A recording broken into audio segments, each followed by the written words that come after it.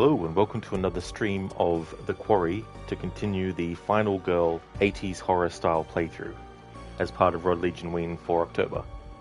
Hey there Sono, welcome. How's it going? Hey Lucas, welcome, how's things? Hey there Max, how's it going? Welcome. So, technical issues were kicking my ass yesterday with this game.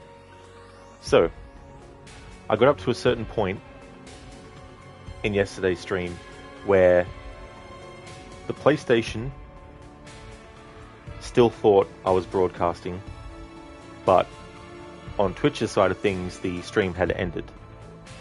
And when I came back and played a little bit more of it, the same thing happened again. And so I decided to cancel the rest of yesterday's stream day because of those issues. But the way that this game works, every time you get to a certain point where there's like a choice that gets made, it makes an autosave. And there's no way to make manual saves when you want to. And so what that means is I have to rely on where the checkpoint is made as to whether or not I can start from one point or another. So what I had to do was start the game again from scratch and make sure that I made the same decisions, and then got as close as possible to where I was up to in yesterday's stream the first time that weird thing happened with the PlayStation connection. So what I've done is I've played up to the point where Dylan and what's his name? Bloody hell. Dylan and Ryan, that's it. I got up to the part where Dylan and Ryan are searching in Mr. H's office, and I interacted with everything that I did before except for the hatch leading down, because when I look back at my VOD, the first VOD, before the first connection happened, I noticed that once you investigate that, it leads on to choosing whether you go down or not, and I went down, and then it goes into a cutscene, then you come back up, and then it goes into another cutscene, so it becomes this long thing. So what I've done is I've made sure that I haven't interacted with the trapdoor yet, but still interact with all the other stuff that I had done that first time around. And so when we jump back in, we're going to be, at that point, there'll be some parts that we have already seen in yesterday's stream, but this is as close as I can get to it, because as I said, you can't make manual saves. You have to rely on when they make the save for you. Hey Max. Yeah, it was a bit whatever game. But yeah, it was just weird. That's happened before with the PlayStation, streaming from it. The stream has stopped, and I've looked at the broadcast on the PlayStation side of thing, and it still is going. As a precaution, because I don't know if this was affecting it or not. Which is funny, because it wasn't affecting a game from last year. This game is from 2022. But just in case, I decided to reduce it from streaming at 1080p down to 720p. So I don't know if that will have any effect. And to be honest, if this keeps fucking up, I'm just going to have to cancel the playthrough, because I can't have 50 parts to the playthrough that go for like 10 minutes each and having bits of story missing because of the checkpoint system working the way it does. So we'll just see how we go. But fingers crossed, it was just a bad technical day yesterday.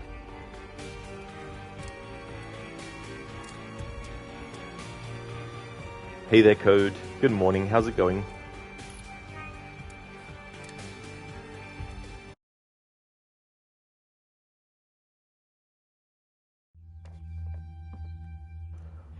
Alrighty then, so I've interacted with the phone here the first time, then I spoke to Ryan here, then I had Dylan interact with the shotgun multiple times, and then I had him go over here to the phone, and then there's like this trap door here, but I didn't look at this, I don't think, or maybe I did, but after the trap door.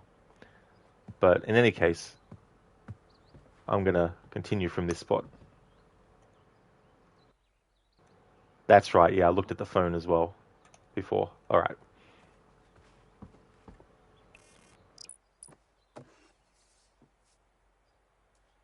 Kaylee and Caleb Hackett. Weird kids, huh? I like them. Yeah, me too. They are pretty reclusive, you have to admit.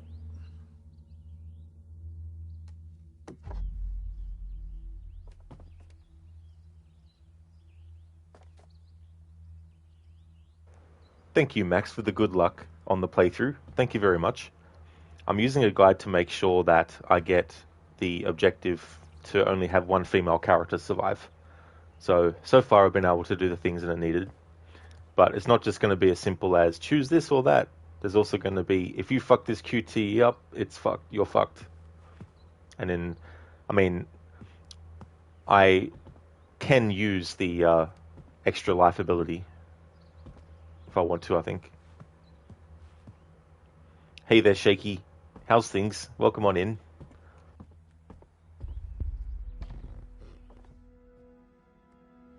Well, hello. What is this? You hear that?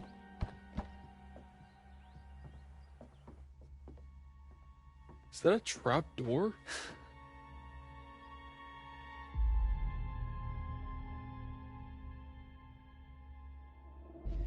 Yeah, I guess it goes to the basement. Huh.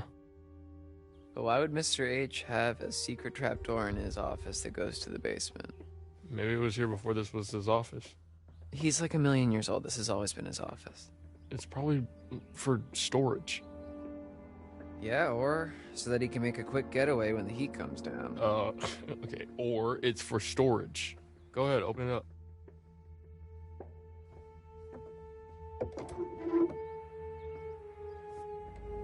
Alright, well, it looks like a pit of eternal darkness, so... You're being dramatic. Climb down, take a look. Look, you can squeeze through there. You opened it, you climb down.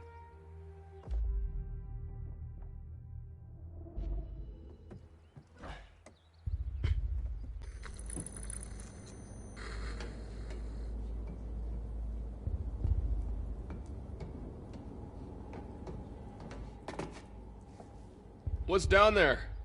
Oh my god, Ryan, you will not believe this. What? It's nothing. Oh, dang. I had you going there for a second, didn't I? No. Maybe. Just shut up.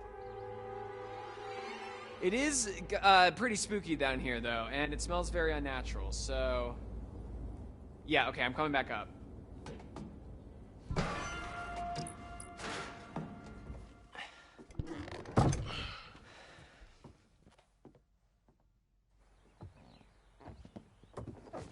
Ooh, that's a nice chair. I could get used to this. You better hope Mr. H doesn't catch you taking his baby out for a joyride.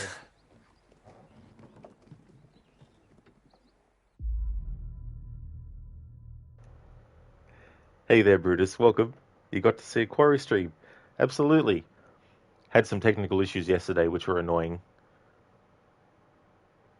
So I had to actually restart the game again and had to do 2 hours all over again of gameplay to get back to where I was before the first disconnection issue happened.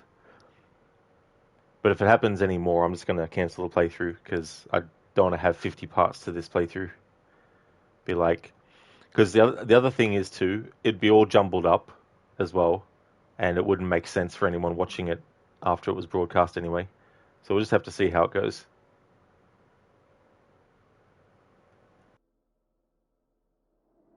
Come on, he's not gonna know.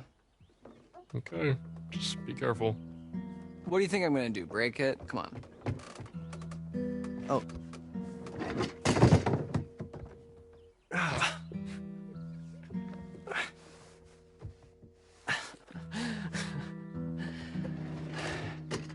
That's a design flaw.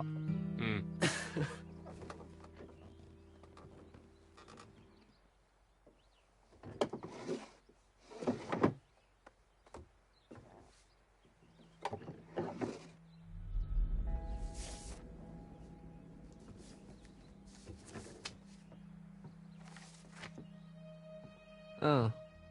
Laura Kearney and Max Brindley. Oh yeah, those are the ones that never showed up. Yeah, it's because of these goobers that we had to work extra shifts this summer.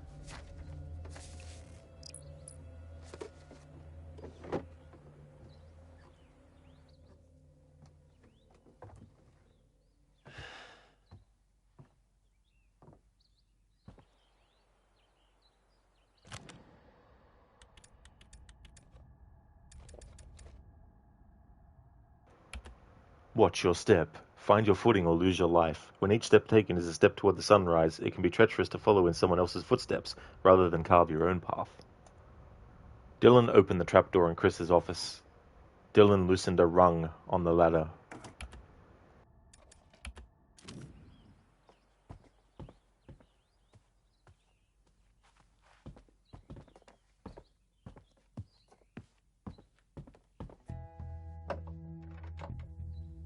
Yo, my guy, toss me the keys.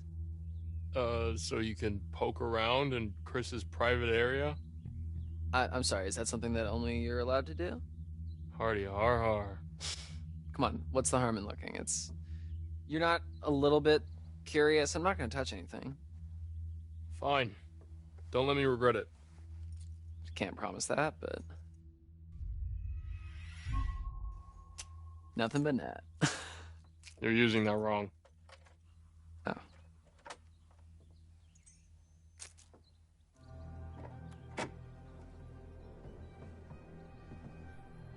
Huh.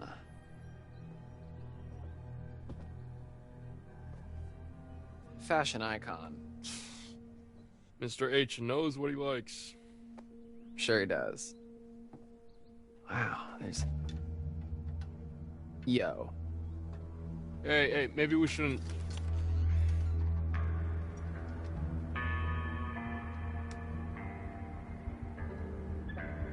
Ryan? Whoa, what the fuck?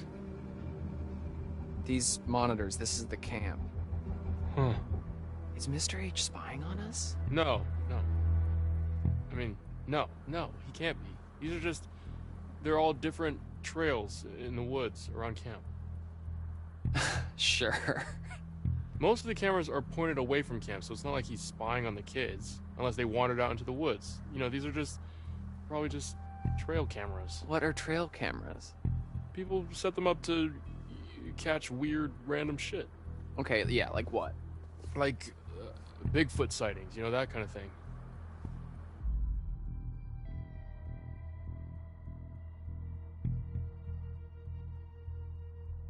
So, okay, I'm going to upgrade Mr. H from super creepy pervert with a spy cam to, you know, super crazy conspiracy hunter. To be fair, Bigfoot's not a conspiracy. Okay, fine. How about an aspiring cryptozoologist? Hey, maybe he likes the podcast that you listen to. Sure, yeah, let's go with that. Okay, but why go through all the trouble of hiding this room through a secret door in the closet? I mean, it's not exactly secret, right? Like, it's just hidden by stuff. Yeah, that's what a secret is, Ryan. It's weird. It's majorly weird. I don't disagree with you, but... It's gotta be something juicy in here. Dylan, it's none of our business. And if you really want to know, you can ask him tomorrow. Sure, that won't be an awkward conversation, like, at all. Okay, yeah, maybe I will. All right. I'm leaving this secret lair. Have fun. Hey, you just admitted that it's a secret lair.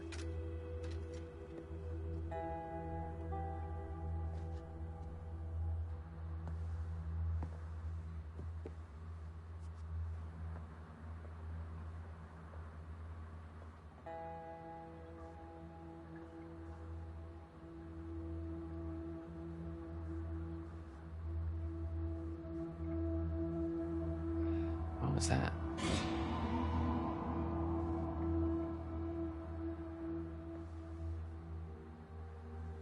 It's probably nothing. That was a bishop.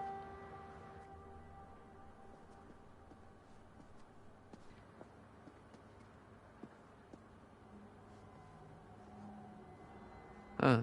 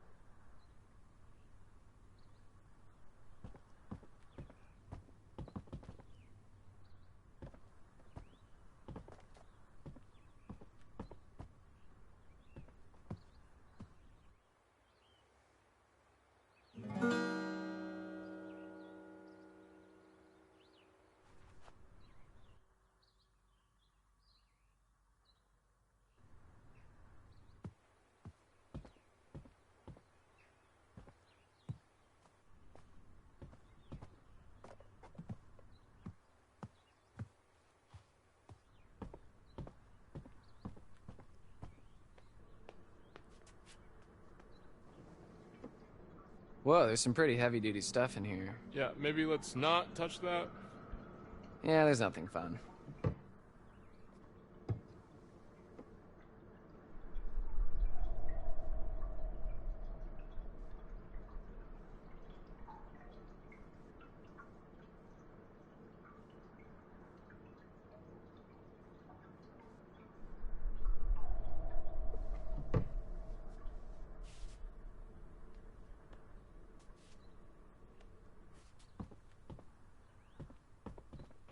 Hey there, Nobu. I'm going good, thank you. Things are going well. How about yourself?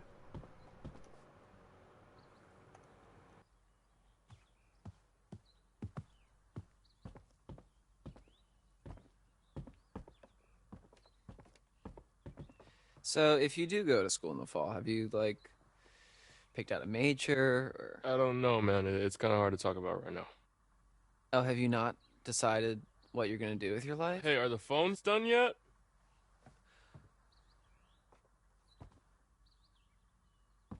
Hey, so did I tell you? Dude! Right.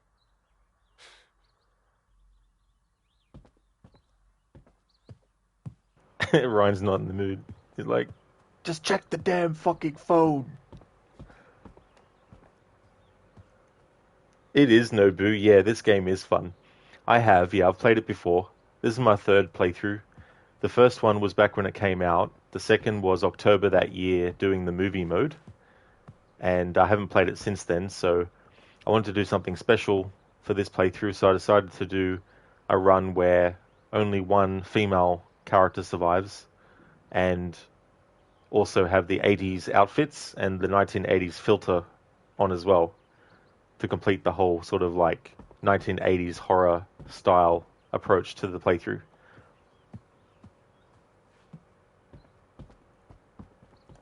Nice.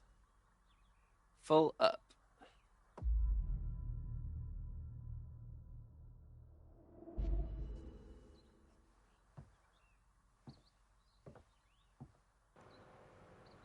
Full up?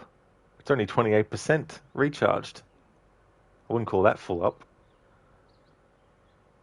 Yeah, Nobu. So movie mode, at the start, before you start the game, you pick whether all the characters will live, or you can pick that they'll all die, or you can go in and change their traits with certain things to change how they react to certain kinds of situations.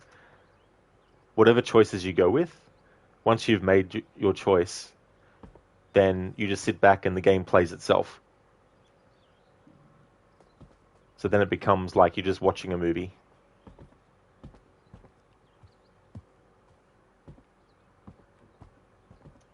Nice. Full up. Yeah, Nobu. Yeah. I mean, it's not for everyone, of course, but I did it for Halloween that year as the final game in my Halloween month, as kind of like, just to have a chill, watch a video game movie kind of thing. But the characters will interact with stuff automatically. The only thing they won't pick up is tarot cards, though. Hey, Dunzo. Alright, cool. Let's go.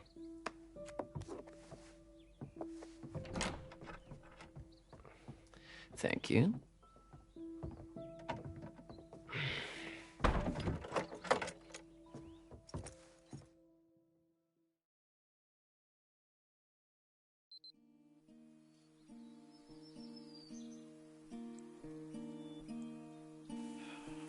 This would be a lot easier with Mr. H's chainsaw. It's really very pretty out here when there's no kids around. Yeah, they can get kind of obnoxious, huh? Yeah. They always seem to listen to you during painting class. You've seen my class? Just walking by. The art cabin's all the way out of the way. Yeah, well, there's this shortcut that I take that goes by.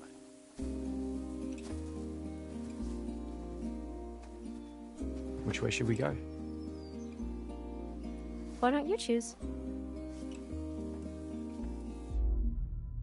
Music like this always makes me cringe. I'm sorry, I just don't like that music. Nah, bro, what is that pink and green monstrosity? Everyone was wearing them back then, man. That was like the look. Everyone wore them. Even the grocery workers, they all wore those shirts. Hey there, nah, bro, welcome. I've got the 1980s outfits on all the characters.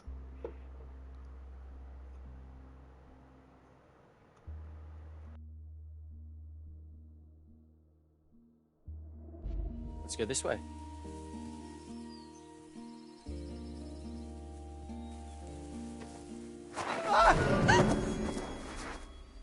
Oh, oh my God, are you okay? I'll be okay.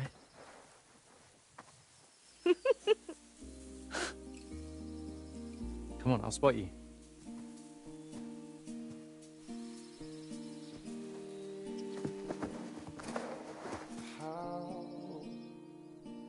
I hate that style of singing too. I don't know, I can't remember if this is the song that plays on either mode, but I've got streamer mode enabled for the song, so there's some songs that are alternate to the ones that are on normally. But yeah, I hate singing that sort of like it just irritates me. No, but 80s were the best. Heck yeah. Yeah, there's some really good 1980s horror movies and action movies as well, sci-fi movies. Hey, Godfather Al. Isn't that girl from Modern Family? That is true, yeah. Yeah, Ariel Winter.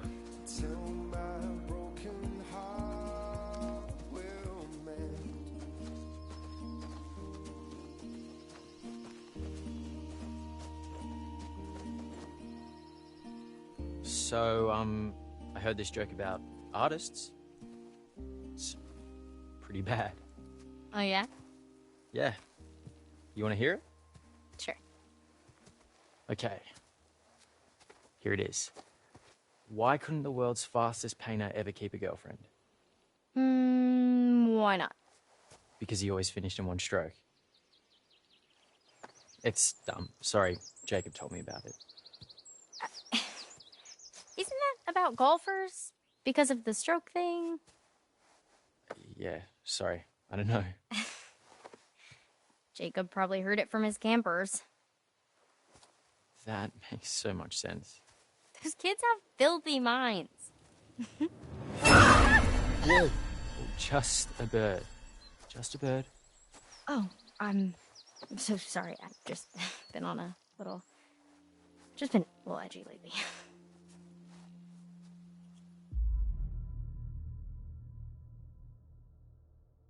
No, but you mean to tell me you don't listen to John Mayer every day? No.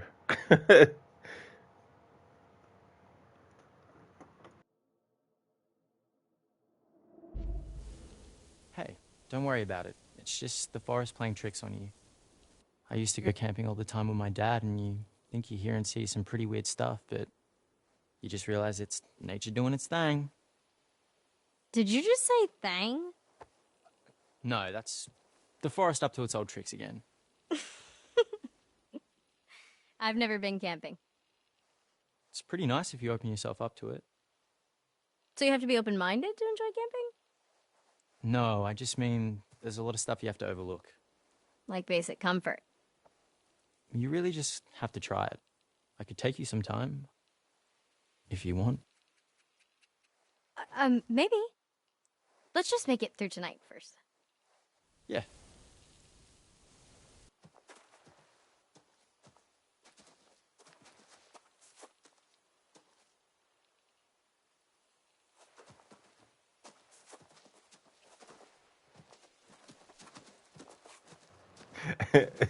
It's like, Nick, why are you acting so weird for?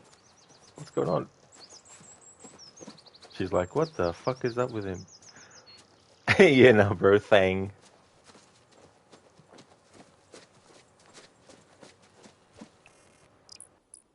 I think it's a ranger box. Oh, Like a supply cache for rangers or whatever if they're out in the woods. naked rangers? So it would seem.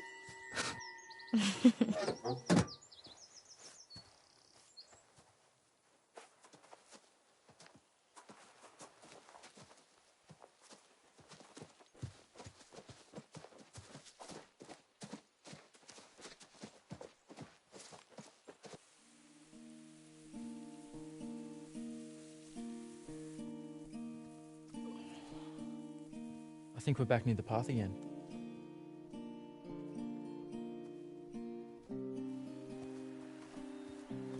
Oh, I know where we are. Yeah? Up here.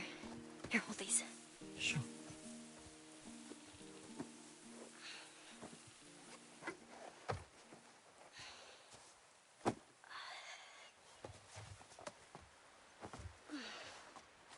This view is just... wow.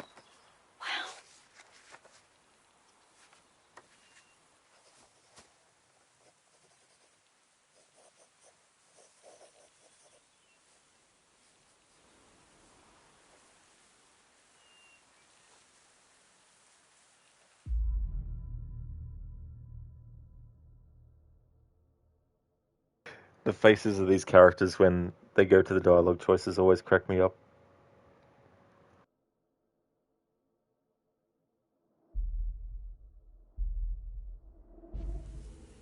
Damn, Abby, you're really good. No, this is nothing.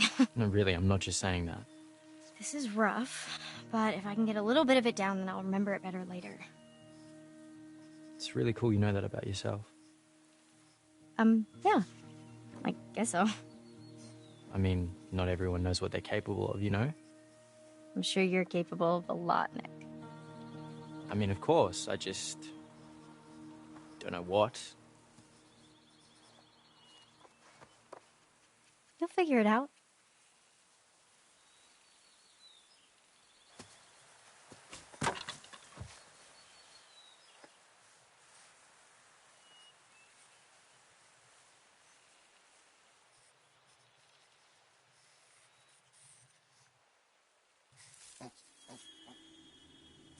Did you hear that? Huh?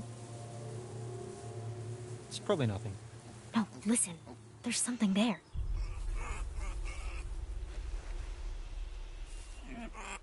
Oh! Look! It's so tiny.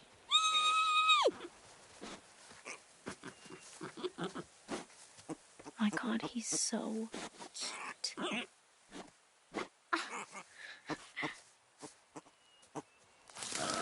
Hold on. Hold on.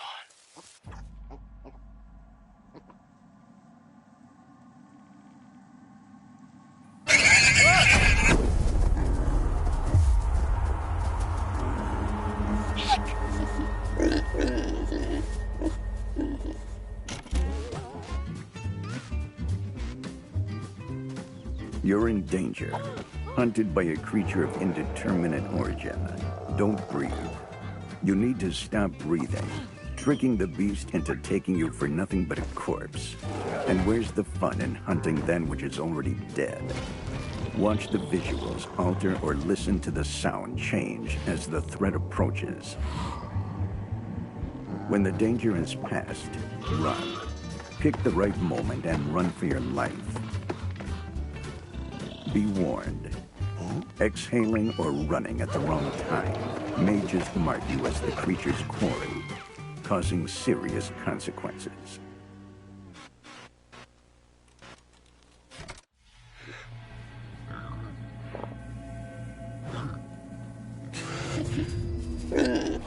Oh, the slime! Oh.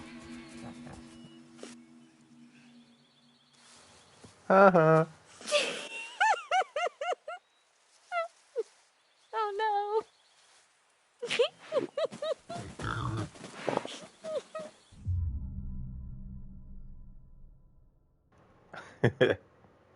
I know what I'm already going to pick. I want to catch up on chat. Bane, Howley, follow me. I led Bane deep into the fires of Mount Doom, where the ring was forged. The one place it could be destroyed. Cast it into the fire. Destroy it. No. Bane, you've ruined us all. How dare you? Thank you for redeeming those, Dr. Darling. Welcome on in. Very clever. Nah, bro. Peak face models. Oh, yeah. Well, there are a lot of, really good work that they've done with this game. So it's a good thing my voice is calming. When I'm not raging, that is, I guess. Nah, bro, bacon. So once the gore starts, that's your kryptonite. Oh yeah, that's definitely fair enough. I don't blame you. Yeah, Sona. Hey there, Alamouse. Jesus, you gotta watch my stream and suddenly an excruciating pain on your back. Feels like a kidney. Oh, damn, Alamouse. That really sucks. I hope you'll be fine. Just what you don't need to wake up to as well. Getting sudden pain and stuff. Definitely go see, someone if you need to.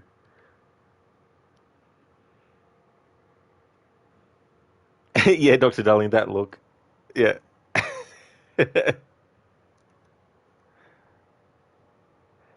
So when I played Until Dawn recently, the original that is, I killed every single character, which I'm not doing in this playthrough. I need to have one person survive.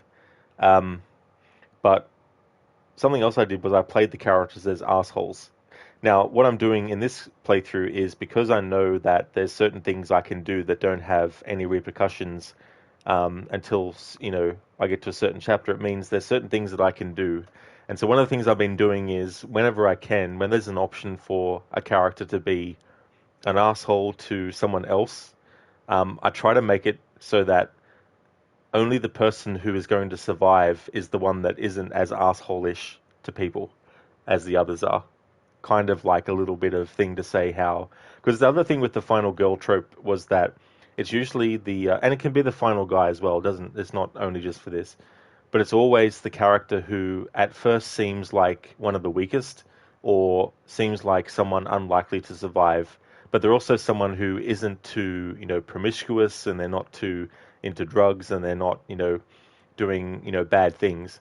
Now, granted, the character that survives isn't like a goody two-shoes or anything, but as much as I can, I'm trying to play all the other characters except her as being an asshole when I get the opportunity to actually choose in dialogue and all that kind of stuff. Which is why I haven't cared, which is why I'm going to choose annoyed instead of playful.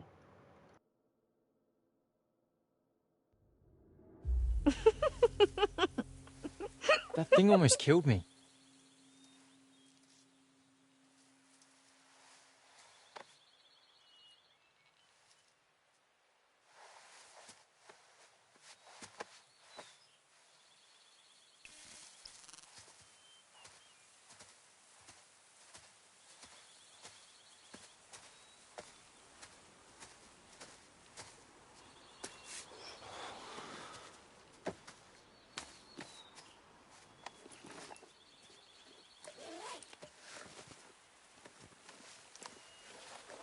Guess we should head back.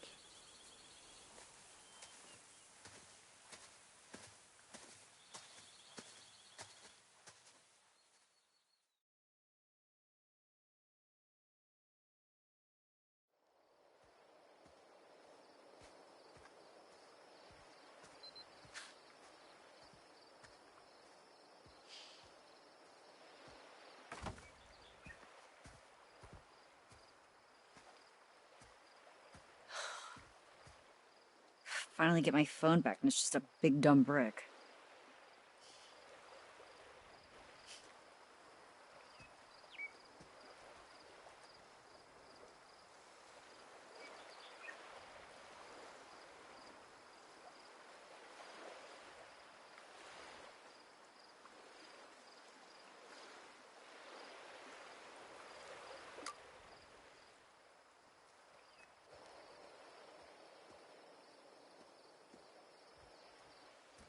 Hey, Caitlin. Guess what?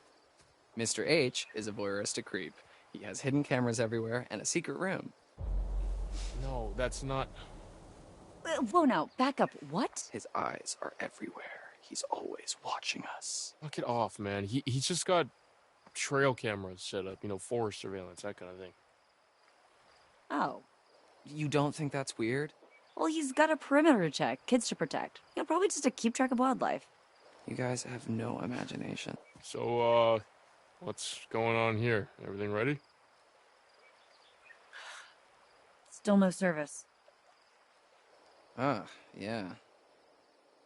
So, pretty boring. I wonder, maybe a satellite fell out of the sky or something? Yeah, and landed in the forest, waking from her slumber, the hacking. Okay. You know, I just realized we may never see each other again after tonight. You can't have just realized that. Just trying to set the mood. What mood? The mood, the vibe, you know. Speaking of setting the mood, I have work to do. Okay? Because playlists don't make themselves. I mean, I guess they do, but... All right, guy. Time to get wood. Yikes. Wording. Oh, I know what I said. Abby, Nick, just in time. We got wood. We've already done that joke. It's mostly just kindling. Oh, that's all we need. There's already a big pile of logs here. We could have gotten more, but there was a hog or a boar. But Nick was very, very brave and took one for the team.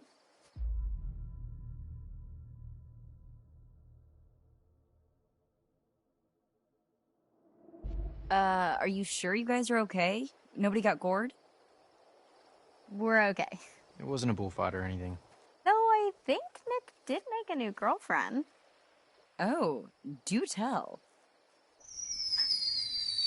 Whoa. Special delivery. Whoa. Where the hell did that gun come from? Dude, relax, okay? It's not even real. Well, I mean, it's a real gun, but it's just for shooting bears. We found it in the storage room. Okay, fine. We'll put it down. Thank you. Guns are no joke, dipshit. And we bring you a hand-picked selection of only the finest that Hackett's Quarry has to offer. No freaking way. Yes, frickin' way. Pop, pop, peanut butter, butter pops. Pop, pop, pop 'em in your mouth. Pop! I didn't even know you could still find these anywhere. Hey, cool your jets there, cowboy. All right, these are spoken for. Dude, you can't just shove those in my face and not expect me to want to pop them in my mouth. Come on. Emma, please hand me the shotgun. What, you gonna shoot me over them? No, dumbass. Okay, we are going to shoot for them. Nah, dude. Absolutely not. No.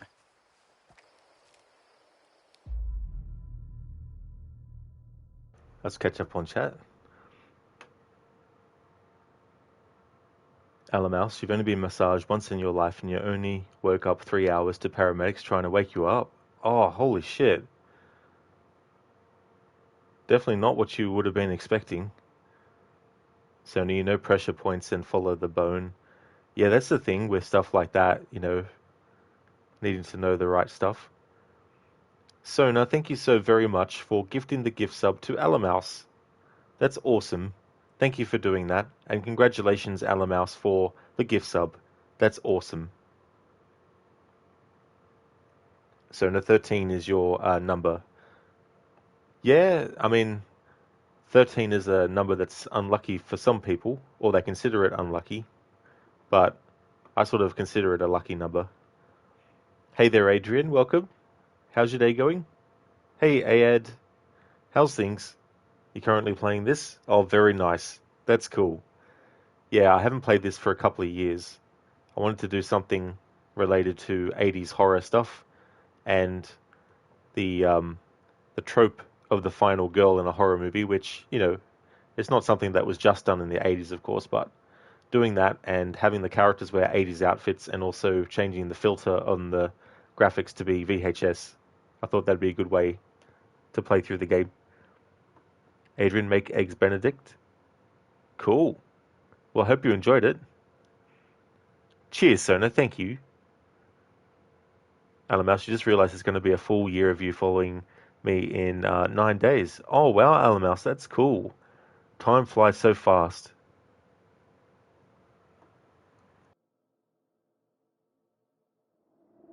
Okay, there is no way I'm leaving you dillweeds alone with a gun. Come on, look, the shooting range is like right over there, okay? It'll be fun. Okay, look, you and me, old-fashioned shootout. First prize, peanut butter butter pops, all to yourself. Dude, I guess you don't really want them then, huh? fine, you're on. Yeah, boy! Jacob, hand me that gun now. I mean, nobody's handling any firearms if you're gonna act like a dick about it. Okay, then you can be the ref. We need an objective third party. Okay, we're trying to get a party started here, Jacob. Okay, well, the main party's not gonna die just because you're off on a little side quest. Come on. All right. Guess we're gonna have ourselves an old-fashioned shootout. Look, there's a clearing we can use as a shooting range back there, but if I see either of you dicking around, I am turning this car around. Oh, we'll be good.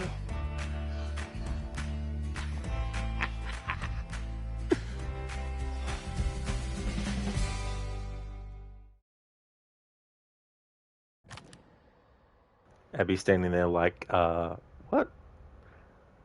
Adrian, first time you didn't mess up the hollandaise sauce. Oh, very nice. That's cool.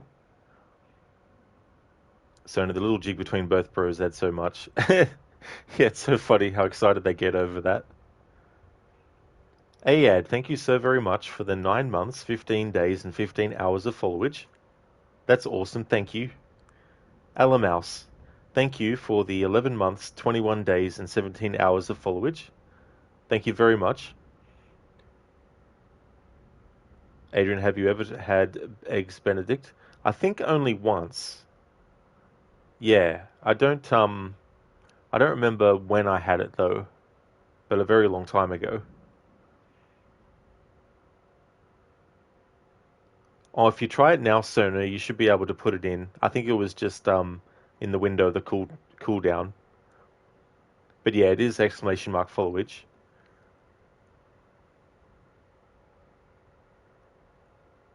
Dr. Darling, thank you for the 2 years, 2 months, and 12 days and 22 hours of following.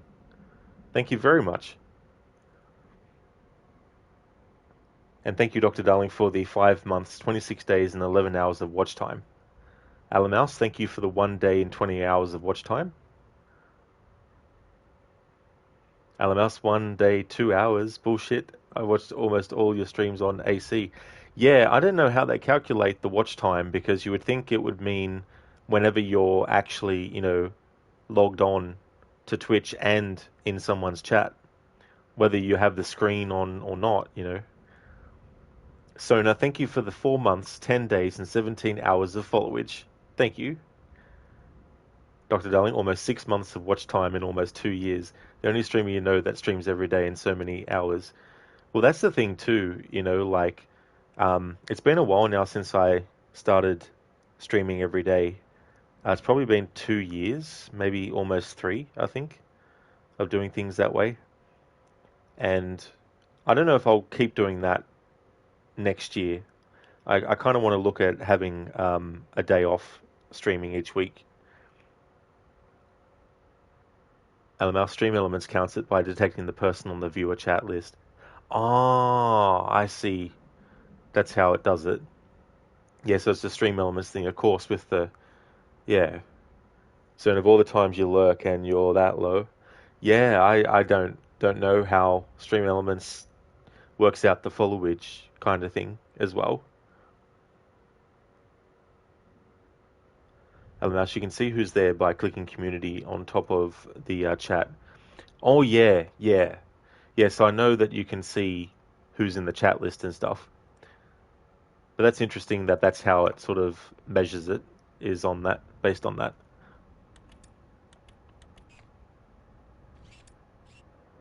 Shady Glade, one of the many woodland walks through Hackett's Quarry, is so named due to the canopy of tall trees that grow there. The dirt path through the floral undergrowth makes for a serene, atmospheric walk through nature. Fire Pit. Relax and unwind with a sing-along by the fire pit, situated right on the picturesque lakeside. It's a perfect place to catch up with your bunkmates after a hard day's hacketeering. Playing with fire has been updated. Emma chose to take the fireworks with her. Emma set off fireworks while rejoining the others at the fire pit, which is not a good thing for them to have done.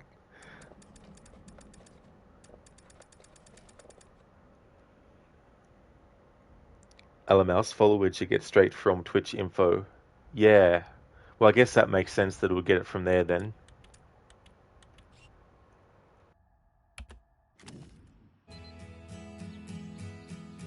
Okay, so, just so you know, I was an expert marksman, third class 3 years in a row, ranked highest in camp each year. I'm just letting you know that your goose is cooked, Nick, but if you back down now, I might let you just have one little peanut butter pop if you're lucky. No way. You've never even seen me shoot. Yeah, that's because you've never shot before. Yeah, not that you know of.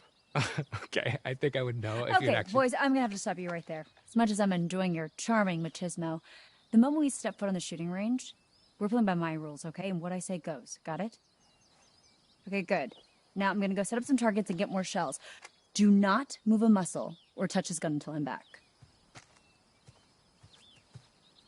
All right, so is it just me or is it kind of hot when she gets all bossy like that? I'm always hot, pencil dick. Yeah, okay, thank you. Bye. Bye. So, how's your little one-on-one with Abby in the woods?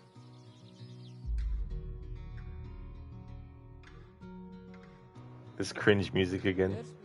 Ugh. Fun. How was your little one-on-one with Emma? Oh, dude, it's incredible. She's totally still into me. Really? Yeah. Just gotta figure out this whole long-distance thing. Is that what she wants? How would I know what she wants? I mean, you could ask her. That's funny. Speaking of, let me show you how a real man shoots his gun. Are you guys seriously still thumping your chests at each other? No, I think he's got brain damage. Okay, please just give me the gun. You'll have it when I say you'll have it. All right, huddle up, boys. This is how we're gonna do this. You're shooting the one on the left. Nick first, then Jacob's turn. Keep your fingers off the trigger till you're ready to shoot. You got it? Aye, aye. All right. 2 things. Remember the spread, remember the recoil. This is a shotgun. We're not sharpshooting here. The flashlight shows you where you're aiming. Obs.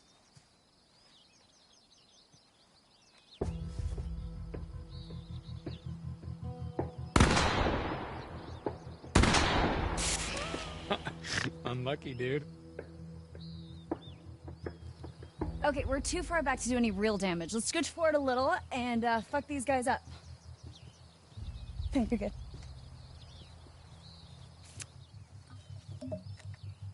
All right, Nick. This time for real.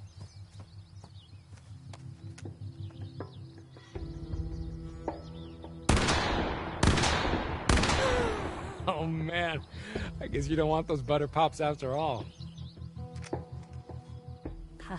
It's okay, dude. It's not like it's an obvious metaphor for your sexual competence or anything. It is. All right. You might want to, avert your eyes, Nick. I don't want to give you any more performance anxiety. All right. Just shut up and shoot, Jacob. I thought you were an ultra elite pro marksman. Yeah, with like a rifle. Whoa, okay, not dude, with this this freaking rifle. cannon blaster. That is how you get someone shot. Nah, it's okay. You probably would have missed me anyway. Hey. Okay, disqualified for being a dumbass. No.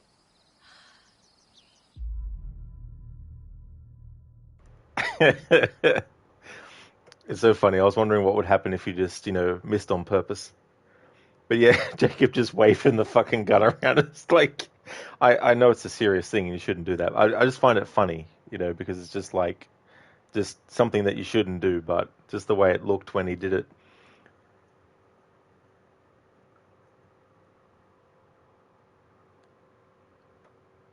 Sona, packing firewood is not a fun task. Yeah, I don't know. I mean, if you're not wearing protective hand, gloves and stuff, you could get you could even get a splinter with gloves on, so I don't suppose that's any difference. Hey there, Coffee Shut, welcome. Doesn't it sound fine? Oh, the music. Yeah, I was saying before, there was some music that was playing that was, for my ears, was just cringe. I hate the kind of singing and where it's sort of like that kind of thing. It's just like, look, you sound like you're struggling on the toilet. Like, I don't like that kind of singing style. Adrian, real man, to be honest, an unofficial man like a Terminator would be more capable. Yeah, I mean, the Terminator could just shoot all that with their eyes closed. So halter tops for guys were a thing in the 80s. Yeah, it's so funny, I mean, in the original Nightmare on Elm Street, Johnny Depp's character is wearing something similar like that as well. I don't know if he wears it the whole movie, but when he gets killed in that movie, he does.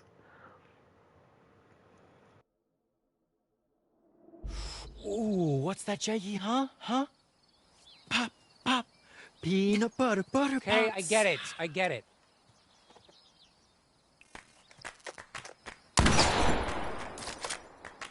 Blam. You thought this was over? What the? Whoa.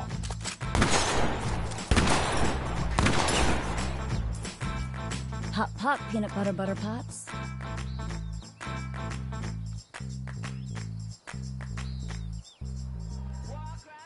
Caitlin's showing him how it's done. If I was her, I would have actually been like, now they're mine, and take the whole bag.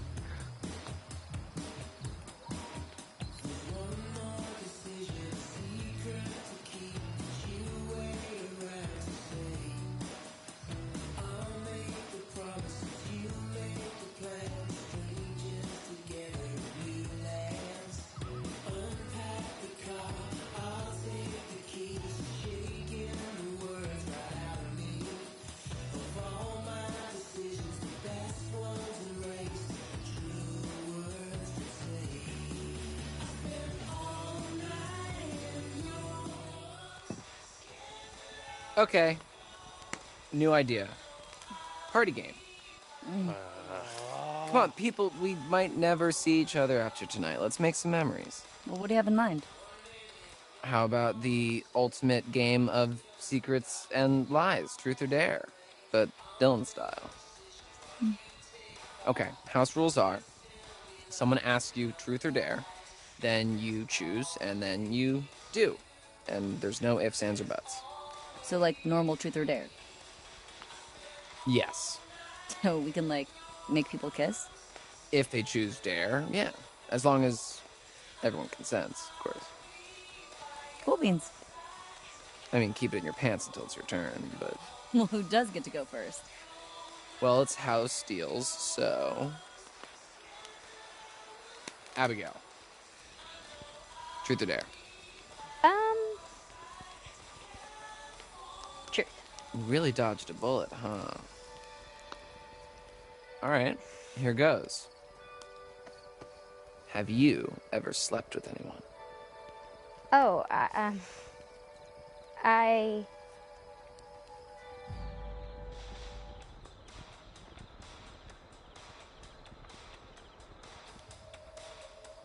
Have you ever slept with anyone at this camp?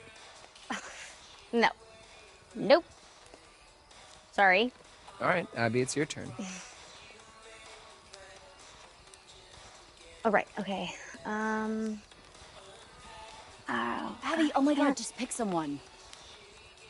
Okay. Okay. I don't know. Ugh. Ding, ding, ding. Too late. My turn. Ryan. Truth or dare?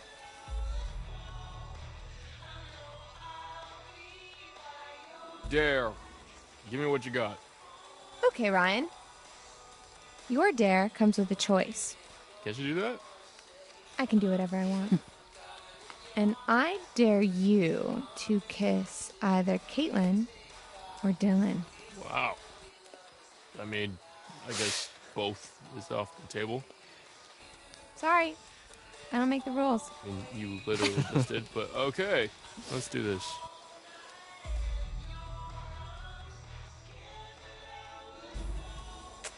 Caitlin, shall we?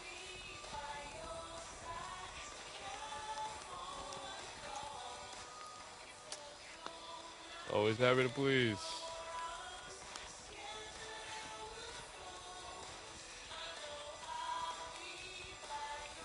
Alrighty, who shall I pick? Well, me and Jacob haven't gotten a turn yet. Good point.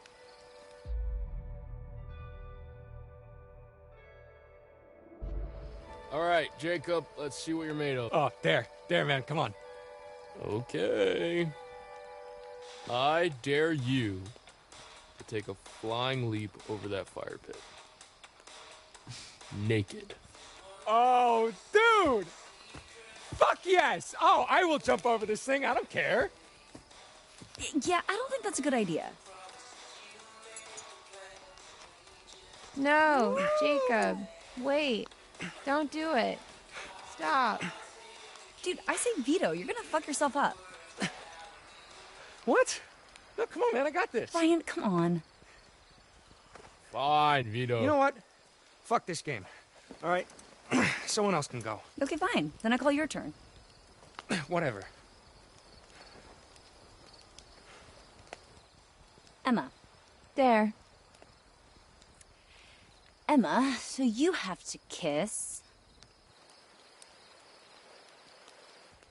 Jacob? Or... Nick. Well then.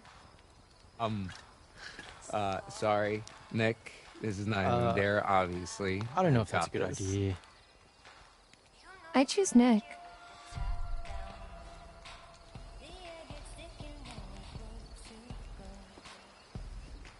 Em? Seriously?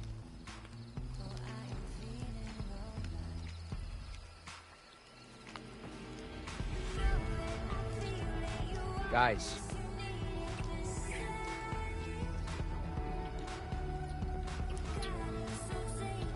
Guys!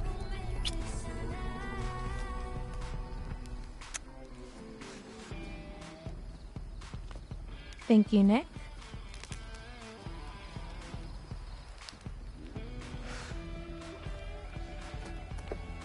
He's good.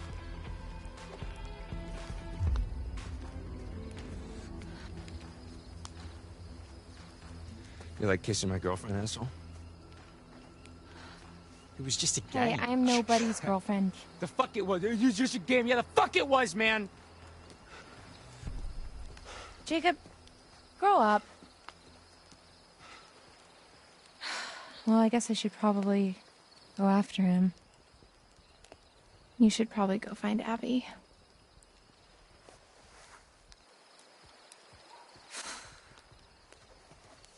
So, anybody want to play Parcheesi? What?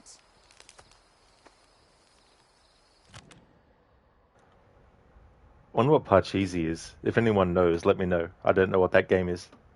Alright. I'll just stop it here to catch up on chat for a bit.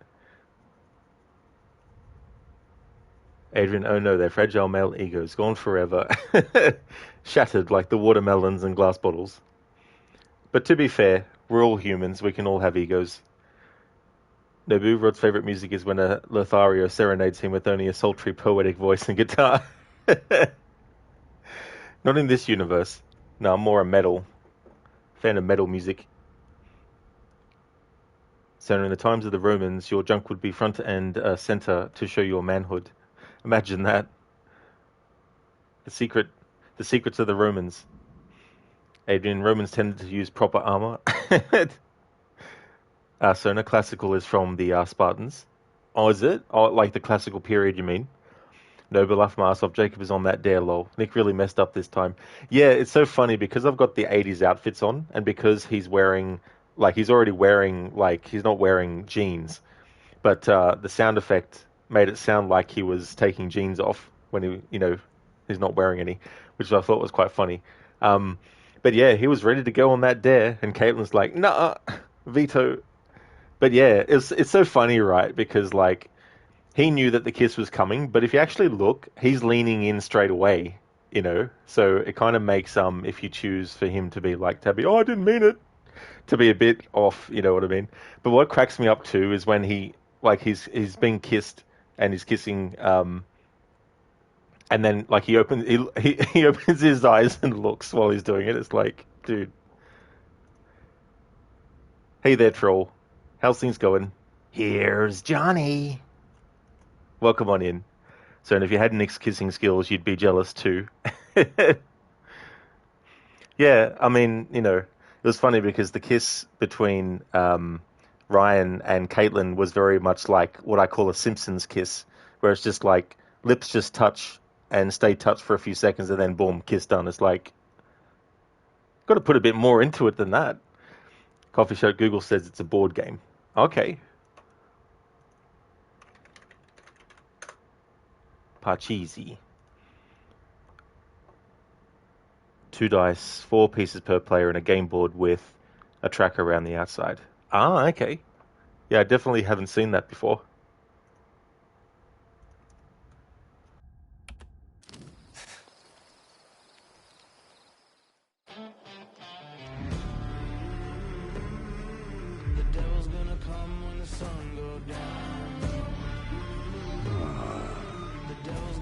Fuck this.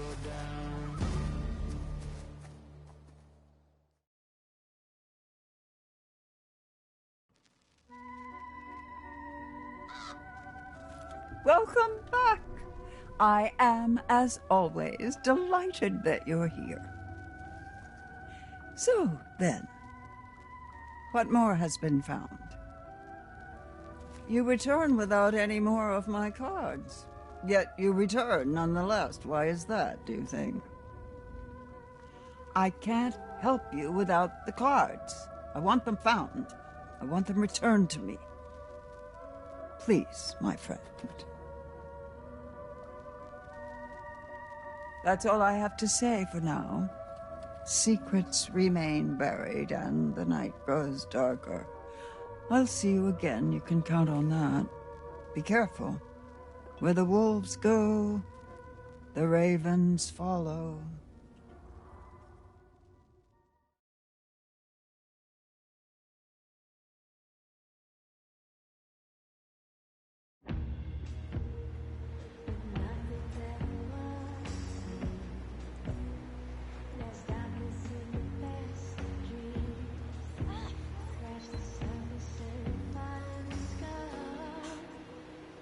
Stupid game. What are we in middle school? Why should I even care? Anybody can kiss anybody. It's stupid. Stupid. Great. Where the hell am I?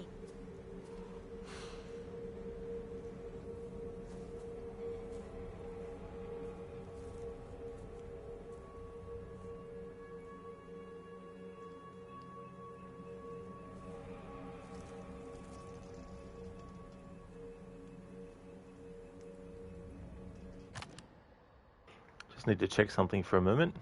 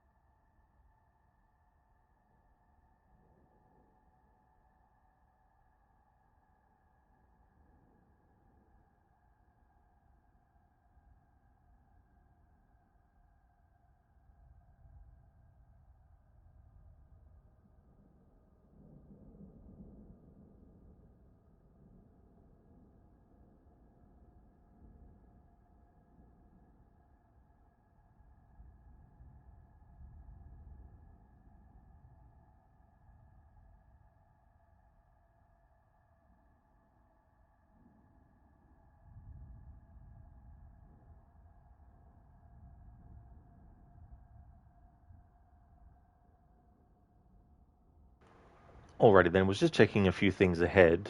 We're getting close to the next point where I need to make sure I make certain decisions to go towards the final girl trophy. We're in chapter 3 right now. The choices that will matter towards the final girl trophy next are in chapter 4.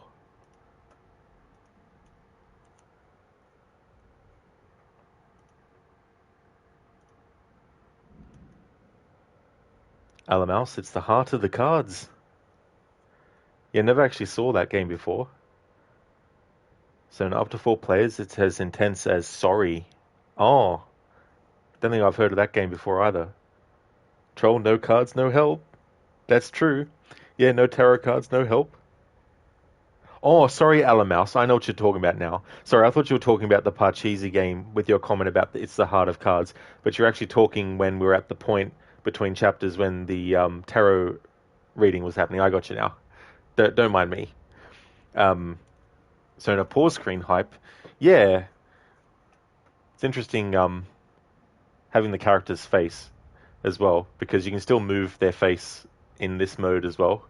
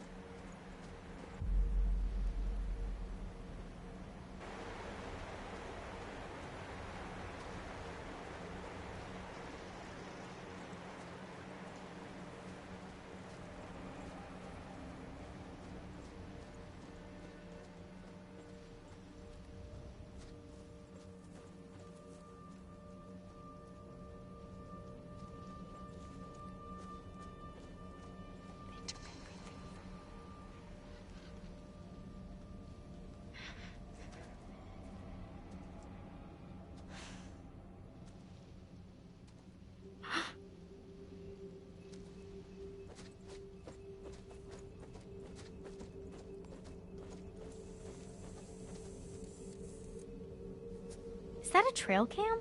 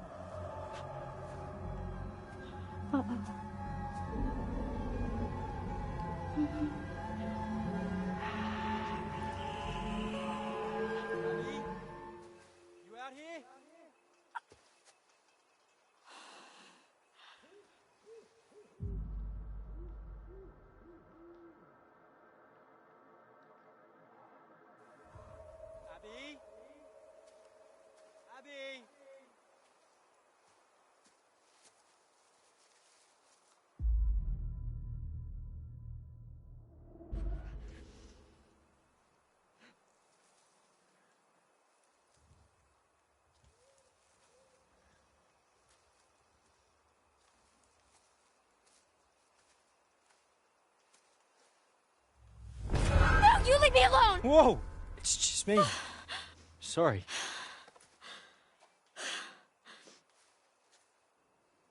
Hey. Hi. You ran off.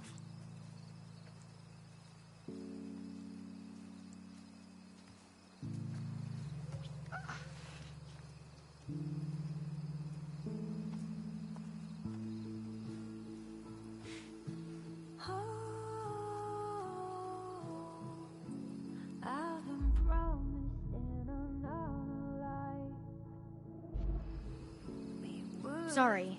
The smoke. You know, from the fire. I just needed some air.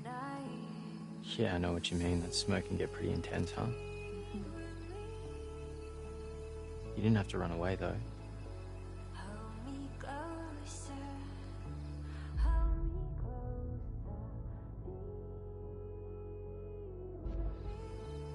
Guess Emma's had a thing for you all along, huh? What? No way. She was just trying to make Jacob jealous. I was just playing along. You seem to enjoy playing along. I enjoyed helping Emma make Jacob jealous. That's about it.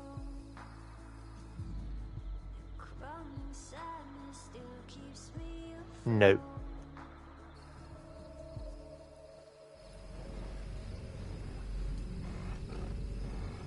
I don't think Emma was the mastermind here. Then who? Well, Caitlin.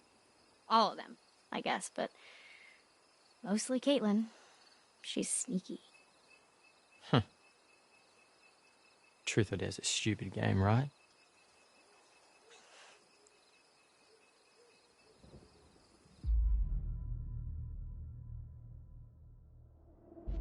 Totally stupid. We're not 12. Who cares what anyone does? Or did? Right. Right. Besides, you never really get to kiss the person you want in these dumb games anyway, you know?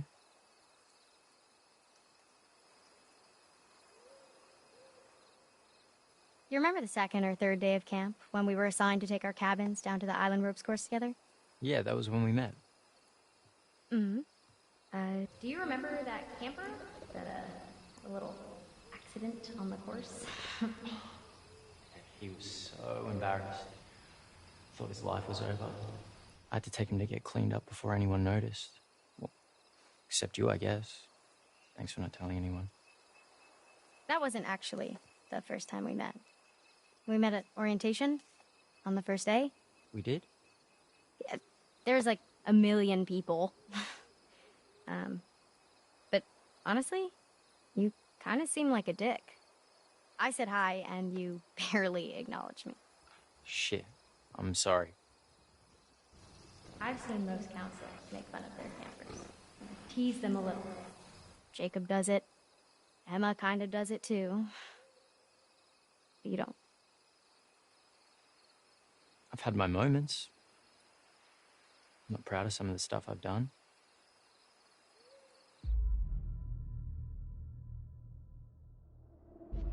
That'll be Jacob's influence. Yeah, I tend to just fall in line when he's around. You're not Jacob. Don't try to be Jacob. Who wants to be Jacob? Girls are into Jacob. Not the cool ones. Who are the cool ones into then? Guys who are cool enough to help a camper out of a sticky situation. That makes me feel a little better.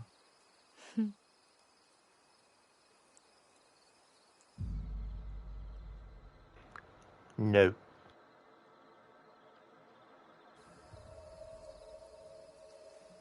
You know that kid I helped ended up going home? Oh. No, I didn't know that. Other campers wouldn't stop making fun of him for pouring orange juice into a cereal. Yeah, ew. You win some, you lose some.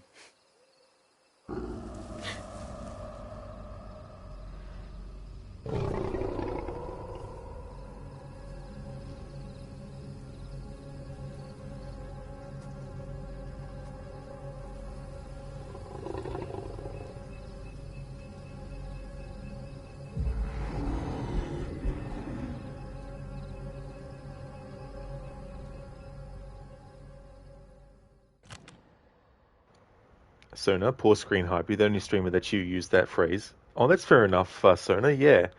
Yeah, it's good when I can, especially if I'm going on a break. Some games, there's no photo mode. I usually tend to use photo mode a lot too when I want to go on a break and have something on screen at least. But when I'm streaming from a laptop games, obviously I can just put an actual, bare up back image and all that kind of stuff on it.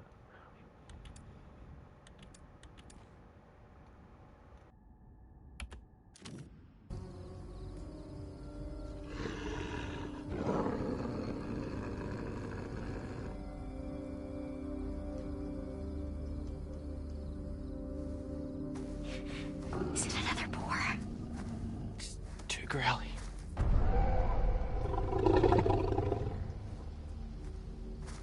Is it a bear?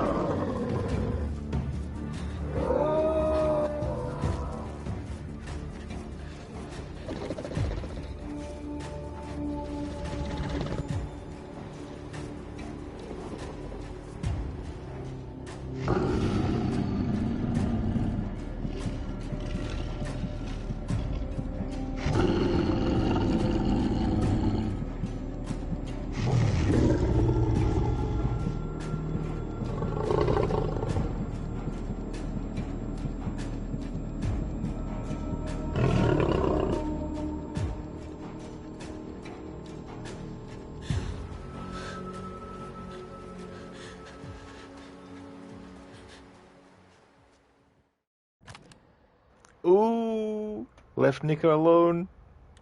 Nick's not gonna like that. So you don't mean it in a bad way. Oh, it definitely wasn't taken to be done in a bad way, that's for sure. Coffee shut, so you saved Nick by not helping him. Yeah. I mean, I don't know. I read ahead. That's one of the reasons why I read ahead, because I was like, okay, I've been pretty fast and loose with the choices between the first time I had to be careful of what I chose for the final girl trophy and between the time when I need to make sure in chapter 4 that I make the right choices. And so in chapters 2 and 3, it's like, where can I go? And then when I read ahead for chapter 3, I was like, okay, so yeah. But things will still work out fine anyway. So in psychology, there is flight, fight, or freeze. Yeah. Yeah, it's interesting too, because obviously there was a time in human history where those kinds of things were in certain situations that we don't necessarily deal with today, although obviously there are definitely wild animals and stuff that would trigger one of those responses in us. But it's just interesting how it also permeates into other stuff as well. Like when someone is experiencing a social situation that they're uncomfortable in, they'll either leave, they'll either just freeze and not know what to do, or they'll basically be like, right, no, I'm going to stand my ground here, Pieces of silver. Name your price. Betrayal is sometimes merited, but it always comes with a price. It's up to you to measure whether the cost outweighs the gain. Abby abandoned Nick in the woods. Abby to Nick was like, get nicked, and just ran off.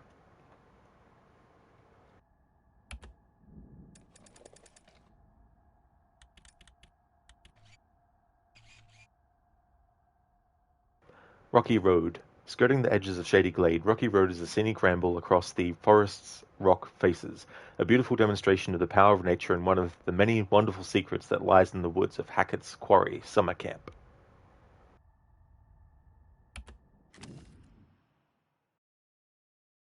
Truth or dare. It's a fun game.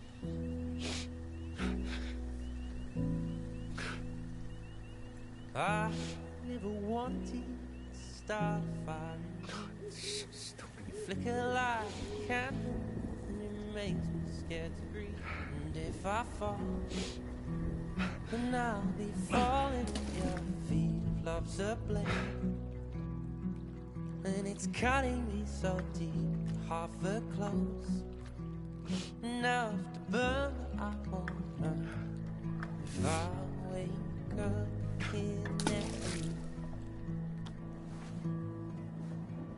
it's only worth it if it hurts.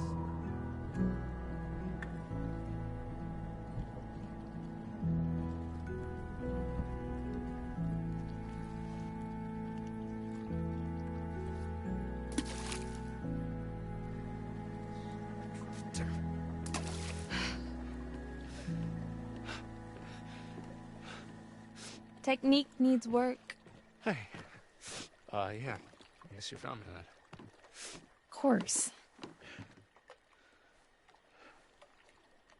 Sneaking down here was a little more fun when we thought we could get caught, huh? Yeah, I guess. Jacob, I thought we agreed that us, it's just supposed to be some summer fun. Yeah. No. I know.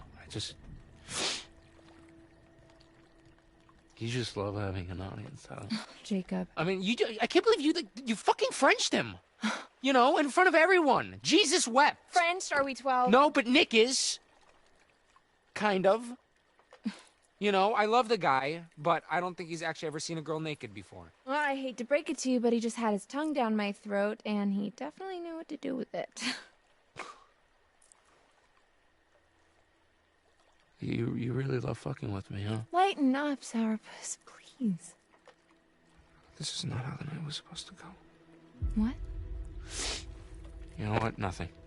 No. Nothing. Never mind. Fine. You can stand here, sulking, driving yourself crazy imagining Nick's tongue in my mouth. Ah! Or you can go grab us some towels. What do you need towels for? Well, we agreed. Summer fun, right? Apparently, summer is not quite over.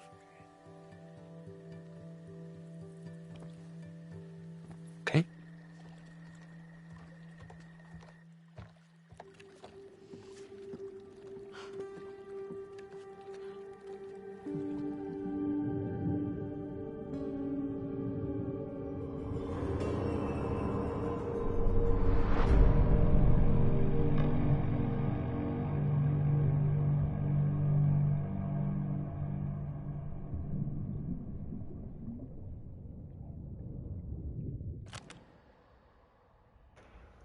Hey there, Raid.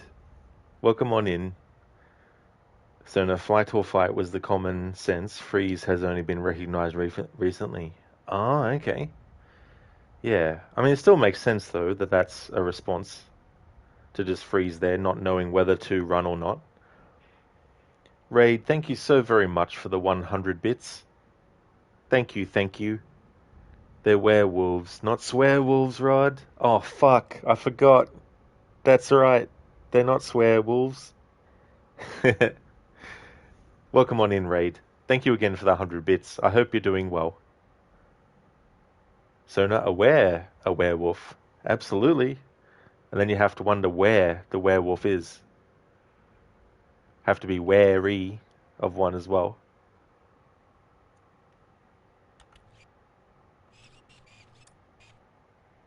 Boathouse. The boathouse has everything you need to take on the water. The boathouse has everything you need to take to the water and experience the true beauty of Lake Septimus. Water sports have always been a favorite activity among campers, so grab a boat, row to the island, and see what you can find. Disclaimer: no swimming without supervision. Emma and Jacob, they need to make sure that they don't go swimming, because the disclaimer said they shouldn't go swimming.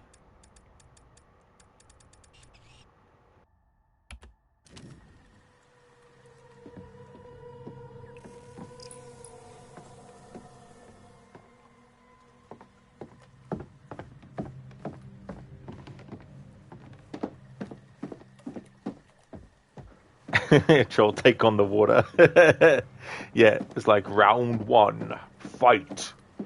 Water wins. Floodality.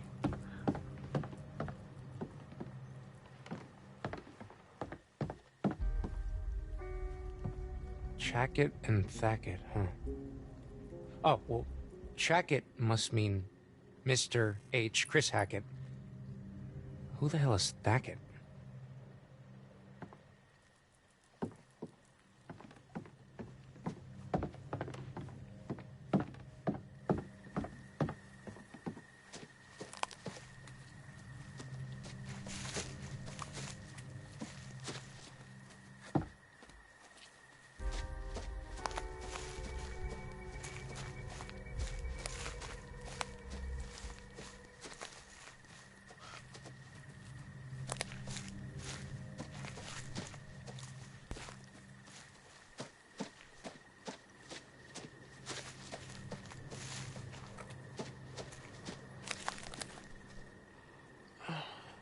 Looks like somebody didn't put their oars away.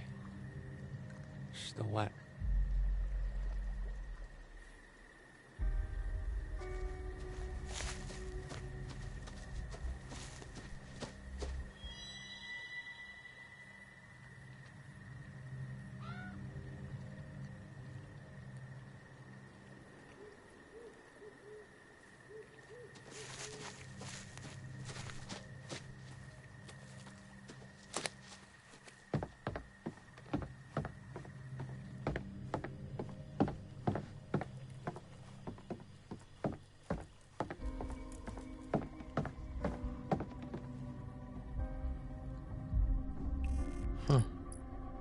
Not long ago.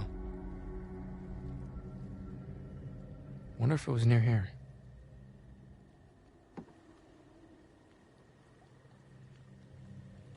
So, as much as people dislike the number 13, it continues to be your favorite.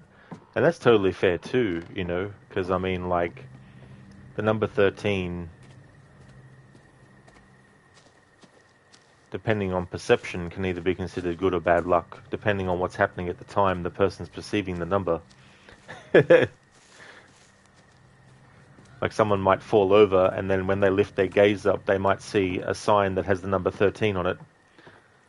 And they might be like, oh, well, of course this would happen in front of a 13. But someone who falls over and doesn't see the number wouldn't make a comment on it because they don't see it.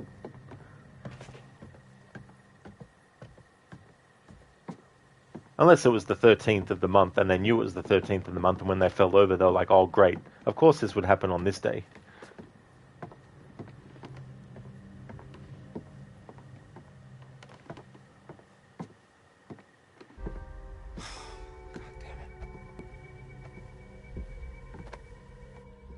There's no towels. None? There's exactly 0. You dick. What the hell? Just get back down here, Jacob.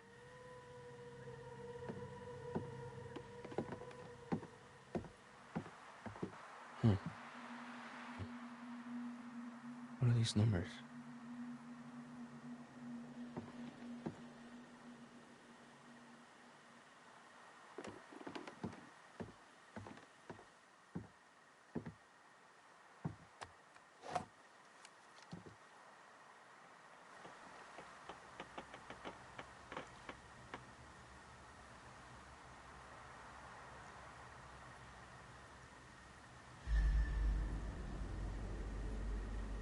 Whoa.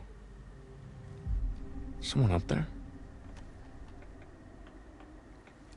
Yeah, I'm gonna go with probably everything's fine. Sure, yeah, everything's fine. It's all fine now. We're all fine here now. Thank you. How are you? So, no, the fact that he is a dude, abs showing. That's true, yeah. Hey, Commie Bear, welcome on in. How's things going? Nice John Wick emote there, that's cool.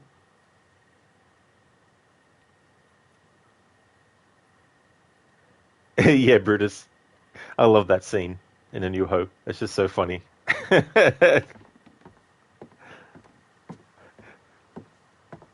I was like, what is your number? Who is this? And then he just shoots the thing. He's like, boring conversation anyway. Luke, we're going to have company.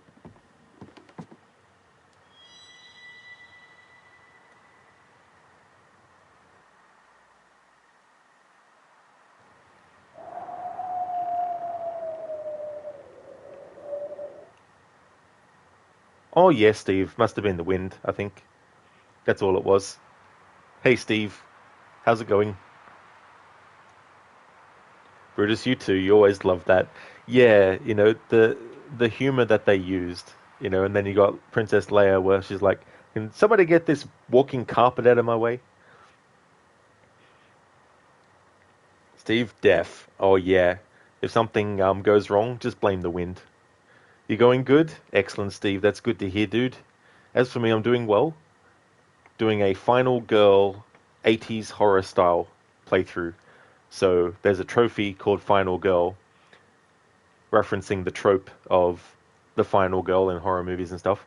And when I was trying to think of what playthrough to do, I was going, I wonder if there's a way to make only one female character be the survivor. And then when I looked it up, I was like, oh, cool.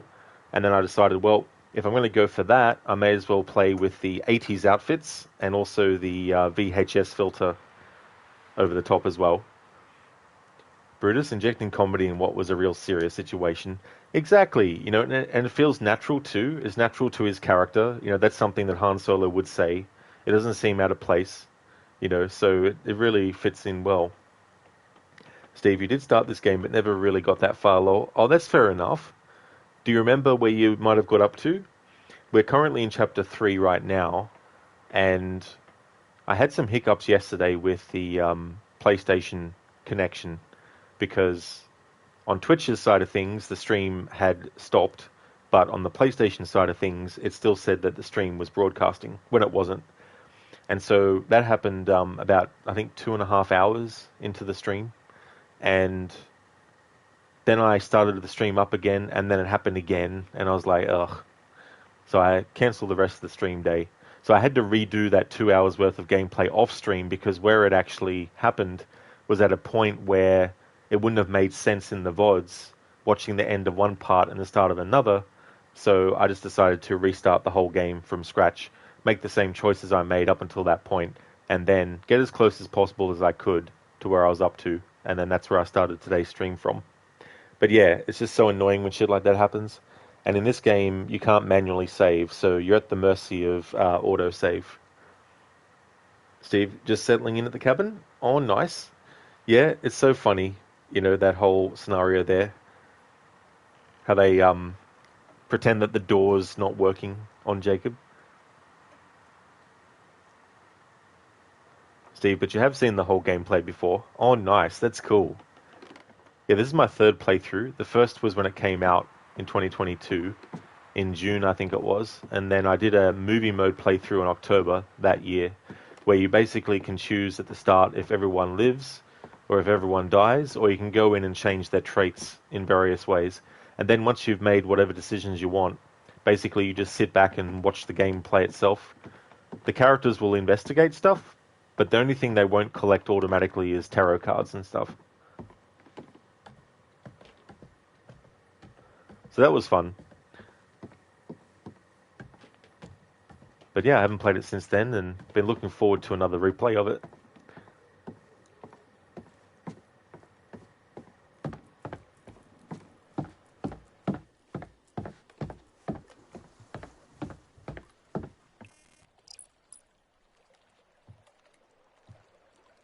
Yeah, we'll see about that. Steve, you're going through Scarface The World Is Yours on emulator at the moment, waiting for Soul Reaver 1 and 2 Remastered to release. So what is that game like, Scarface The World Is Yours?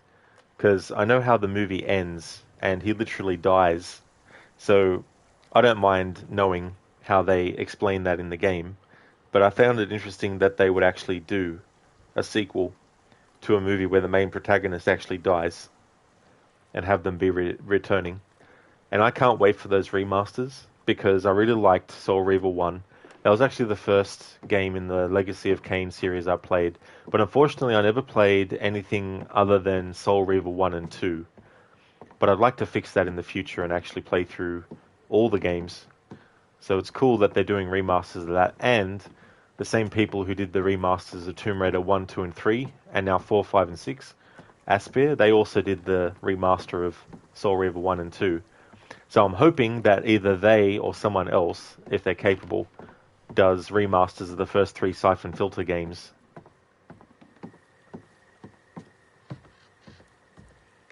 Steve, it's awesome. This is basically what would happen if he turned around and got the Hitman before he got him. Ah, okay, yeah. So it's like more of a what if, instead of like, oh, he didn't really die, we just thought he did, kind of thing. Well, that's cool.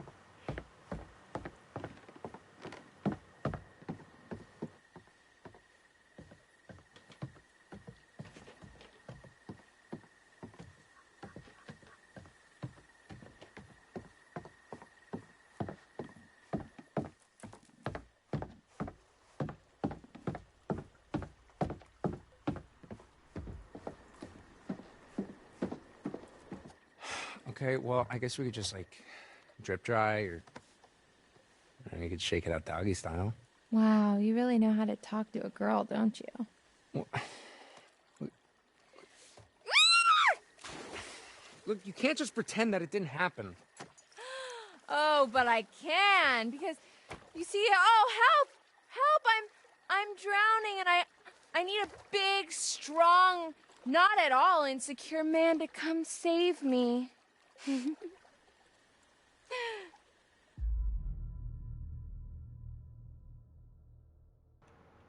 Steve, so as you can imagine, the start of the game is the mansion battle. Oh, excellent. That's good that they don't just show it in a cutscene and then next minute.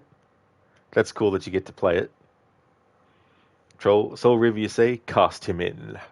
Man, the music in, I'm even getting chills even just thinking about it. The music in that intro in Soul Reaver 1 is just absolute chef's kiss.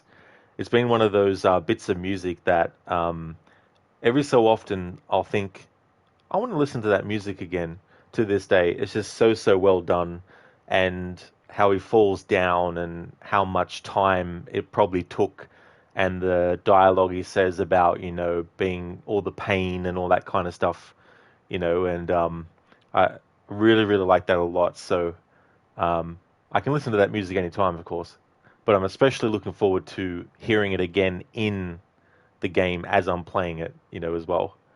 So I definitely want to get the remasters of those. I don't know if I might be able to, but I don't know if I'll be able to fit in a playthrough this year. But we'll see how it goes.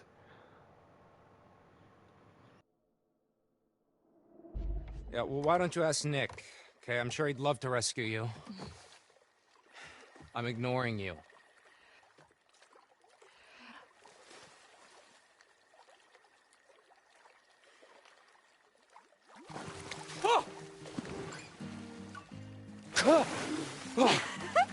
Gotcha. What the hell, man?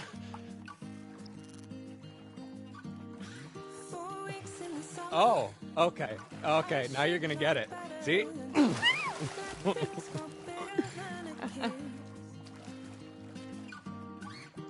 Hey, quit it! Oh, stop being, rough.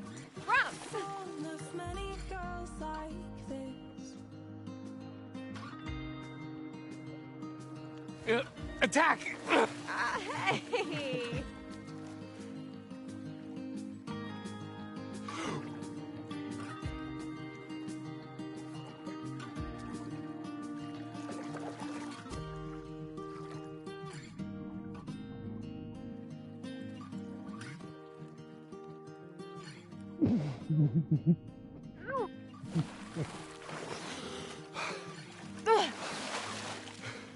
Dick move.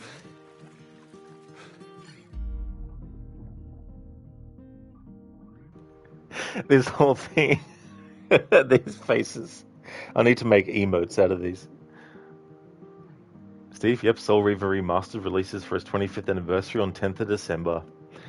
Yeah, I've got a 25th anniversary run of Tomb Raider Last Revelation that I want to do. When this playthrough's finished, the Quarry, I've got Resident Evil 3 Original, because it's celebrating its 25th as well.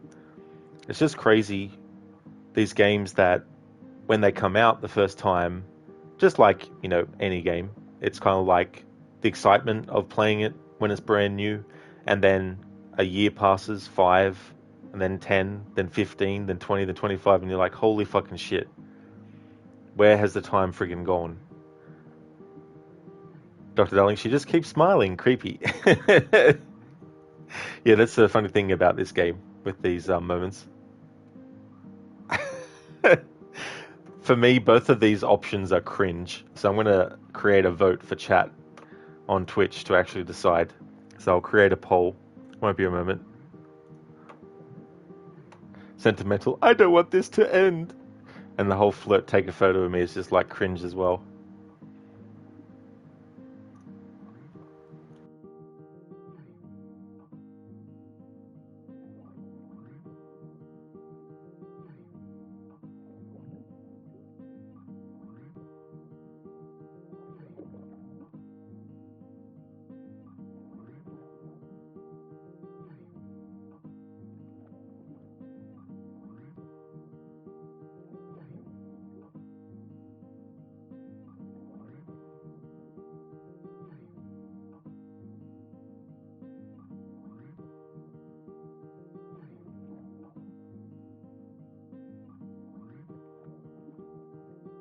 Alright, so a poll is now running. Is it the sentimental option or the flirt option?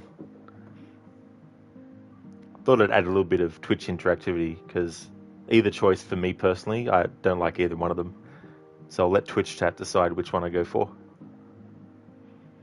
Hey there, Senny. Good day to you as well, dude. I hope things are going well. We're in chapter 3 of the story now. In chapter 4 will be the next set of choices I need to make sure I get right to get the final girl trophy. So it'll be interesting to see if I can actually pull it off. It's going really good. I've reached this point now where I don't know what to choose because I don't like either option. Steve, you've been waiting so long for them to redo the game, but did start to think they weren't going to happen. But yeah, time flies and makes us feel old.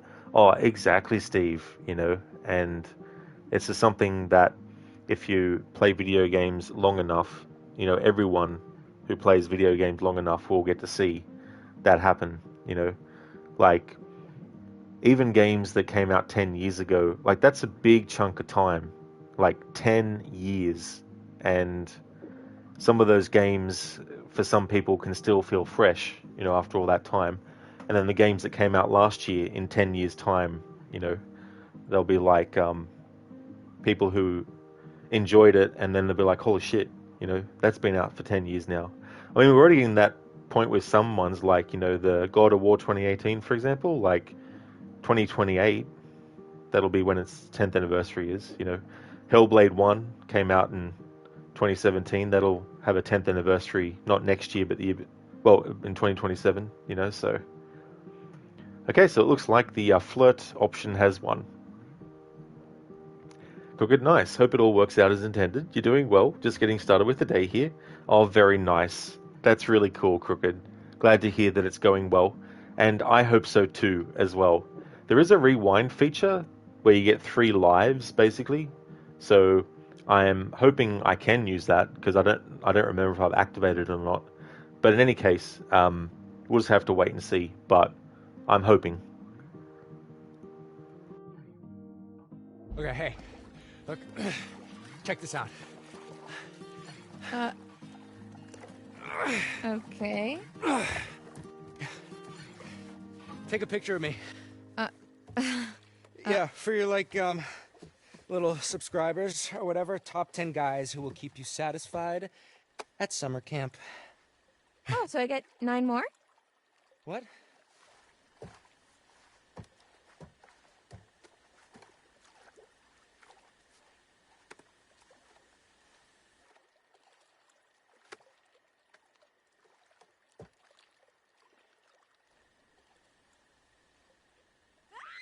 Huh?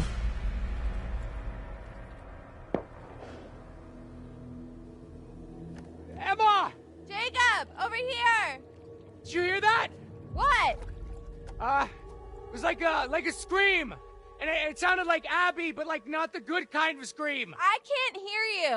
Okay, look, just hold on. I'm gonna go check it out. What? Seriously?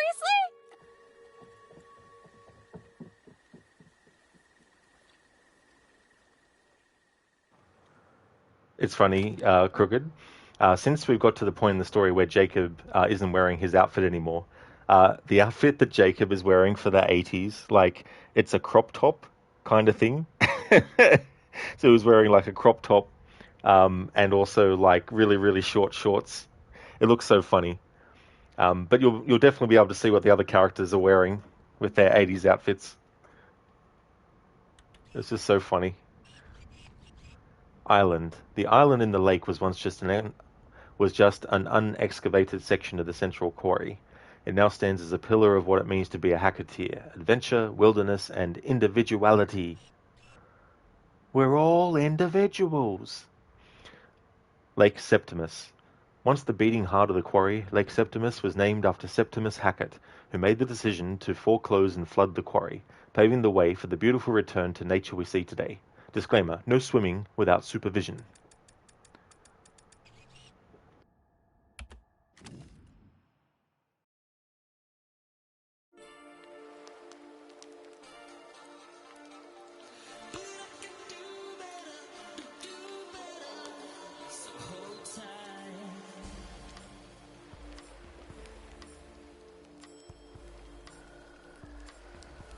That was some mighty fine social disruption there, Kaylin, I have to say. Ah, was it just the nudge that Abby needed? You're an evil genius. Who do you think is going to make the first move? Nick or Abby? Ooh, good cue. My bet's on neither. I don't know. Nick's got the beast in him. If by beast you mean some sort of mild-mannered baby deer. Hey, don't let the cute preppy aesthetic fool you. It's like a steel barbecue grill under that shirt. So, you noticed that too, huh? So, what do you guys want to do now? We can keep playing. Yeah? Just the three of us? Alright, Dylan. Truth or... I sound like Abby. Oh my gosh. We gotta help her. Wait, where did it come from? This way. Come on. Abby! Help! Please! Nick! Help him!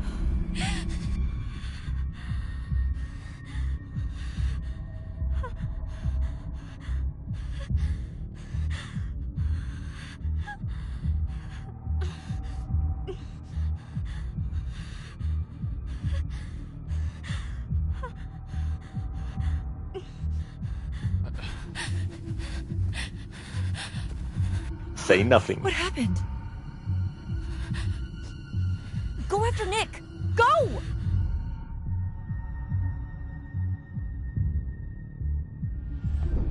Okay. I got this.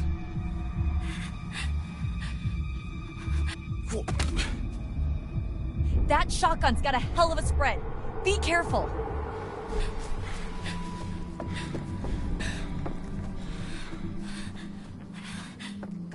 Okay, all right.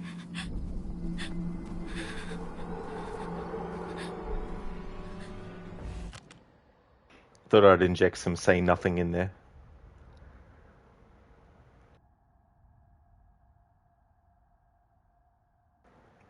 Why, you should never date a communist girl. Too many red flags. I went to the doctor. I said, I've been feeling really unwell ever since I covered myself in salt and lay in the sun. The doctor replied, not a problem. You're cured. Dr. Darling, time for some dad jokes. Indeed. Thank you for redeeming those impressions. Thank you. Yeah, Crooked, the 80s fashion. It's so funny, like the bright colors and all that kind of stuff that Dylan's wearing. And then you got like Ryan here, who's sort of like got that, I don't know what kind of style that is, you know. And then you got Caitlin wearing like the golfer's shirt kind of thing.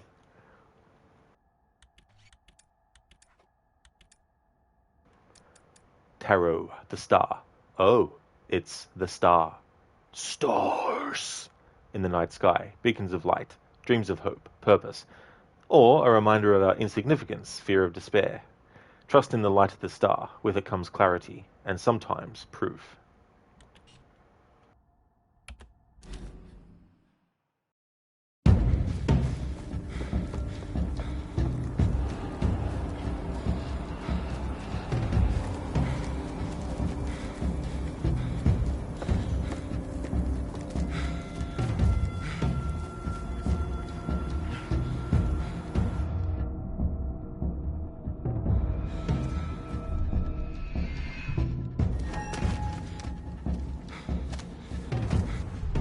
Parkour.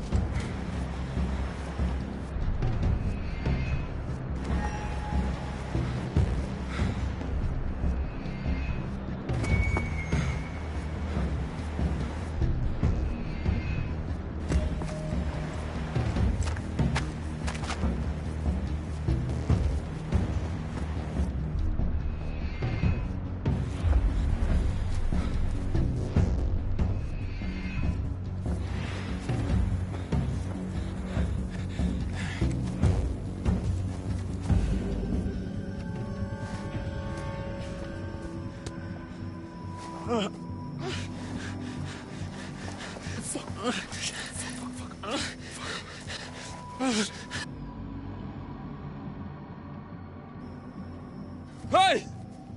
Get the fuck off of him! Stop! Stop! I'll shoot!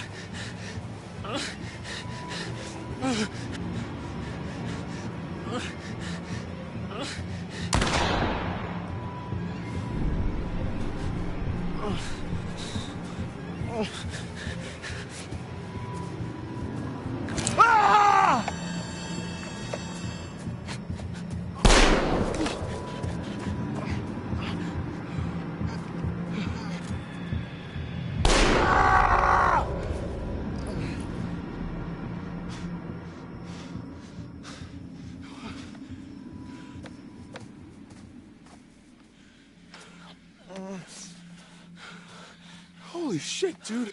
Gotta get, we're gonna go. Can you walk? Come on, gotta go. Come on, let's get back to the fire. Hey Ed, you took shortcuts and fall on the lake? Oh no. Yeah, it can be annoying, especially when you really want to get the QTs done successfully. Stupid.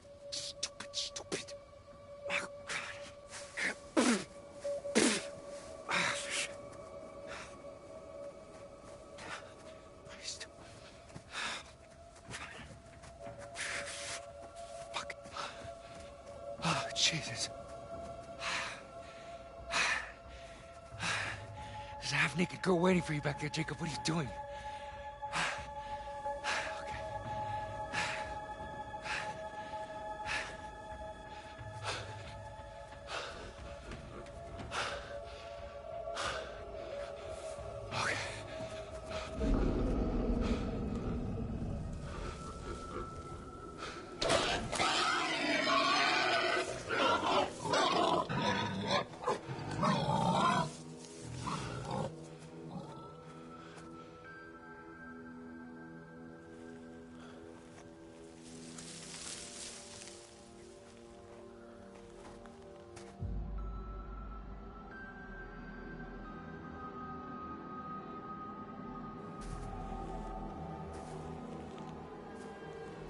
Hello?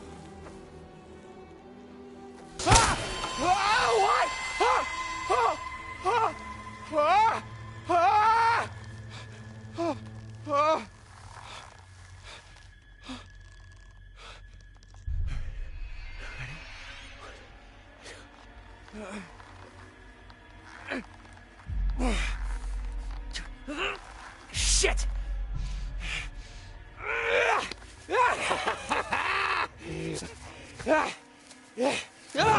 Fuck! Oh,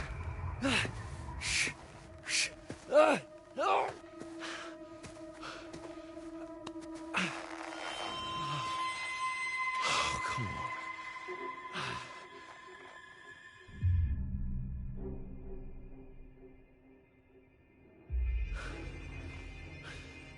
Who the fuck are you? Fuck you, you fucking asshole! Oh, Jesus Christ, what the fuck are you doing?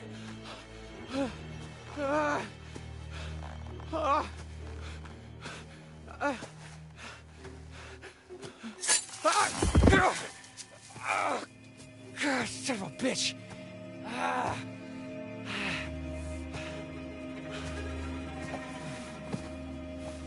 What are you doing? Shh. Quiet.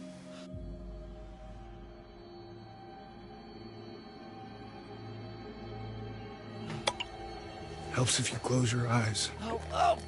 What are you doing? Shh! Stop! Help! Help! Tastes bad, don't it? It's for your own good.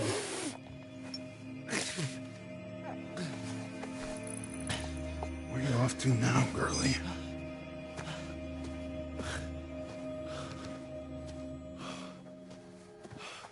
What the fuck? What the fuck?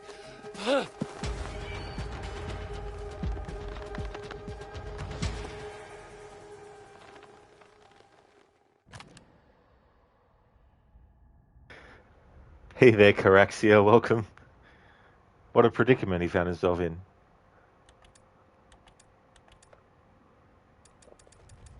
Finders keepers, losers weepers. As you try to survive the night without being coated in blood, you might find help where you least expect it. Whether or not you accept is your choice. Ryan raced through the forest in time to see Nick being dragged away by a hunter. Ryan took a shot and missed the hunter. Ryan witnessed the hunter shoot his fingers off. Distraction. Safe hunting, kids. Remember the golden rules of hunting. Never distract a hunter, never make assumptions on what you see, and never become the prey. Jacob didn't distract the hunter. The hunter poured blood over Jacob's face. It's a cool detail that when you pause after that moment, you can see that he's got the blood on his face.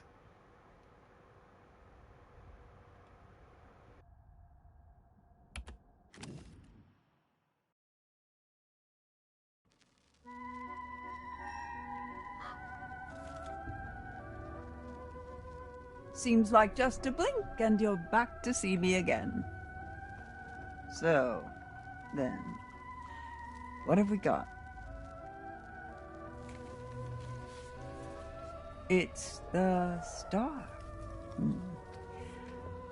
Stars, stars in the night sky, beacons of light, dreams of hope, purpose, or a reminder of our insignificance, fear of despair, trust in the light of the star. With it comes clarity, and sometimes proof.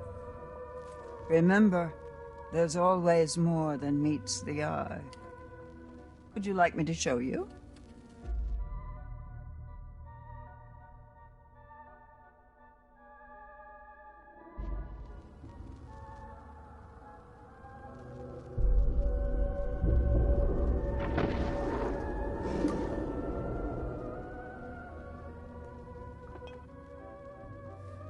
Back to it then. Back to Hackett's Quarry. Back to Hackett's Quarry you go. Oh, the fun you'll have.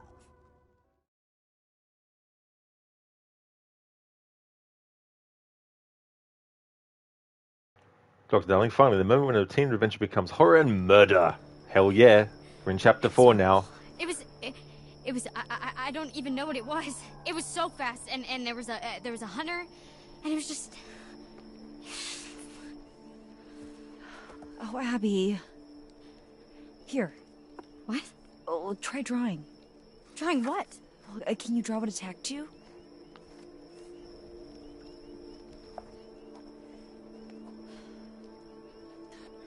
Okay. Slow.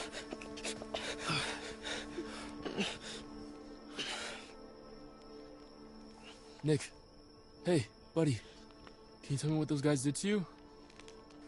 Guys did? He's super out of it. Yeah. The hunter.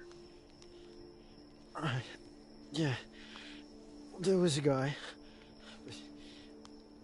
There was something else. Some kind of animal.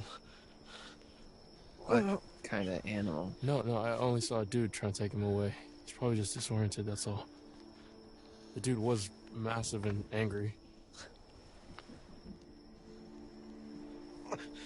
Did I get... Is Abby? Yeah, hey, she's okay, dude. She's right over there. Because teeth were on top of me. I think it was a bear. Full-size bear would have crushed him. There's no way. I thought we don't get bears around here. No, Oh, fuck. Look at that. Oh, shit. That black stuff? That's infection. It's spreading. This is bad. This is really bad, dude.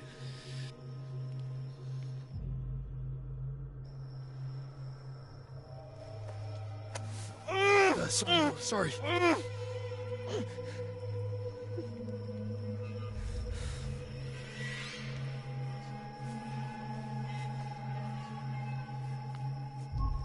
You're okay. It's okay. Fuck, that hurt. We should amputate. We should cut it off before the infection spreads. What?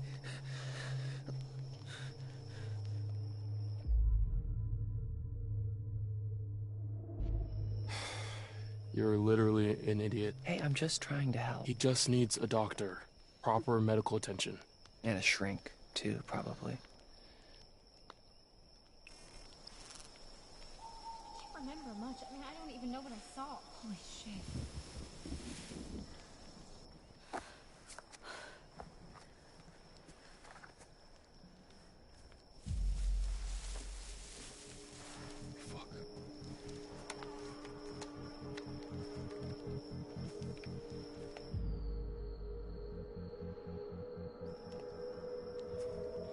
Hey! Got a gun! And I know how to use it! Sort of. Ryan, what if it's Jacob or Emma? What if it's not? Be careful.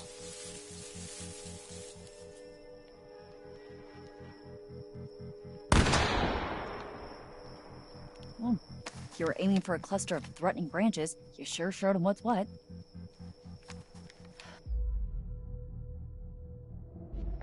I just wanted to make sure nothing was coming after us. Well, you certainly made sure to waste some ammo. Look, you can't hit shit with those shells unless Yeah, you're right up in well, their grill. Maybe I just wanted to scare them off. So what? We're thinking it was just the wind or something? Because still a little freaked out, you know? Yeah, the wind. Let's go with that. Great. Going with it. Alright. So, Lodge is sounding pretty good right about now, yeah?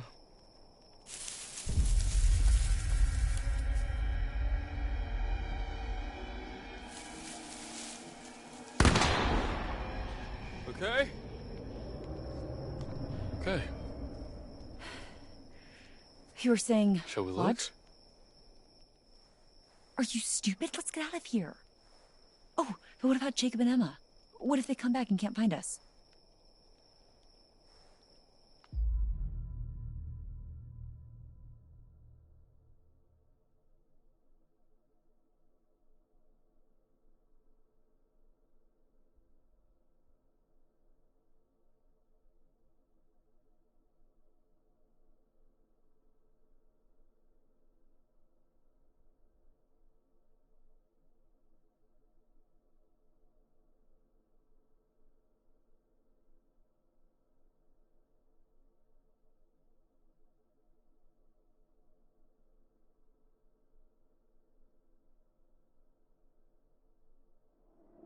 Fuck those guys. Pretty sure they're off having the time of their life. Right now we gotta make sure Nick and Abby are okay.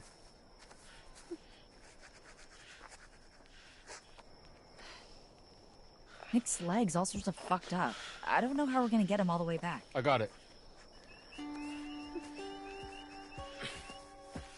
All right, let's go.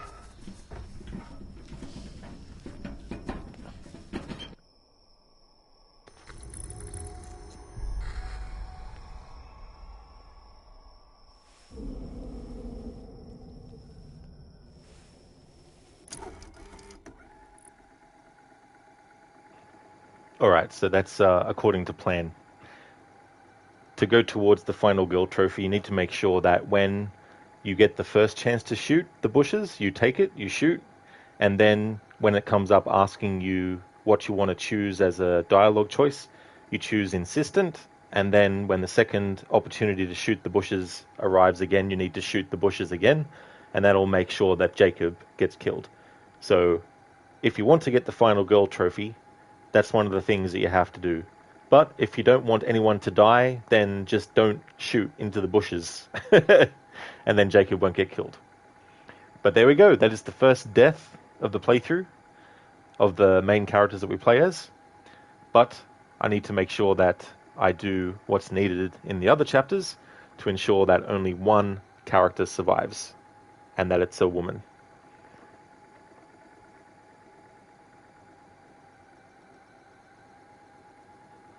Dr. Darling, ow, you forgot. Oh yeah, about the hashtag hag and then put a word in.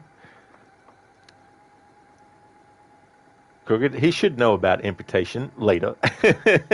That's true, Crooked, yeah. That moment.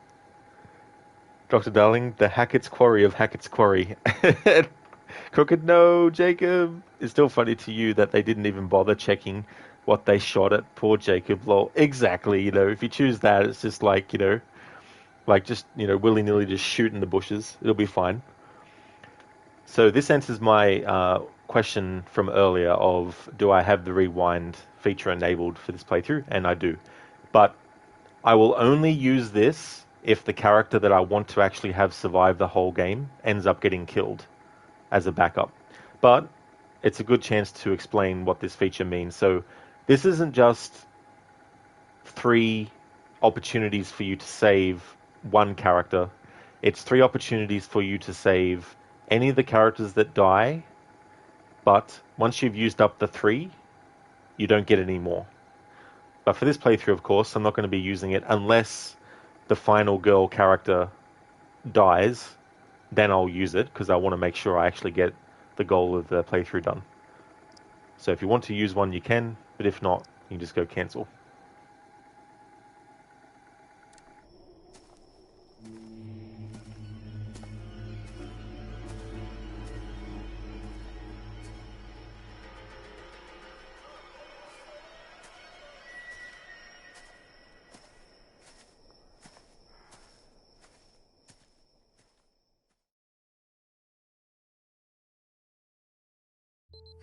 Okay, let's see what tonight brings. Okay, here's a riddle for you. What's got 2 thumbs and is suddenly riding solo on a freaky island in the dark? This fool, well, 1 thumb, 1 available thumb. Okay. And it was here, on this strange, uninhabited island, that this brave young soul found herself.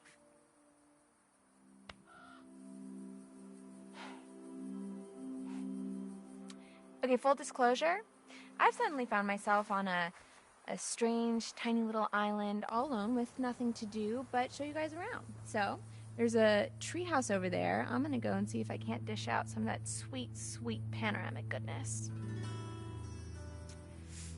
Because here's the thing. Not that I want to go back, because I don't, but even if I did, I can't, because then I'd look like the super needy one when he was the one who stormed off in the first place. God, you know what? Sorry, I'm venting. Well, explore venting. You know what? Fuck it. Let's do it.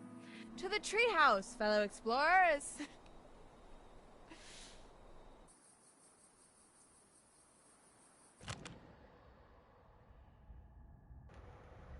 Code as you're evil, it's lasagna day, but with extra layer of tomato sauce, minced onions, and cheddar.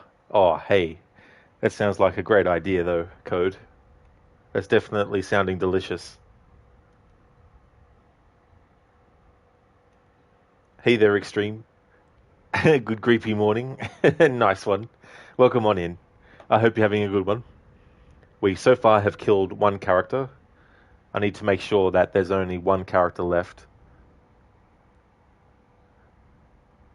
But that character that died is not the one.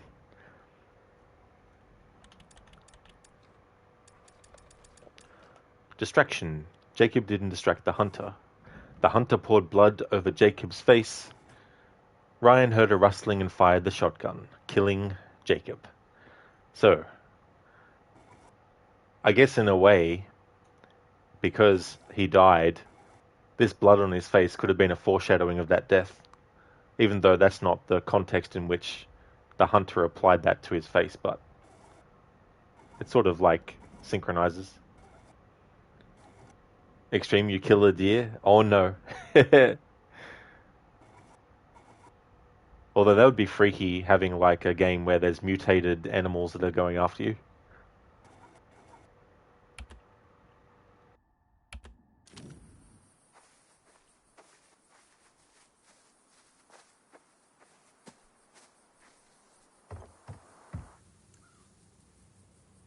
And this is the meeting shelter. It's a shelter where you meet at. Okay, I'm trying really hard to make this interesting, but sometimes a thing just is what it is. I think I've made my point.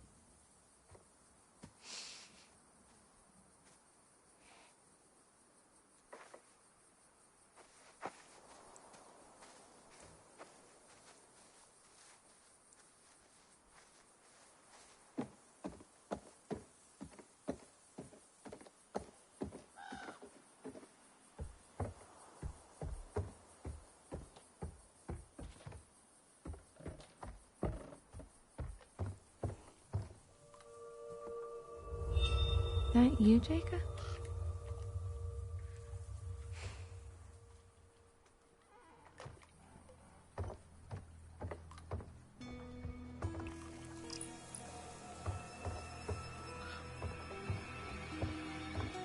Extreme, so we have proof of what you did in court.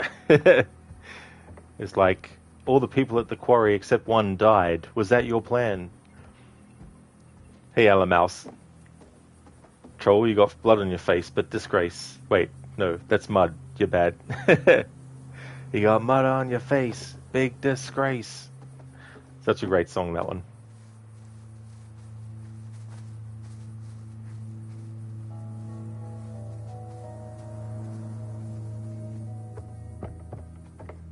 No prizes for guessing what these are. Can't say that I've used them. A little too au naturel for me, TVH. You know, I've never thought about where the waist goes. Oh. Oh, please, God, no. Okay, we're gonna just go ahead and ignore that.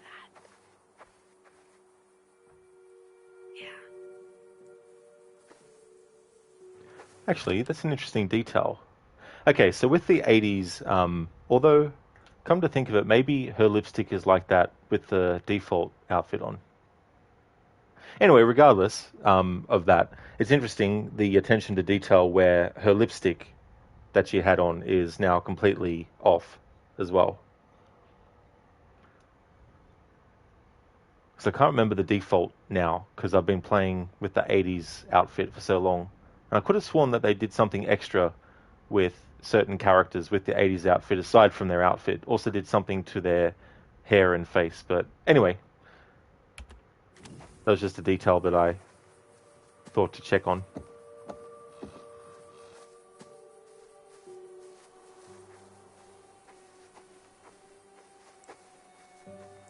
So this island is like an unexcavated part of the quarry that rewilded itself after it flooded into the lake. Pretty cool, huh? You know, when I was little, I used to think that islands just kind of would float in the middle of the water, kind of like an airbed. But I'm older and wiser now and realize that not everything's always as it seems. Kind of like how you thought you were just having a hot summer fling and then it turns into babysitting a big hairy man-child who's all sad because you don't want to go steady with him and write him love letters every freaking day. And while we're talking about it, you don't mind that we're talking about it, right? Why is it up to me to justify my feelings when he's the one who got all blah about it, you know?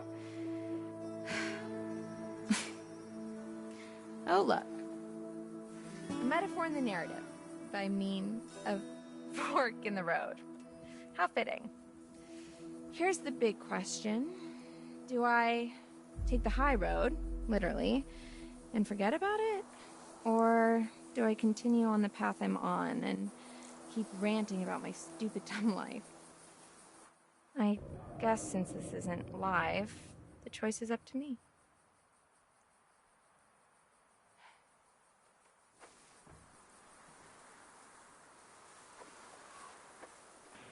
Yeah, Brutus, that's true. Yeah, her makeup was way thicker earlier.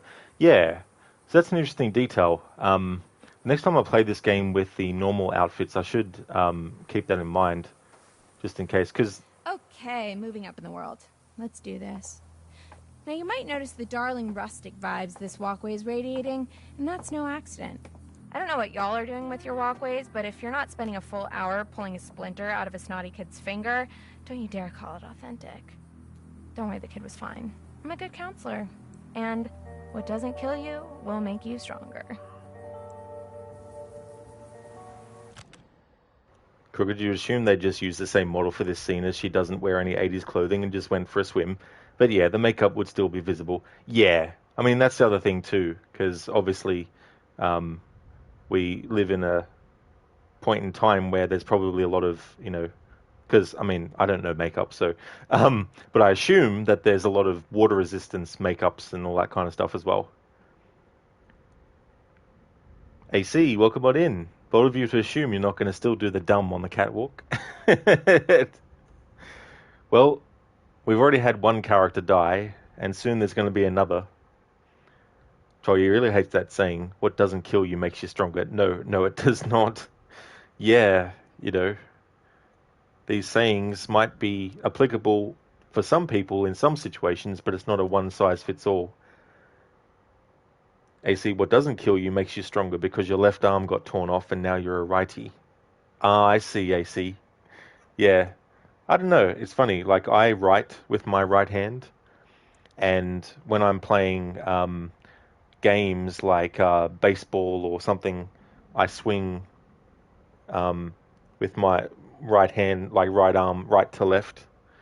But when I went on, what is it? Like, what do they call it?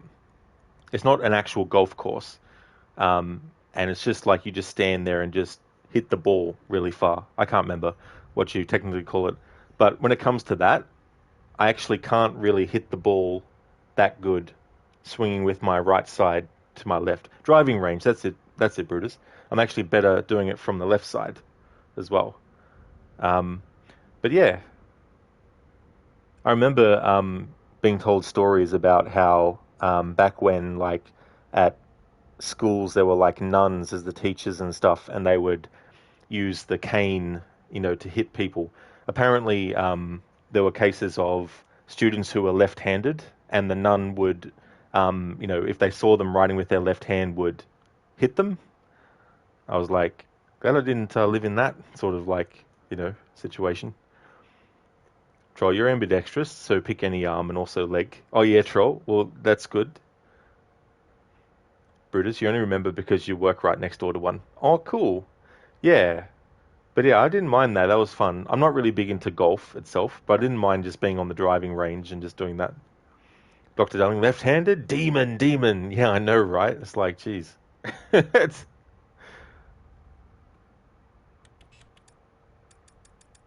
The magician. The incredible, the unbelievable, the mystical, sensational.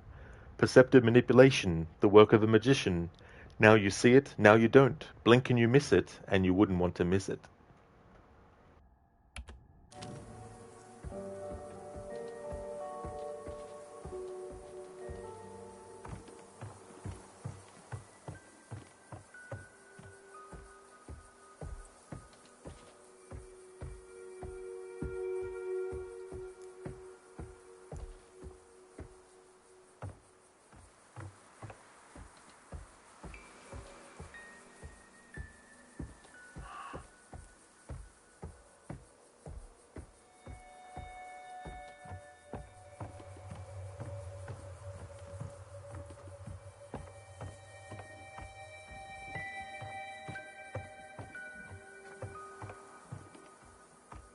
This is where we're heading.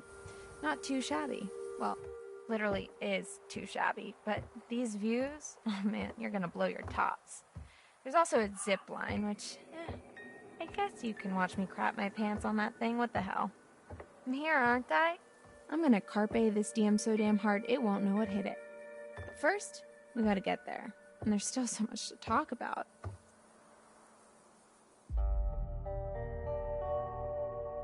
AC, fun fact, you went to a Catholic school for the first half of first grade until a nun did exactly that, and you stabbed her with your pencil. Your mom pulled you out that afternoon.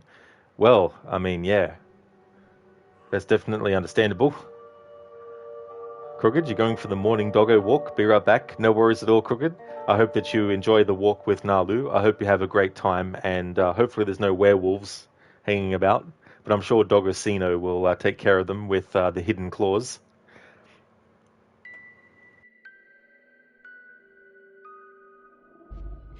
You know what Jacob's real problem is?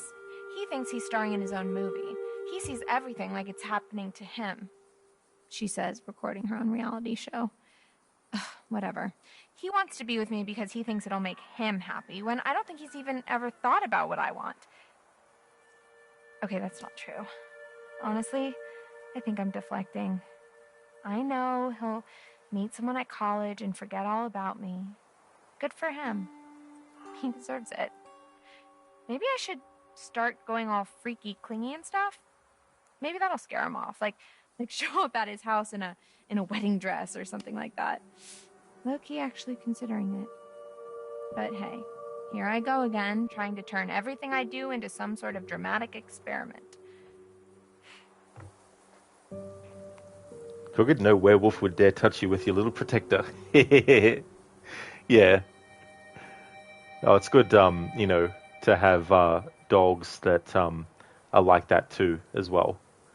You know, doing their jobs. That's why if I walk past a place that has a dog and the dog's barking, I'm not like, oh, shut up.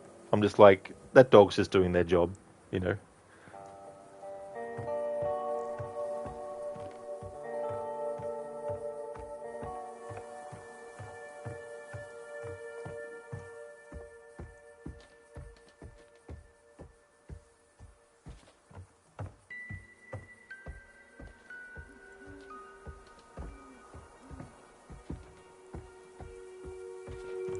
Troll, you went to a Japanese school, which is basically a Catholic school, except without any religion, monks, nuns, and overall being a normal school, except your parents put insane pressure on you to perform, and also you have to say after school is actually over to clean, and also attend clubs. Yeah, that was the crazy thing. Like, I remember finding out about, you know, like, how it's sort of, it's not just go to school and then, you know, go home and do your homework, but after the school day is finished, it's not actually finished because you need to go, you know, to these other activities and stuff. Crooked, yeah, depending what they're bred for, it's just in their nature, lol. Can't punish them for being who they are. Exactly, Crooked. That's the thing, right? You know? But also sometimes, too, they're just wanting to say hello. But I wouldn't recommend people stop and put their hand over the fence or anything. Still be cautious like that, but right now, see, you don't even need silver to beat a werewolf. All you need to do is get a Super Soaker 200 and squirt it right in the face. Oh, man. Imagine just dealing with any horror creature like that. For one of the reasons Japanese schools are also super clean is that the students and teachers are the one that clean the school. Oh, really? That's definitely something I didn't know. Good, unless you want to end up like Dylan and lose your arm, lol. That's true. Yeah, I mean, you know, if you want that outcome for yourself.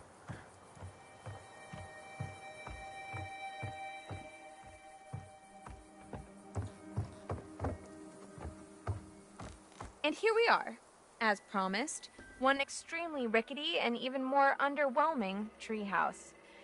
In another world, perhaps young Jacob and I would settle down here and play house together. Honey, I'm home. What's that now? I forgot the children's bedtime. Well now, that's a fine how do you do.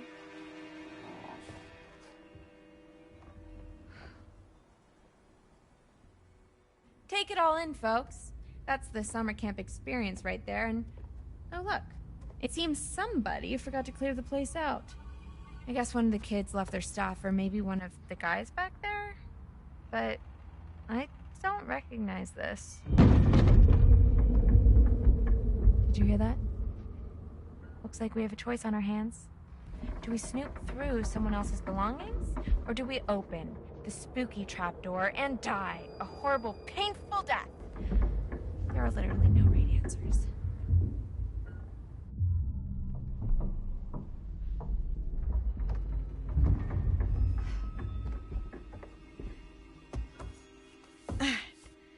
Goodbye, cruel world. The final curtain is calling and there's no time for an encore.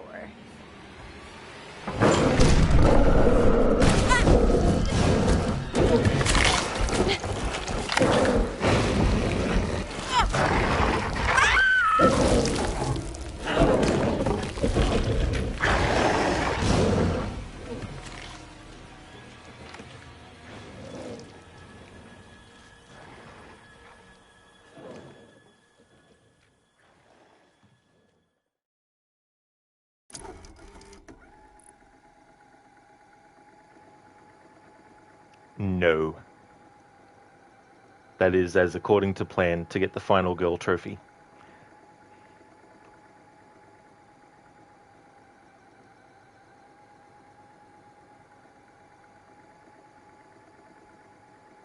Troll, who needs 2 arms anyway? Oh, she dead. Absolutely. Yeah. So there's another character died. Raid, you went to a religious summer camp twice when you were a kid. If you want to know if it was effective, let's just say the camp counselors taught you all of the most racist jokes you know today. Oh, did they? Oh, okay. Hey there, Cody. Good morning to you.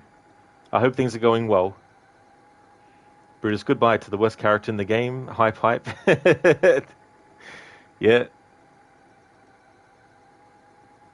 I already know who the final girl is in this playthrough.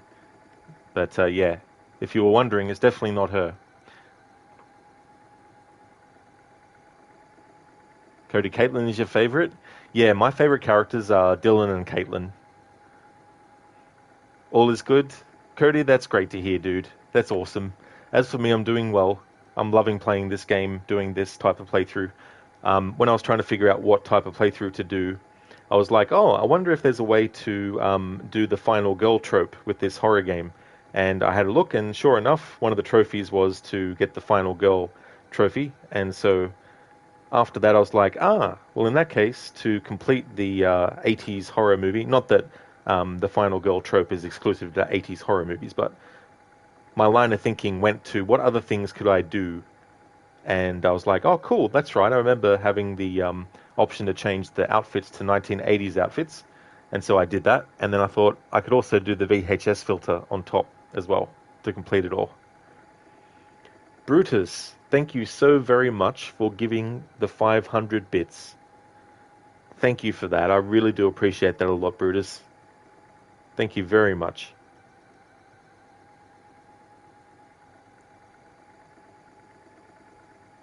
Dr. Darling Dylan, you son of a bitch.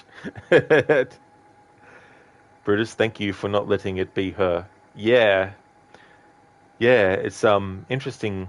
The reason why she died there is because, I mean, if you want to avoid her dying, you need to make sure that you don't go to the trapdoor straight away. Cody, glad to hear it, and you finally have The Devil in Me. It became available on PSN Plus for €12.99. Is that euros or pounds? Pounds on sale. Very nice, Cody. That's awesome that it went down to that price. That's an excellent price to get it for. I hope you enjoy it. So again, won't be using this rewind feature unless the character that I actually need to survive for the trophy ends up getting killed. Then I will use it.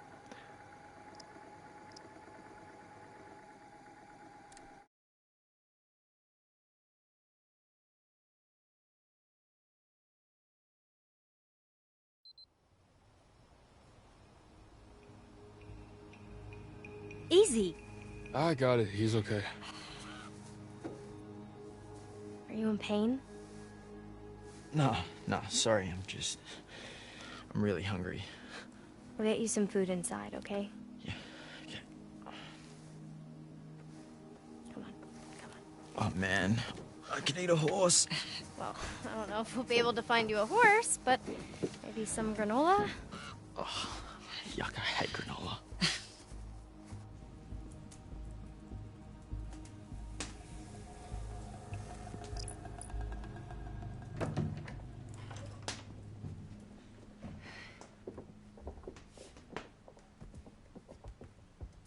This will open the nurse's station. Should be plenty of stuff in there.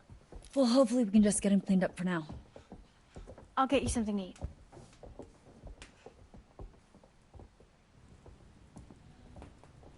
You and I are gonna find a landline. Oh, yeah. Isn't there one in Mr. H's office? Yep. We'll come meet you. Copy that.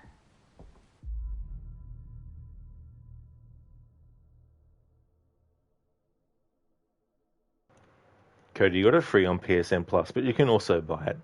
Yeah, it's cool that they also let you buy it too, as well. The first Hellblade game, when I first played that, I played it via Game Pass, and after a couple of playthroughs, I was like, you know what? I definitely feel like this is a game that should deserve to be bought, so I ended up paying for it. Ironically, I can, take advantage of that in my own time, but in terms of streaming, since I have that audio issue where the audio stutters constantly no matter which Xbox game I stream, I can't stream that game anymore on Xbox. So I have to buy it again on PlayStation 5.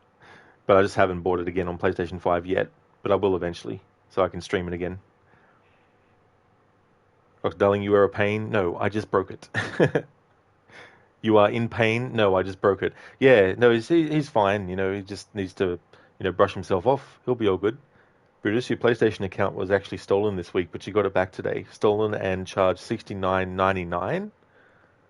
What? They charged you that to get it back? Jeez.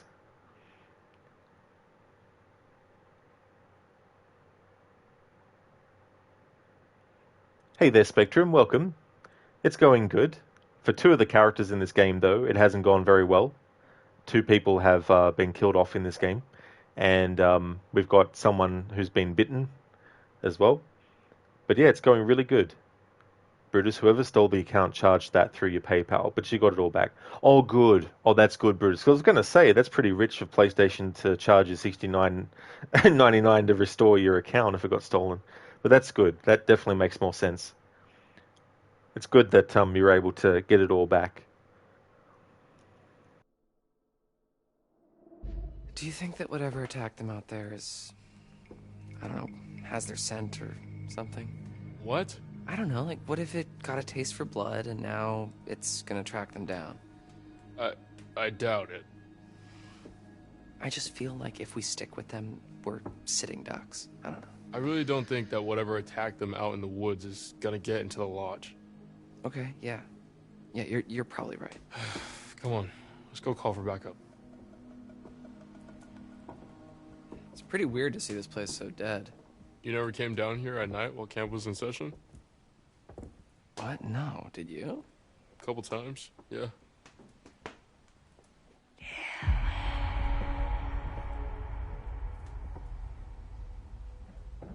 Where are you going? I thought I just heard my name. I didn't hear anything.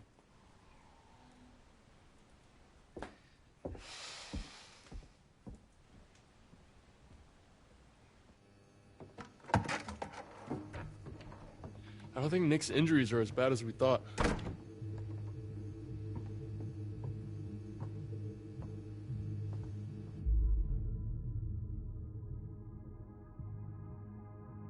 Brutus, no, Sony was awesome and made getting it back very easy. Oh, that is good too, that the process wasn't too difficult as well.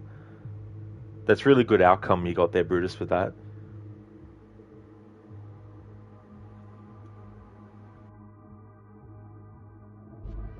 We don't know that.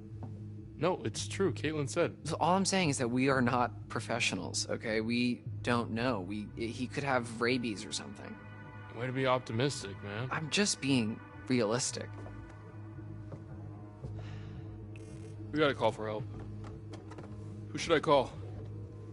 Mr. H? The only number I got is to this phone. Okay, then 911. You mean 911? Who says 911? I don't know. Anyway, yeah, but like, what should I ask for? Like, police? Ambulance? Huh.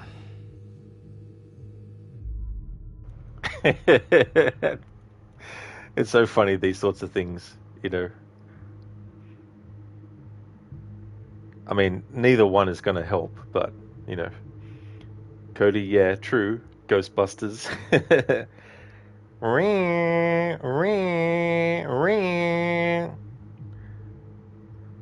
Troll, well, if he had rabies, it would take a long time before you would know, as it can lay dormant for years. Holy shit, Troll, I didn't realize there was something that could be dormant for that long. Bloody hell.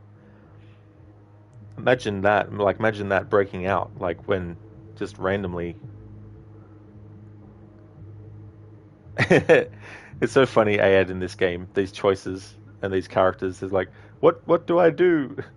It's like, well, if someone's bleeding, you know, stem the bleeding by applying pressure, you know, instead of being like, oh my god, what do we do? I mean, you know, obviously, me sitting back, relaxing, playing a video game, saying this is one thing, but being in the actual situation and time is ticking and it's life or death choices would be a whole different story. Troll, yes, sadly, once it breaks out, it's pretty much a death sentence. Only 4 people have actually survived in the last 300 years of recording. Fucking hell. Like, just imagine that, though, too. Like, you get it, but you don't know, and it takes years. Like, I know you're not saying that for everyone it takes years to you know, lay dormant, but just imagine that you just get bitten and you don't think anything of it beyond a month or so, or 6 months or a year or so. But imagine 5 years later, you just randomly, and then boom, hit with it.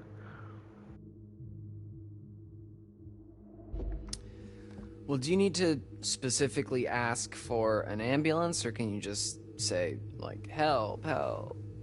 So they'll say, 911, what's your emergency? And I'll say, help, help. My friend may have been attacked by a bear, or maybe not a bear, but definitely an animal with teeth. And we're not sure how many there are out there right now, or how smart they are, so they may be mounting an attack on us right now. So just, like, send a whole bunch of ambulances just to be sure. Yeah, that's good. Okay.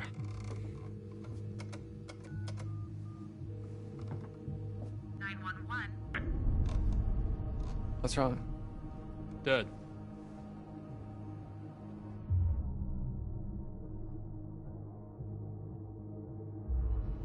Well, did you hang up? How could I have hung up? I don't know. You know, maybe you slipped and hung up or something. Do you know how phones work? Yeah, of course. Real phones, not cell phones? Do you know how phones work? Okay, well, you broke it. I did not. Okay, so this phone's a no-go. No one has signal. Is there anywhere else in the camp that has a landline? Well, not a landline. What? The radio hut has some old broadcast gear. Where you do your announcements? Where I curate my sweet summer jams, yeah, and where I do the PA announcements. It has some old equipment there. I think we could probably rig something up and get a message out. All right, yeah. Let's head over there and see if we can contact somebody. Put that back, Dylan.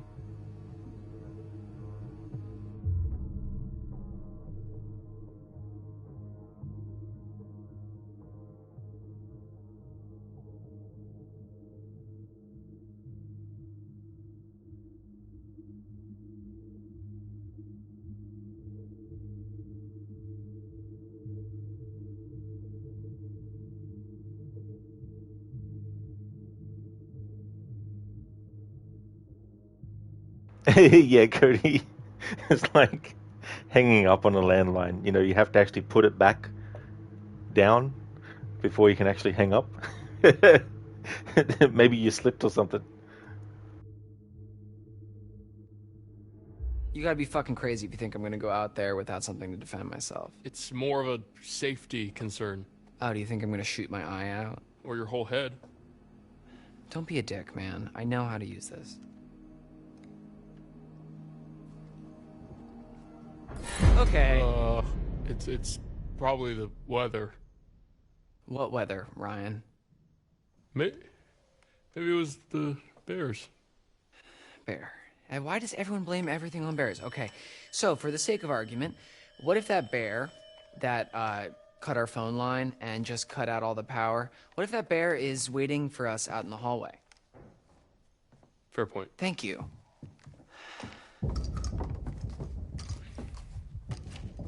We should probably tell Caitlin that we're going to the radio hut. They're probably freaked. Yeah, okay, yeah, let's go.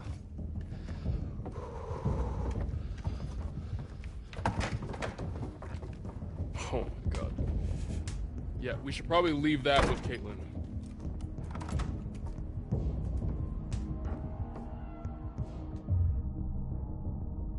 Yeah, he does know how to use one. It reminds me in Tomb Raider 2013, the character of Whitman, when he gets a gun, and she's like, "Do you know how to use that?" Reyes is like, "Do you know how to use that?" And he's like, "It's all coming back to me." It's like, "Sure it is, Whitman, sure." Cody, leave you out of it. It's like, yeah, look, you deal with it. Do you think she really needs it, though? She needs it just as much as we do. She's staying in the lodge. We're going out there. You literally just said there might be something dangerous in the lodge. When? Like 20 seconds ago. Okay, sure, but that's because I really wanted the gun. Just give her the gun, man.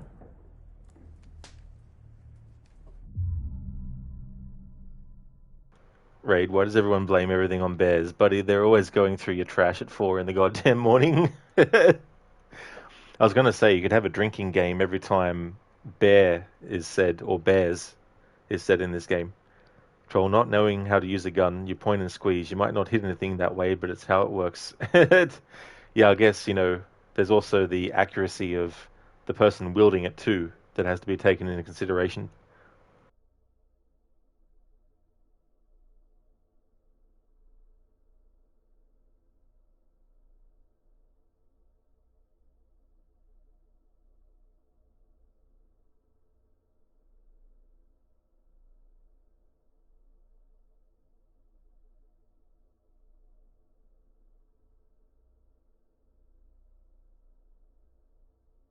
Cody, this is why you said leave me out of it, having bear in your name. Oh, sorry, Cody, I didn't even put two and two together. I thought you were referring to the conversation about whether to keep the gun or not, just in terms of the keeping the gun or not part. I didn't even think about the bear part and your username. That's a good call, though.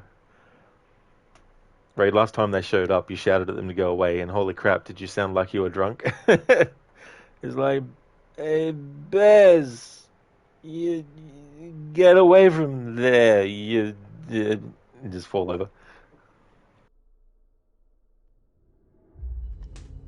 No, fuck that. I'm keeping it. Dude, if those hunter guys come back, she's basically a sitting duck in here. You're being really selfish right now. It's not a good look on you. No, I'm just being safe. I can't believe you're being such an asshole right now. Look, you don't tell me what to do, man, okay? I'm sorry, but it's not gonna happen. What are we even talking about? Just give her the gun. We don't need it. We already have a gun. Fuck.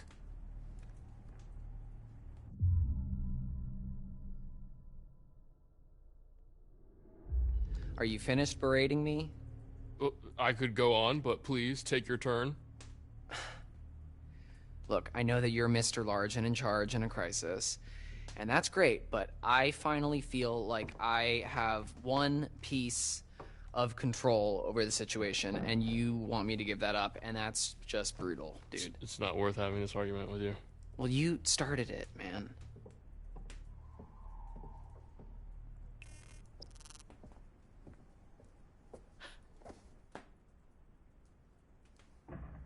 Am I interrupted something?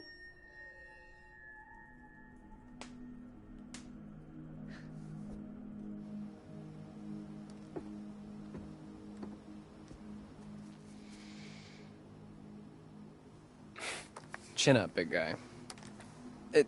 I wouldn't really know what to do with it, okay? I trust you. Oh, thank you so much, Dylan. You're so generous and handsome. Yeah, no problem. Don't mention it.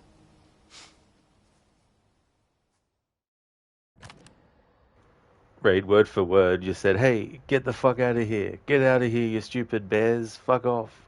It worked, though. They went away. The bears were like, he yelled at us. We need to go. Troll, he has the One Piece. Yeah, I've heard of that franchise, but I don't really know a whole lot about it.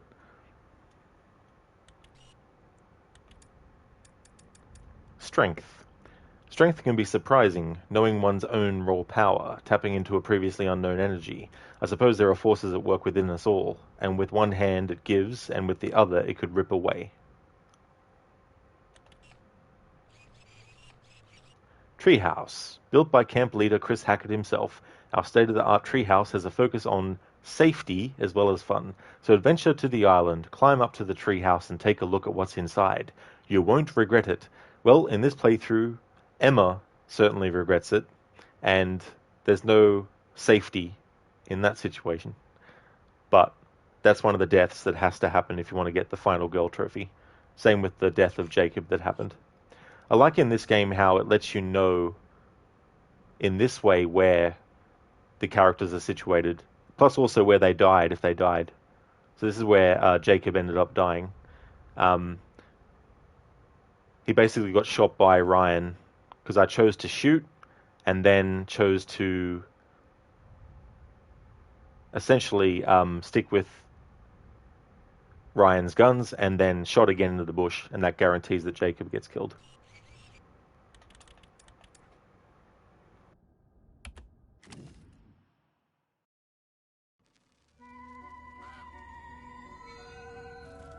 Oh, good to see you. Good to see you. That time again, is it? Strength. Strength can be surprising. Knowing one's own raw power, tapping into a previously unknown energy. I suppose there are forces at work within us all.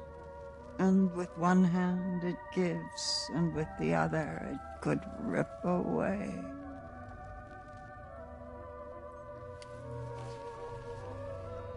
The magician. The incredible, the unbelievable, the mystical, sensational. Perceptive manipulation. The work of a magician. Now you see it, now you don't. Blink and you miss it. And you wouldn't want to miss it. As always, there's more to see. And as always, the choice is yours. Would you like to see more? We're going to go with see more. The next chapter, chapter 5, is really important. So it's another chapter where your decisions as to whether or not you can still potentially get the final girl trophy is in chapter 5.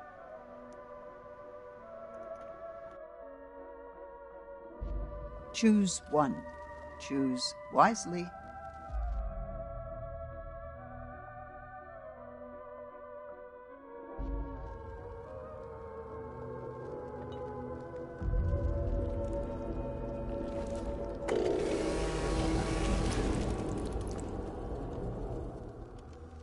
Groovy. So it's goodbye again. I'll leave you with this. Remember who your friends are. Remember who's looking out for you. I'm not falling into that trap, Raid. Nice try, though.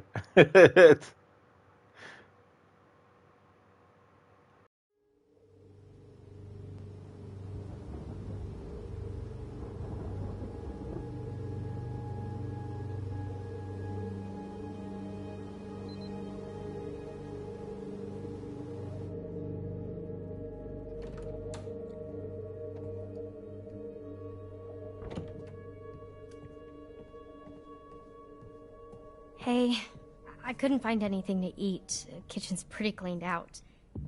Oh shoot, I left my bag. I brought you this. That was... Fuck. I don't even know what happened. It was all just a blur. How are you feeling?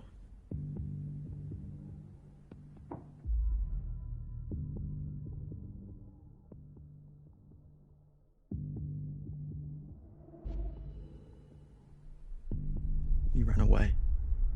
What? It jumped on me, and you ran away. You just left me there. Nick, I didn't know what to do. I mean, I thought... What, you'd rather just save yourself, huh? No.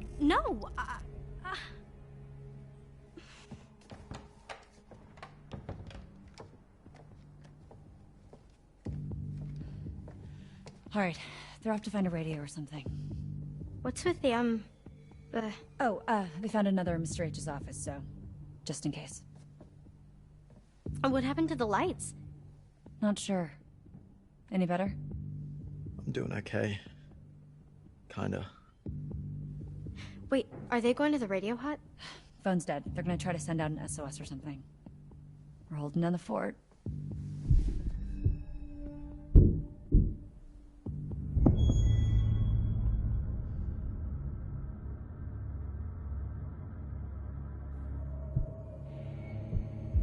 I thought you said Dylan and Ryan already left. Wait, stay here. I'll check it out.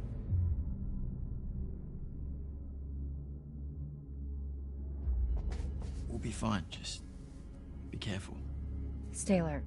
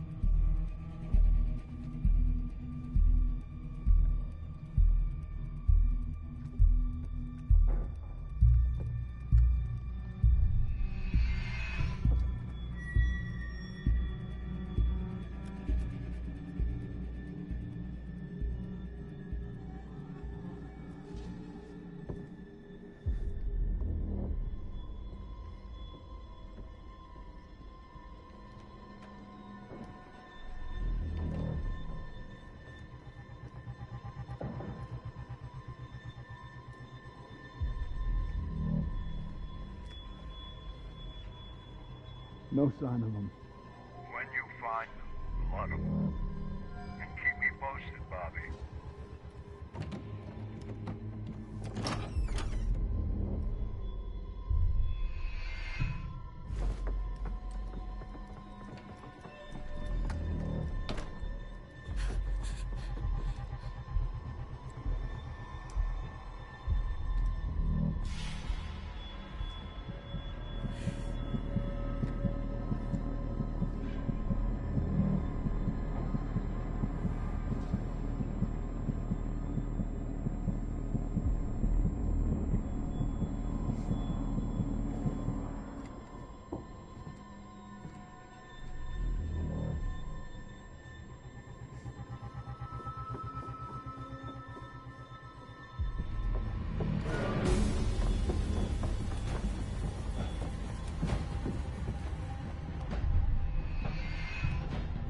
Oh, fuck.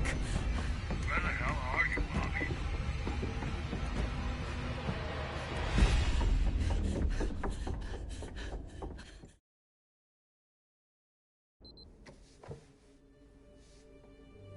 Hey, so this may not be like the best time per se, but like... What? Yeah, so like I was just, you know, thinking about like the start of summer and when we first met and the start of camp and, well, like now that summer's over and, you know, is that like the last time we're gonna see each other, you know? Sorry, Nick, what are you saying?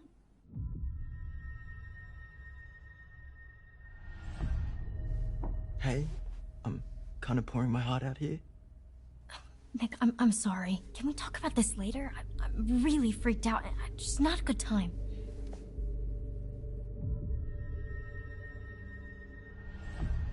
You're hard to read.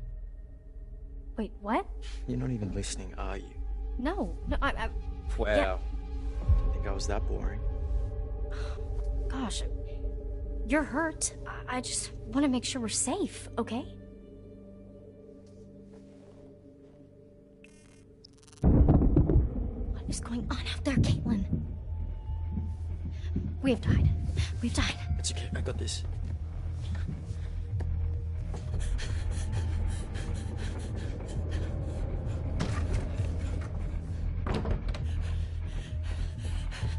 Oh my god. What happened? Jesus, where's the gun? We gotta get out. No, we have to hide.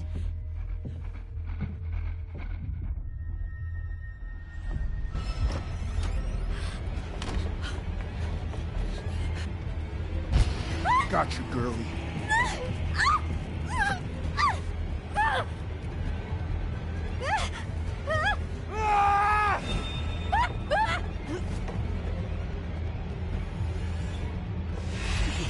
Oh, you're mine.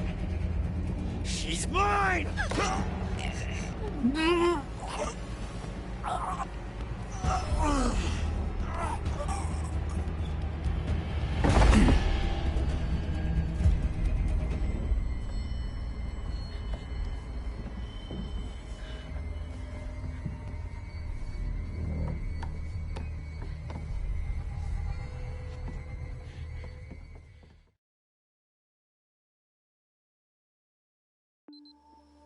So the Radio Hut has like an actual radio? I thought it was just like for your morning announcements.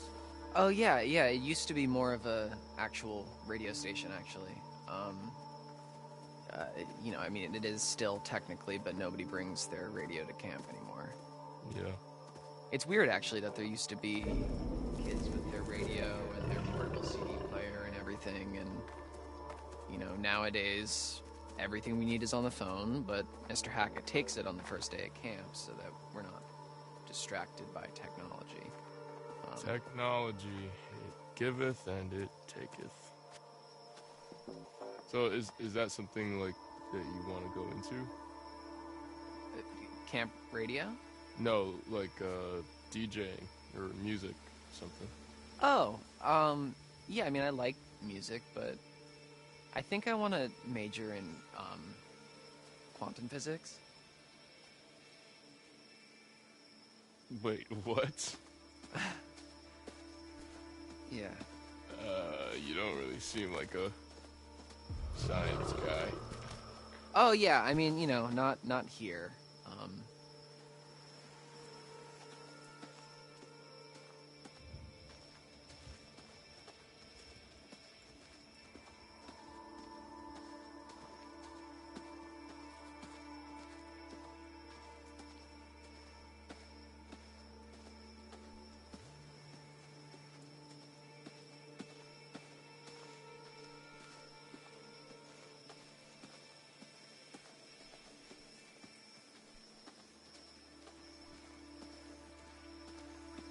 I'm sorry. I'm so completely fascinated by this. What do you mean by not here? Not here at camp. I do that at home, and then here I You're a wise cracking smartass. that's a little harsh, but No?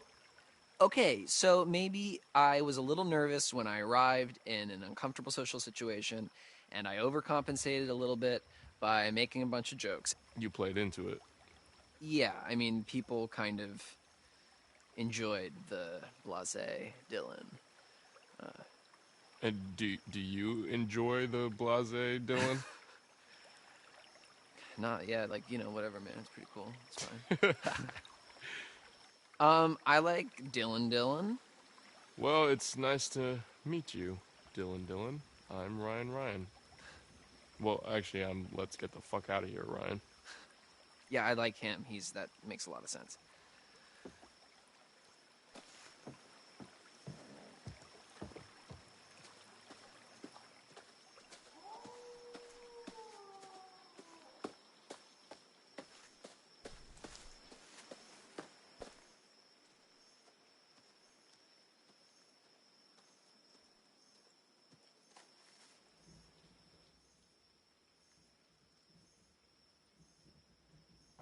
Ray, geez, will these two just make out already? Yeah, I mean, that's definitely a choice that you can make in the pit fire. Is it called a pit fire? Anyway, in the campfire scene that happened earlier.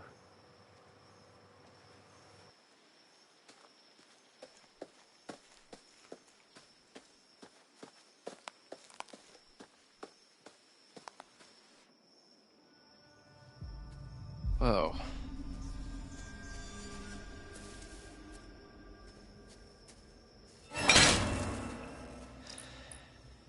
Something like that could really take your hands off. What is this doing at a kid's summer camp? I don't know, man. It wasn't here over the summer. I mean, if it was, then we would have noticed that, right? Well, whatever it was trying to catch, you can't now.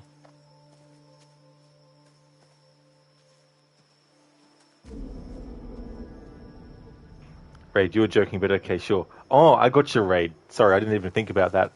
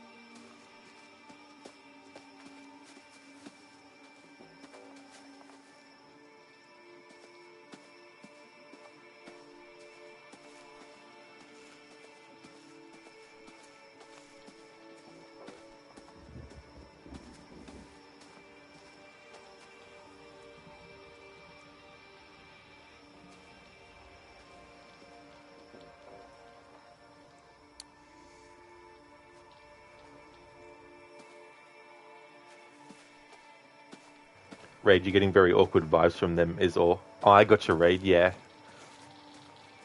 I made some choices in this playthrough too where there's a side to Dylan that Ryan has seen that he didn't like much, and that was the whole thing with the shotguns and stuff.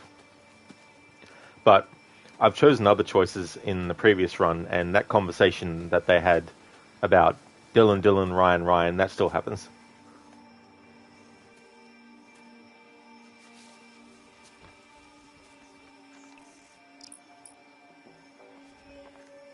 So that's why Nurse Kelly went home early.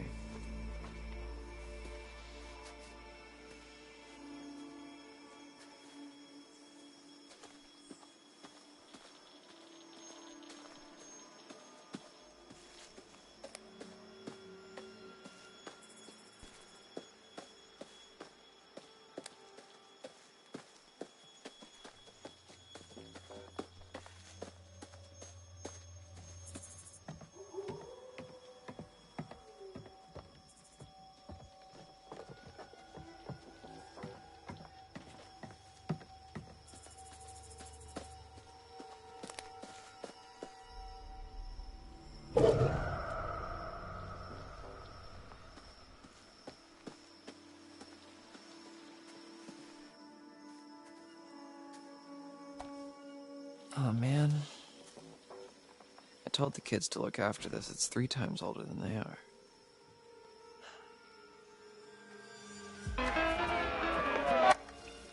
Why the hell did I do that? Dylan, stealth failed.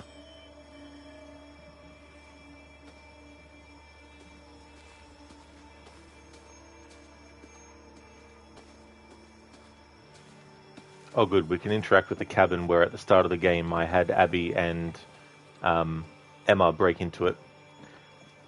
That's one of the things that goes towards the final girl trophy is at the start in Chapter 2, when you get control of Abby, the game offers up the option to break into the cabin or not. So you break into the cabin, and then as you walk in to the character's right, because the camera faces them as they come in through the front door of the cabin. So to the character's right, you then find a teddy bear, and then you make sure that you keep the teddy bear because it comes in to help you out later on in the story. However, I did read that there is another way to still get the final girl trophy achievement and not use the bear, but on the side of caution, I've gone with the tactic to make that decision as well. So that was one of the decisions to make. Break into the cabin, go to the right as you walk in, the character's right, that is, and then find the bear, keep the bear, and that'll come into play later on. Troll, so the camp is in a quarry. Yeah, so the camp's in a quarry. You can even have a look at like this map too, and it'll show you the places that the characters have been. Shows you where the characters currently are, and any characters that die, you can also see where they died as well. Right, alright, Rod, trying to restart the left. Wait, this isn't Splinter Cell. That's true. Yeah, imagine doing that though, like, I've often wondered what a stealth game that was primarily just like this kind of game would be, where it's all stealth stuff. The camp of Hackett's Quarry. The camp of Hackett's Quarry.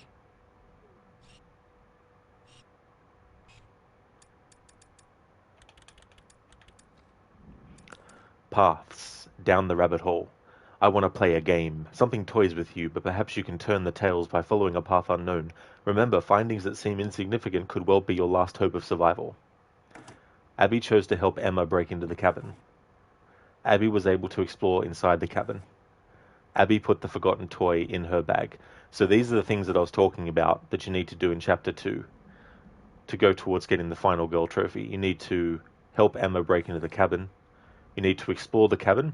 And this is a good visual example. So to the character's right, back towards the window, if you go in that direction, then you'll actually find the teddy bear.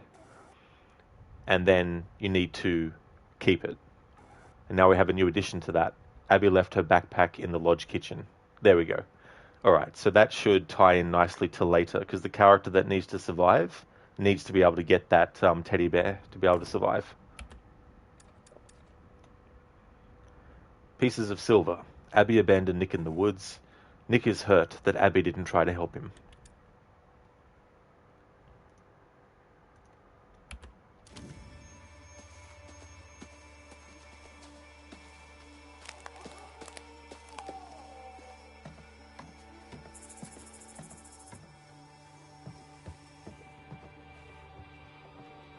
Now I can actually show you too.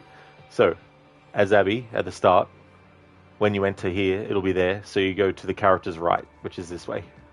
And then the bear's there. Which makes you wonder, I wonder what happens later. Although that can't happen anyway. Never mind. The only way to get in there is to break the door through as Abby and Emma.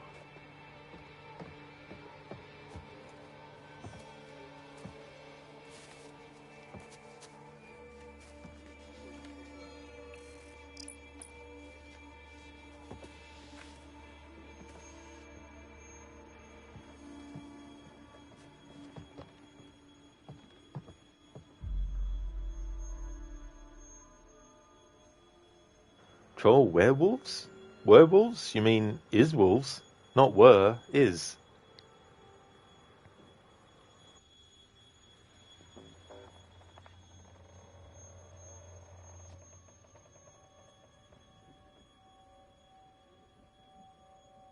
I like the choice of year that they choose, 2015, because the game Until Dawn, the original version, came out in 2015.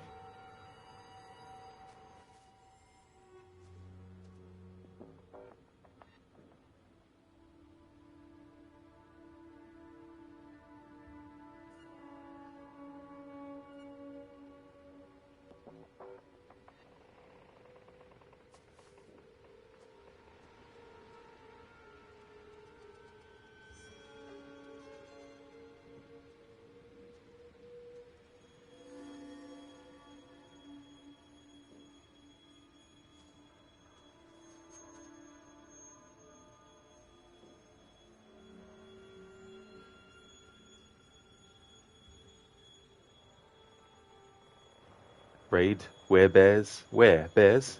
Men that are bears? Where? I can't bear it anymore. Troll, always been a big fan of play on words. Me too as well, Troll. I really like humor that uses words and wordplay and all that kind of stuff as well. Can be quite interesting. There's definitely been some games too that use that, like the Monkey Island games. I really like the idea of having insults and comebacks and things like that. Dr. Darling, you mean dad jokes? Yeah, I guess that's another name for them as well. But yeah, there's definitely been some masters at that in the past. People like the Marx Brothers, for example, were very good with that. I think Abbott and Costello as well had a similar thing going too. Troll, you like dad jokes too? Yeah, I mean, they can definitely be funny. I can understand why some people would cringe at them, but I think sometimes they're quite cleverly constructed as well. Like, you can try and make a pun out of something and really try to stretch it out, and that doesn't necessarily always work, you know. But there's also associations with visuals and words as well. You know, like, for example, you could have someone looking at a newspaper that talks about all the positive stuff. Meanwhile, there's explosions going on around the character. You know, that could be funny to some people, but just the funny irony of reading something that's all sunshine and smiles when something very terrible is going on around. Ray, to play on words, enters a room and attacks 12 people, only 2 survive. That's pun in, 10 dead. Pun in, 10 dead. Nicely done, Raid.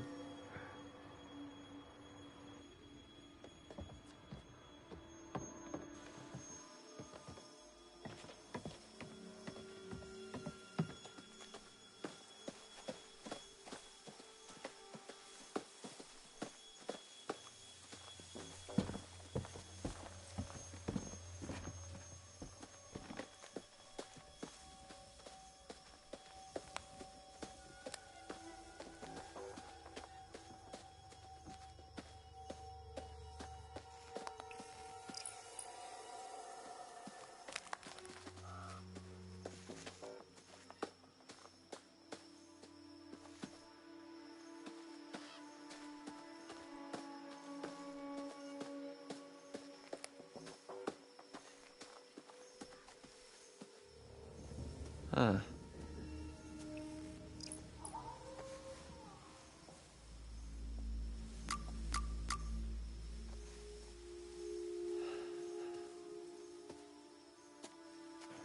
Troll, what do you call a naughty lamb dressed up like a skeleton for Halloween? Bad to the bone.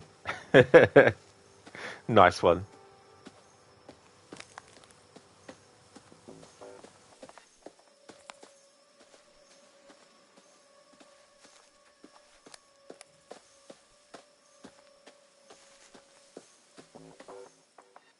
All good?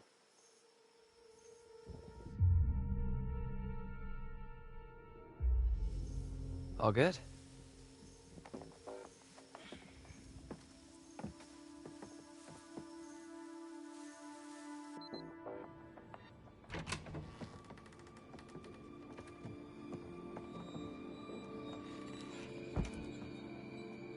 Oh, this place is kind of a dump, huh?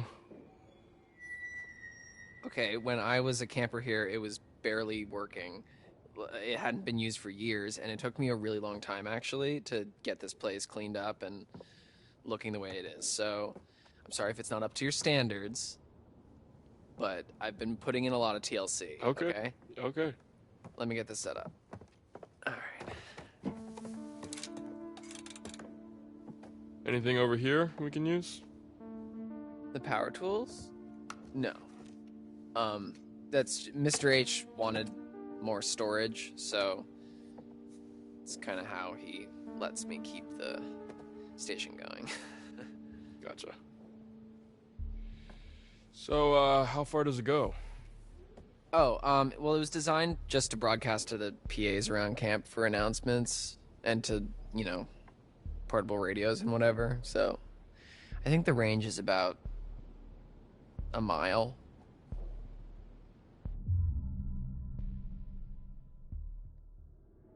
That doesn't seem like it's gonna help us much. Don't underestimate the power of technology. Is technology the right word?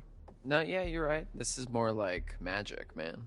Oh, so you would be the magician? In a manner of speaking, sure.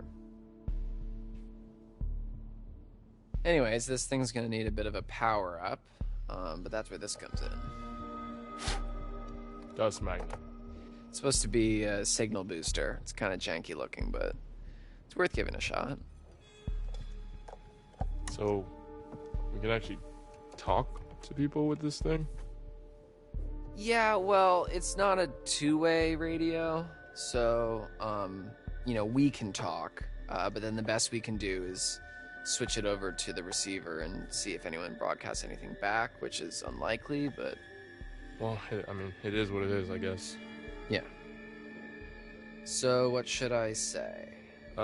Just, make it sound urgent. Okay. Hello, how's it going out there? This is, we need help. This is, we are counselors at Hackett's Quarry Summer Camp, and there's been a horrible accident, attack, some stuff bad here. We need your help. There is a swarm of bears, and they are everywhere, and there's these hunters, too, and they seem to be shooting at the bears, but also at us, which is not good, and a few of our friends are hurt, and we are in desperate need of help, so please, there's vicious bears, and we don't know what to do, so please come help us, SOS. This is an emergency. Save our ship. Come on down, please help us. Did I do good? Was that... Swarm of bears? Yeah. Herd of bears. Yeah, I've heard of bears. What? Oh my god. Alright, I guess I should just, switch this over to the receiver and see if we get anything back. Okay, yeah. I'm gonna keep an eye out while you do all this techie stuff. Okay, yeah, sure.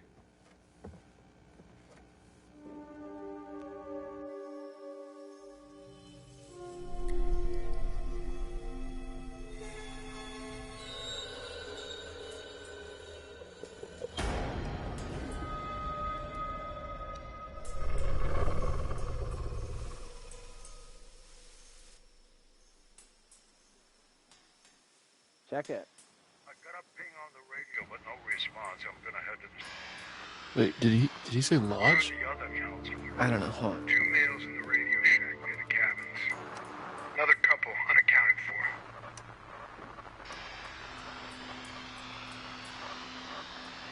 Copy that. Out. Now.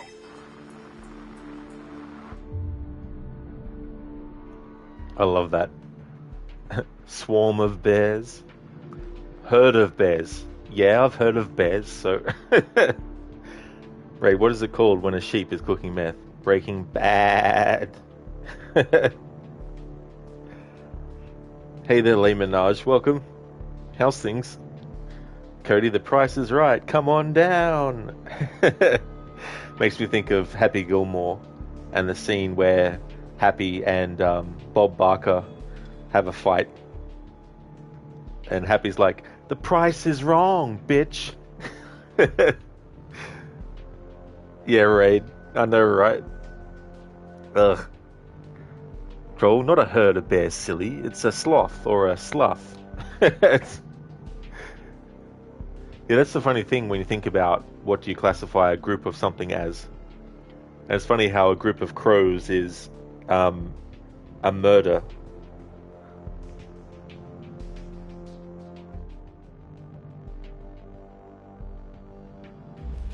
Holy shit, they're talking about us. Fuck. What the fuck, man? How?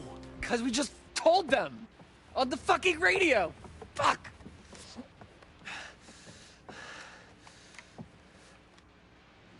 They know where we are, man. We can't stay here. Shit. Fuck. Hey, let's stay calm, okay? Let's go find Caitlin and everybody, okay? Okay, yeah. Okay.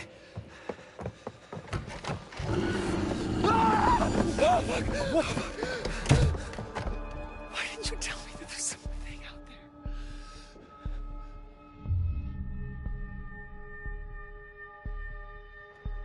Troll, a murder of crows, or a bloat of hippos? Really? So it's a bloat of hippos.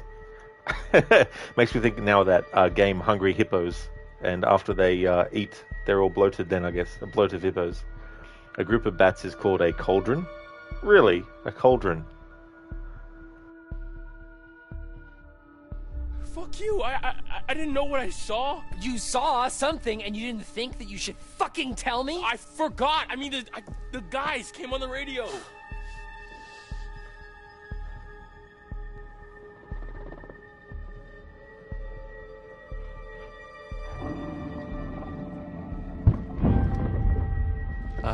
Ryan?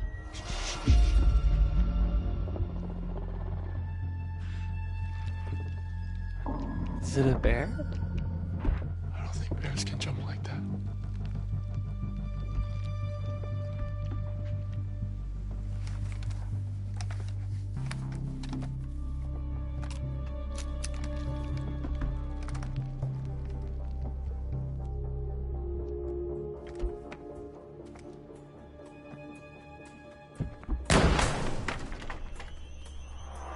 Oh, shit! What is that, Ryan?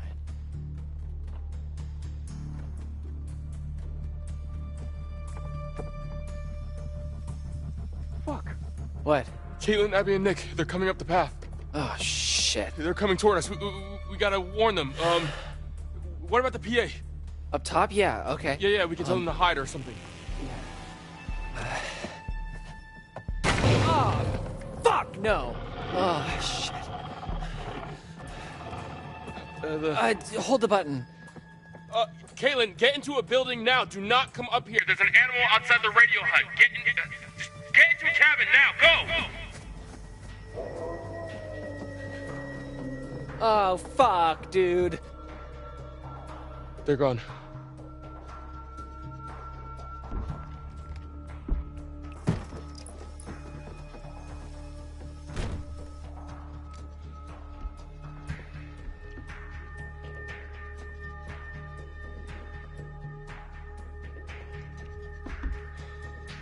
What now?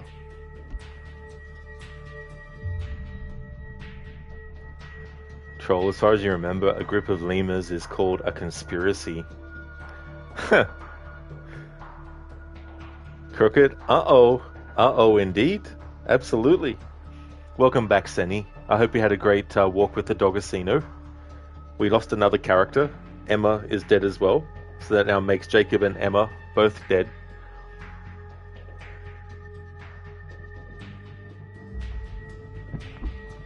We gotta kill it.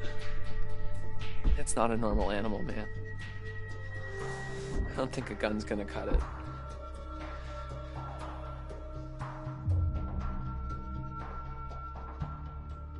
Wicked, oh no, Emma, anyway. Hey there, Wicked. Yeah, it's interesting, the characters that in games like this get considered to be ones that a lot of people don't like as well. Because you had Emily in Until Dawn, which was one of those characters. How's it going, Wicked? Troll, or a smack of jellyfish, crash of rhinos, a flamboyance of flamingos, a romp of otters, just to name a few. That's just so crazy, you know, like thinking about that as well, like a flamboyance of flamingos. Crooked, you did. You had nice long walk in the forest, and she also made new friends with people that found her super cute, lol. Safe to say she is a happy doggo now. Well, that is great, dude. I'm really glad that you both had a great walk. And that's cool too, as well, that you met some new people and stuff. Yeah, it's been going pretty good, actually. We're in chapter 5, and this is the chapter where we have to make sure certain decisions are made, and a lot of QTEs are actually hit properly to make sure that the character who is intended to be the final girl actually is able to survive. But yeah, haven't had to use a death rewind when the person I need to keep alive till the end has died, so that hasn't happened yet. But if it does happen, I'll definitely use it for that character, and we've got 3 chances to bring them back to life if that happens 3 times. But hopefully it doesn't happen at all, and if it does happen, hopefully it just happens right at the end. I am crooked, yeah, I'm following a guide to make sure. There is an alternate way to do it too, but I thought I'd go best with the way that is the most likely to let me succeed. Right, best Emily moment in Until Dawn was when she smacked Ashley in the face. Yeah, that was an interesting part too of that game's story as well, when finding out about, you know, what actually goes on with the bite, and finding out that the bite doesn't, you know, do what they thought it was, and then Emily's understandably upset because of the fact that she had a gun pointed at her over it, you know. Shit. Got a better idea?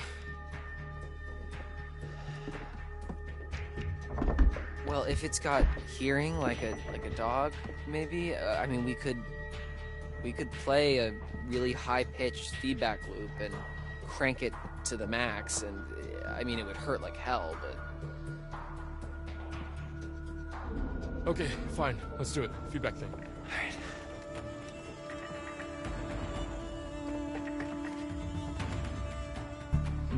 Okay, come on, Dylan. Let's do this. Come on.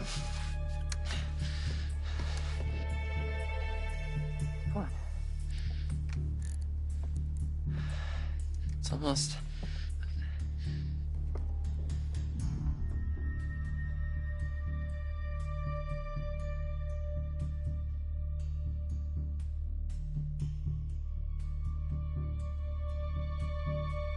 Oh yeah, Crooked.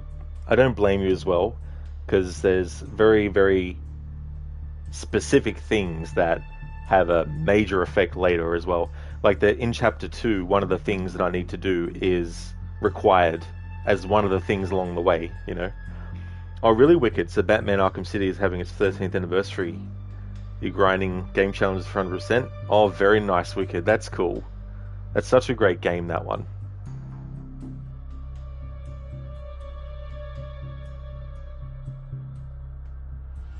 Come on, hurry, let's go! Everything is right. I did everything right.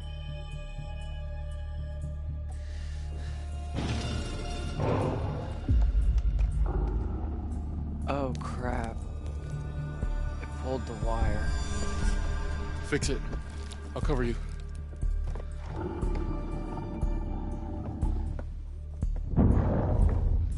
Do it now. Go, quickly.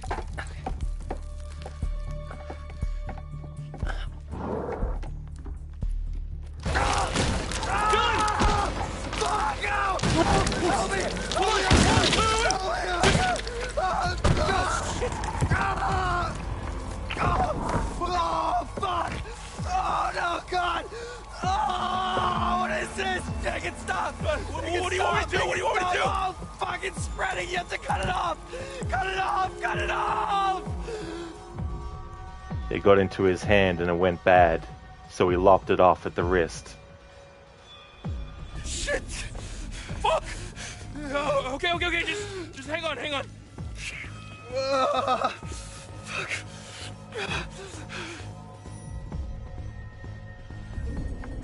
Groovy. Are you sure? Yes, fucking do it! Fucking do it! Fuck.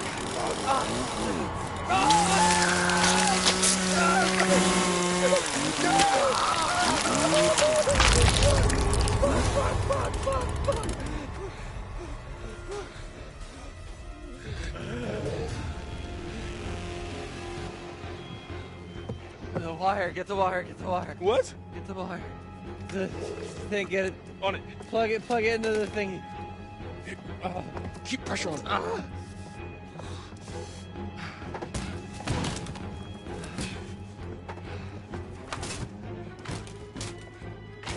What do I do? The button.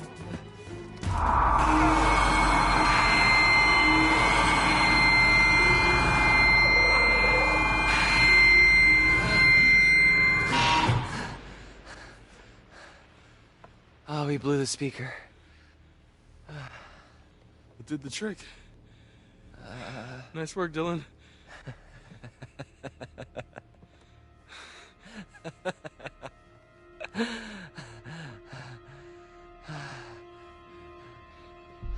Oh, fuck, my hand. Right. Okay. Just hold on. Why did you do that? You told me to. Oh, it was a bad idea.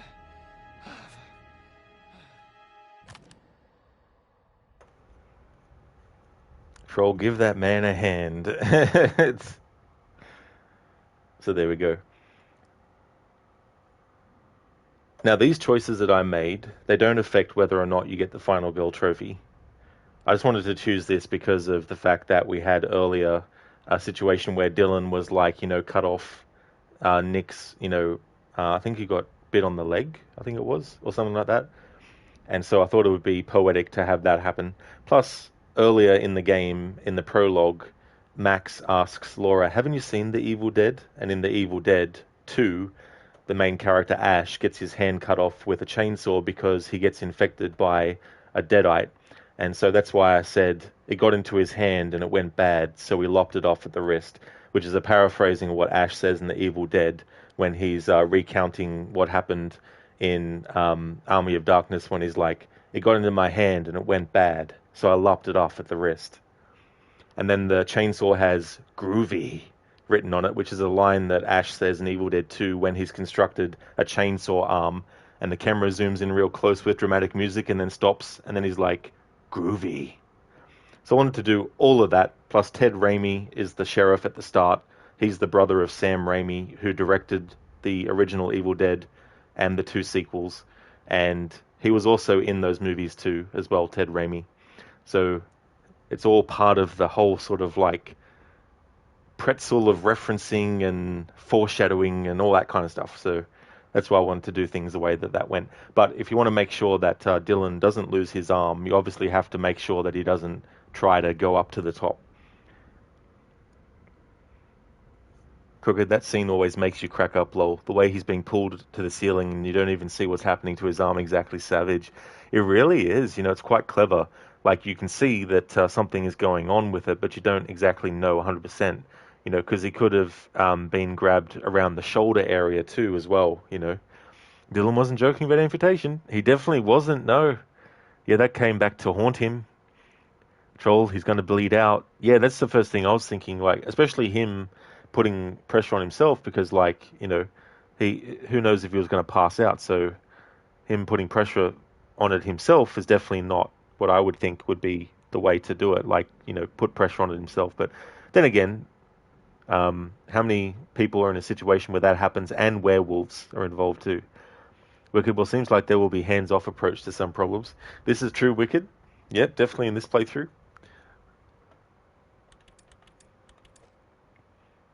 Paths down the rabbit hole.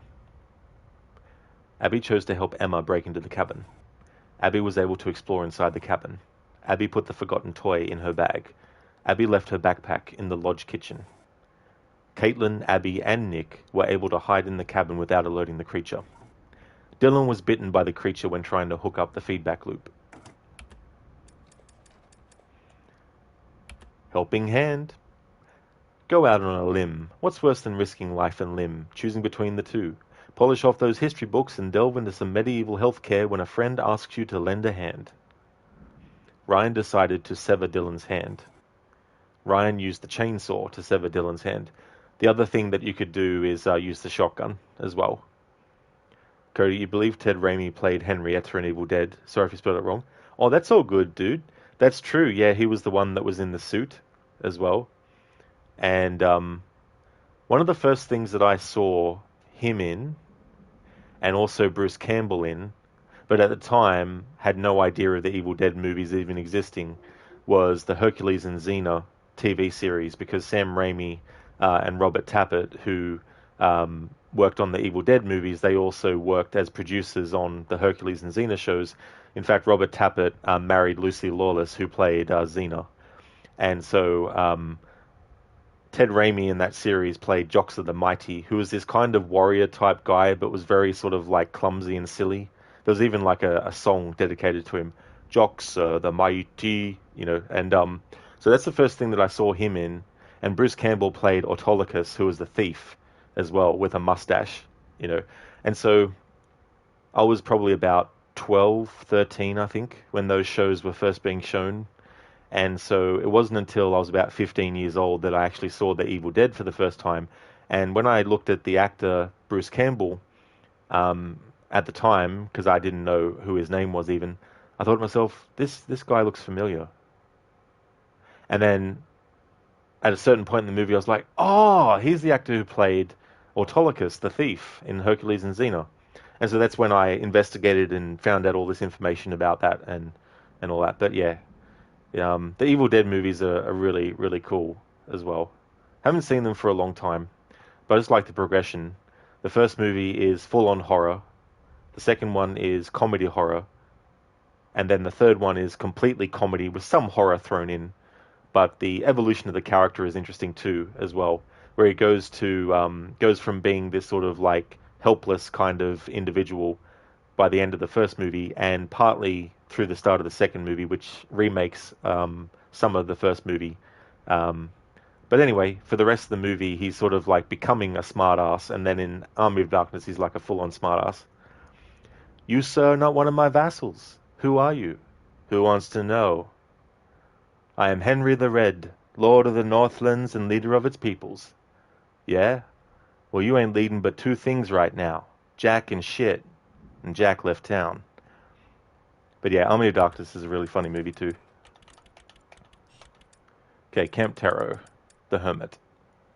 Strange, this card holds no future, but there's a past that calls out to me. The Magician was the tarot card that we collected, but when I was given the option to choose which tarot card for the lady to actually look at, instead of choosing Strength, I chose the Magician.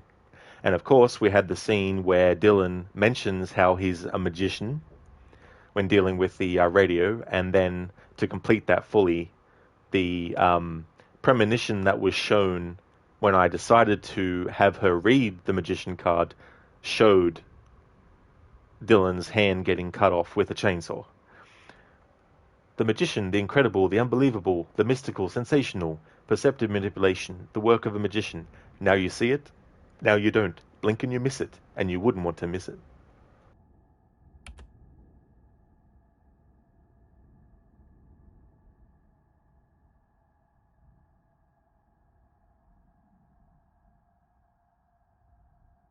You remember them, Cody? Oh yeah, those shows were just something else. You'll never see that replicated ever again. There's a lot of really funny characters in that. Like, one of my favorite characters was, shit, now what was his name? I was going to say his name, but then I fucking forgot.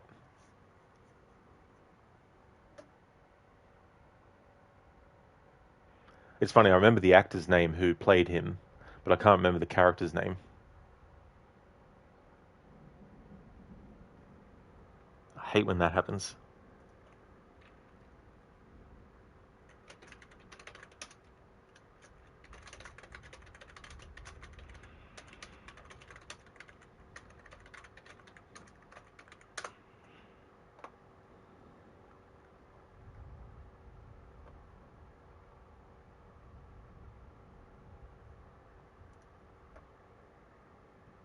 Salmonius, that's the name of the fucking character.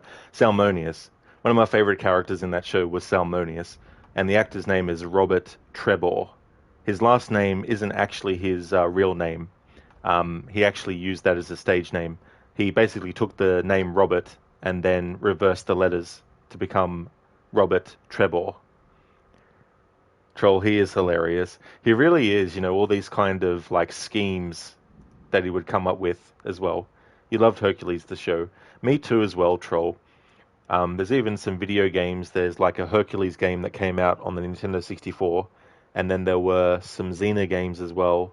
There was a PS1 Xena game, which I believe was a third-person, action adventure game, and then there was a one-on-one fighting game on the Nintendo 64 of Xena as well. And then years and years and years later, a really, really low-budget, cheap company did some video game based on movies and shows, and one of them was Beverly Hills Cop, and another one was Xena as well. I can't remember the name of the company, but they were like on PlayStation 2, and they were really, really like, there's probably a lot of games that are independently made by one person that would probably be much better than what they came up with for that. Cody, you bought a box set from America with the Evil Dead 2, and Ash vs. Evil Dead Seasons 1 to 3. The Evil Dead and Evil Dead 2 are 4K and Blu-ray, whereas Ash vs. Evil Dead is Blu-ray only. This box set is hard to get now. You'll take a pic and drop it in Discord. Oh, thanks for that, Cody. That'll be cool to see. Yeah, that show was really, really good. I still haven't seen Season 3, though. I bought Season 1 and 2 and watched that, but I never actually bought and watched Season 3, though. And I quite like that show a lot. I think they did a really good job at taking the franchise and doing it in that format.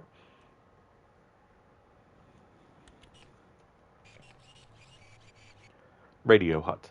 Calling all Hacketeers. This is your wake-up call. The Radio Hut, situated right beside the cabins, is our way of sticking to schedule. Whether it's activity time, roll call, or dinner, our campers are always kept aware of the goings-on at camp. After all, an informed camper is a happy camper.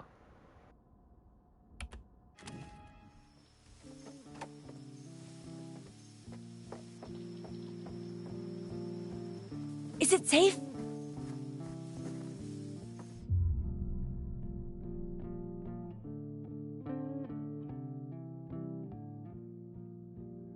I don't know. That thing's gone, but we heard those hunter guys on the radio. What? Picked up their walkie signal. They knew we were here. Fuck, you get a message out? I'm not sure anyone heard it. Great. What the hell was going on at... Oh my god! Dylan, what happened? Oh, I'm okay. I mean, I'm not, but it doesn't hurt. Okay, you're in shock. Holy fucking shit. Did that thing do this? No. Well, sort of. Caitlin, where's your gun? I lost it. One of the friendly locals wanted to say hi. What the fuck? Did she shoot at us? Who's there? Laura Pliskin. Who was she? Should we follow her?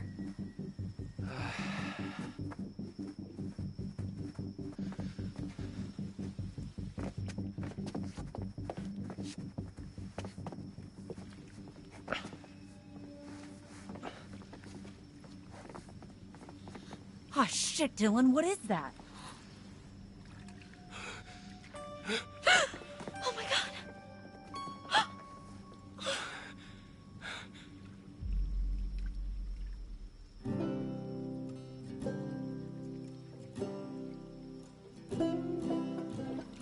Now that's what you call a pool of blood.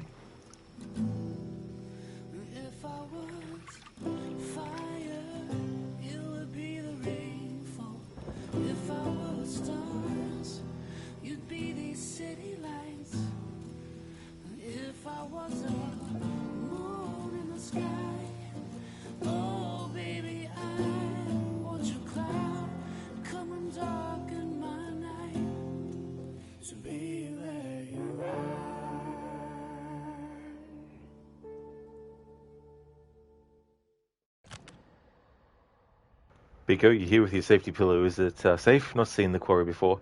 Well, welcome on in, Biko. Thank you for joining. And we just got past the part where there was like the werewolf and a lot of gore and stuff like that. So we're past that little bit now, but there definitely will be more to come. But I hope you're having a good one. I hope you're having a good weekend. Stan, that's not real blood though. It's a video game. Stan, wait, what? This is a video game we're playing right now? What? But I thought this was real life. I thought we were controlling real people in a real situation. Oh, man. I wish I knew that before I started playing this game, Stan. Now I feel so bad about what's happened to these characters. Hey there, Stan. Welcome on in. You just realised they don't look like 80s kids. They look like 2020s hipsters. Good thing Trevor isn't amongst that group. Otherwise, he'd be like, I am not a hipster. But yeah, that's definitely a good point, Crooked. Especially because this story has, obviously some technology that wasn't around in the 1980s, or at least wasn't around in that form. Troll, because that was not very gory. Well, that little bit there with the pool wasn't very gory, but the bit with the chainsaw, Biko, you're only keeping the door of the stream half open, half closed. Well, that's definitely fair enough, Biko, as well. Yeah, we're in chapter 5, but we're going to be soon in chapter 6.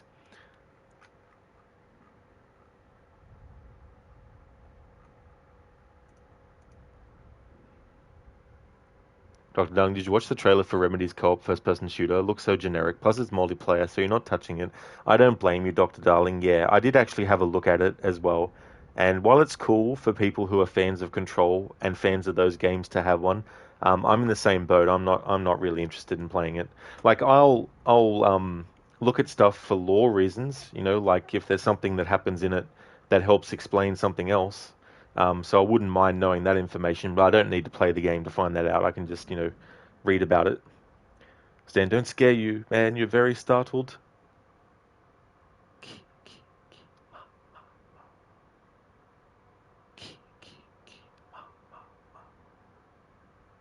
Cody, you grabbed an image off the net instead, and it's in the image section. Oh, that's fair enough, Cody, for the collection, the Evil Dead collection that you've got. That's no worries at all. Thanks for posting that. Crooked, but maybe there's redacted to find there, Dr. Darling. Oh, exactly, Crooked. There's going to be a lot of redacted on the 22nd of October because that's when the Lake House DLC comes out, which I won't be streaming. I might end up streaming it if there's enough time left in the month. However, I will be playing it offline so I can avoid spoilers. So I'll be downloading it because I've already got the edition that allows me to get it without, paying extra for it. Well, I did pay extra for it to get the game, but you know what I mean. So when that drops, I'll be installing that and I'll be playing it off stream so I can avoid spoilers. And then in the month, if I have some time left and I want to put in some short games and stuff, then I can actually do that on stream. Troll, imagine every time you play a game you are controlling real people. How would you know? Now that's actually a very freaky idea, Troll, and that would be a great idea for a horror movie also. Like, I'm sure there's been horror movies that deal with similar kinds of things, but it's definitely an interesting sort of thing. Makes me think of a movie called The Box, and it's about this box that has a button on it, and this stranger gives this couple the box and says that if they press the button, I can't remember the amount of money that they get, but they'll get a lot of money if they press the button. However, the catch is someone that they don't know will die as a result of them pressing the button. So it's a question of, do they press the button and get rich and kill someone in the process, or would they rather stay how they are and not kill anyone as well? I thought that was quite a clever sort of movie. I think there was an episode of something that it was based off, I think. Cooked? Nice. Oh, yeah. It'll be interesting, too, to see what foreshadowing they're doing for Control 2 as well. Troll, press that button 50 times. 50, 50, 50. Could you imagine getting 50 times the money? Ray, there's a movie called Gamer, where there's a battle royale game where players control death row inmates. It's very bad. Oh, that was one that had Gerard Butler in it, wasn't it? Because that was one that I looked at and I was like, I don't know. Sounds like I didn't miss much by not watching that movie. Hey there, Schiller. Welcome on in, dude. I'm doing really good. How about yourself? There's a lot of blood for the blood god in this playthrough. We have lost 2 characters, and we had a character lose their arm. So there's definitely a lot of bloodletting there. And so the blood god is going to be very satisfied after this playthrough. Troll, are you a bad person for you would not even have hesitated to press the button? Well, that's the question, because the thing about it, when you think about probabilities, is well, what if it's someone that really, really deserves to die? Or what if it's someone who really, really wants to die? Or what if it's someone that, is going to die anyway, and the process is just quicker? Yeah, Sheila, you're good. You can't complain. Oh, that's great, dude. I'm glad to hear that. Blood for the blood god. Absolutely, dude. And we have, if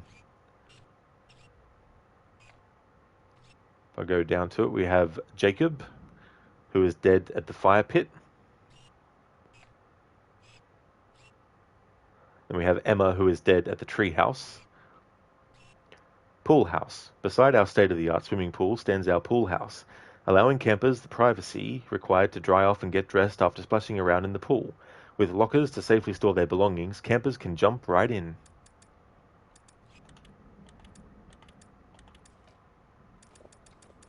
Helping hand has been updated. Ryan decided to sever Dylan's hand. Ryan used the chainsaw to sever Dylan's hand. Dylan's infection stopped spreading. That's right, Chiller, yep. So he got shot, and Emma opened the trap door instead of looking in the bag first. We're in chapter 6 soon, and that's another chapter that I need to make sure I do certain things along the way to get the final girl trophy.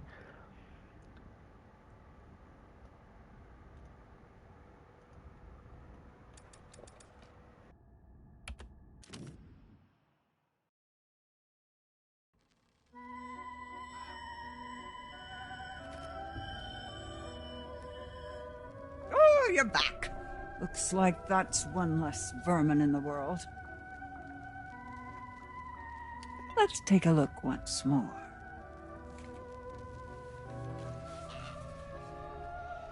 The Hermit. Strange.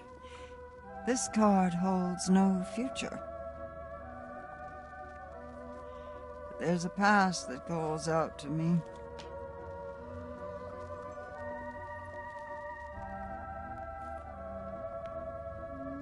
I want to show you more. Would that be all right? Cody, the dashboard on your PS5 got updated today, and now you have to navigate it all again. Oh, wonderful. I wonder if that will happen for my PlayStation 5 as well. Raid, can't Dylan survive anyways if you shoot Silas at the end, though? That's true, yeah. If you manage to shoot him, anyone who became a werewolf gets cured. Well, isn't it the people who got bitten by him? I can't remember the specifics, but I'm pretty sure that you can. But for this playthrough, though, that element didn't really matter, like whether he got his arm cut off or not.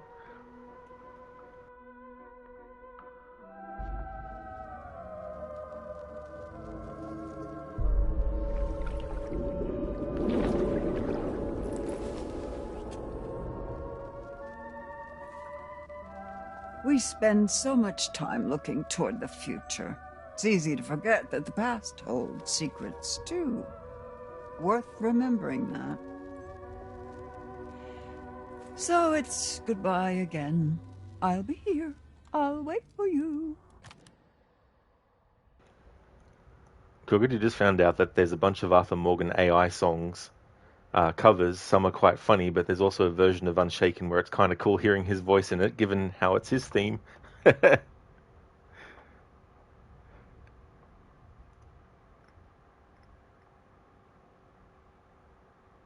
is so cool. Thanks for linking that, Senny. Thank you very much.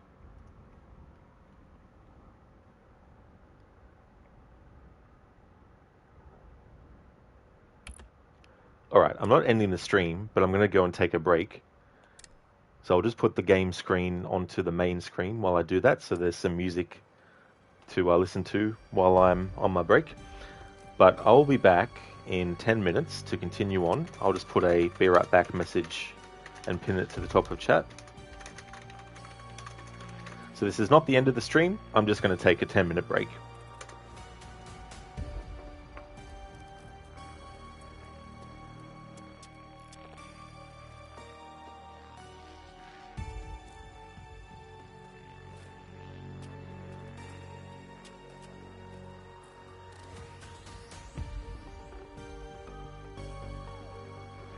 Thank you, Schiller. I definitely will.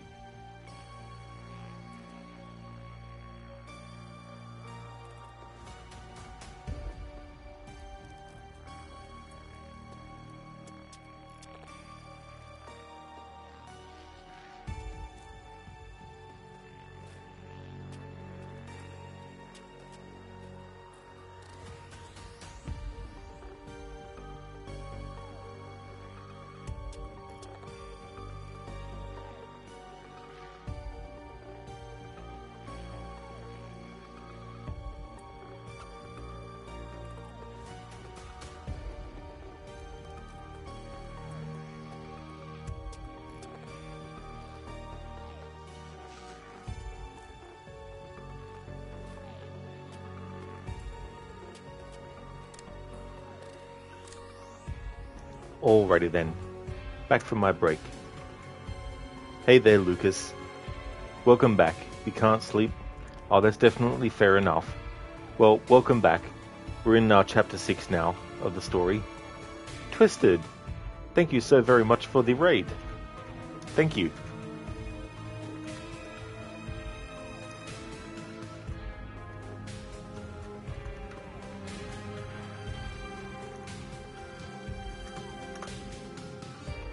How's things going? Oh, nice, you were playing this as well. Oh, excellent. Very nice. So how is your playthrough going? Are you still going with it, or did you finish it? How was it? Indeed, Biko, absolutely. Welcome on in to every raider. Hey there, Dree. Welcome on in. Thank you for the welcome back, Schiller. Thank you very much. No problem, Twisted. Well, thank you very much for that. And also, thank you so much for the follow as well. You just started, first time playing? Oh, very nice. That's good, Twisted. So is this your first time playing one of Supermassive's games, or had you played their other games before? I hope you're enjoying this one. This is my third run. The first time was when it came out, and then in October that year I did the movie mode, in which you make certain choices at the start, and then once you've locked in what you want, you basically just sit back and let the game play itself. So I did that in 2022, but I haven't played it since then. So I thought that what I would try and do for this playthrough is do like a kind of 1980s style sort of stuff. So I've got the characters wearing 80s outfits, I've got the filter for the 80s on, the VHS filter, and I'm also going for the final girl trophy as well. Thank you so much for the welcome back, Senny. Welcome back to you as well, dude. Just a heads up, I don't know where you're up to in the game, but we're in chapter 6. It says chapter 5, but we're just finishing that off now. But we have lost a couple of characters, so just a heads up that there might be moments where I have a look at the update to the path of each one, and it might also show who's died. Just a heads up for people just coming with the raid, in case there's spoilers that want to be avoided. Twisted, first you wanted to play it when it first came out, but never got around to it until today. Oh, well, that's definitely fair enough too, as well. But I'm glad that you've been able to get to it, because I really like this game. It's fun to play games like this too, especially if you like to get multiple different sort of like outcomes and stuff like that. So to get the final girl trophy, I've got to do very specific things. So far, I've been able to do what's needed for chapter 1, 4, and 5. And so let's see if we can do the same for the next few chapters. I don't know how long I'll be streaming for the rest of the stream. Probably, I'd say another couple of hours, I think. So we'll see how we go. But yeah, we're up to chapter 6 at the moment. Just got up past the part where the tarot lady, or the sideshow lady, or, you know, I can't remember the actual character's name, but we just got past a part there where we had to basically just, you know, if we had a tarot card and stuff.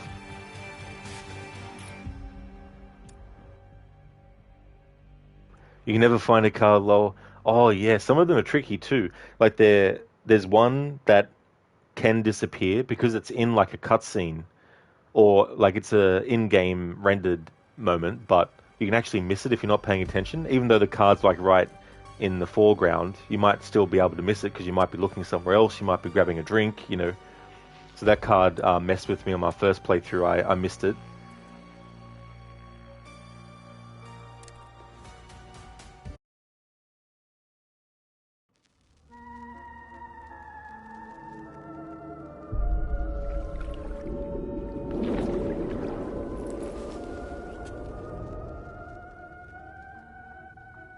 We spend so much time looking toward the future. It's easy to forget that the past holds secrets, too. Worth remembering that. So it's goodbye again. I'll be here. I'll wait for you.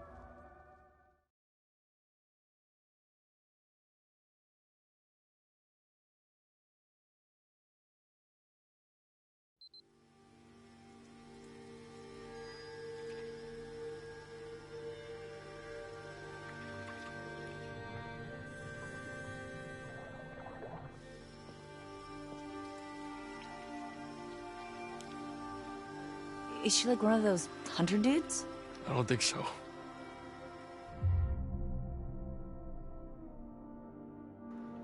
Twisted, you've seen one, but you guess you didn't get it. It's so frustrating, though, too, when that happens.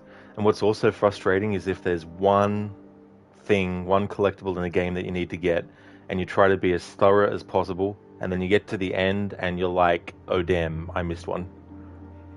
Hey Lucinda, good morning, welcome on in. How's the Quarry coming along? Well, we haven't had any PS5 disconnection from stream issues, so that's been good.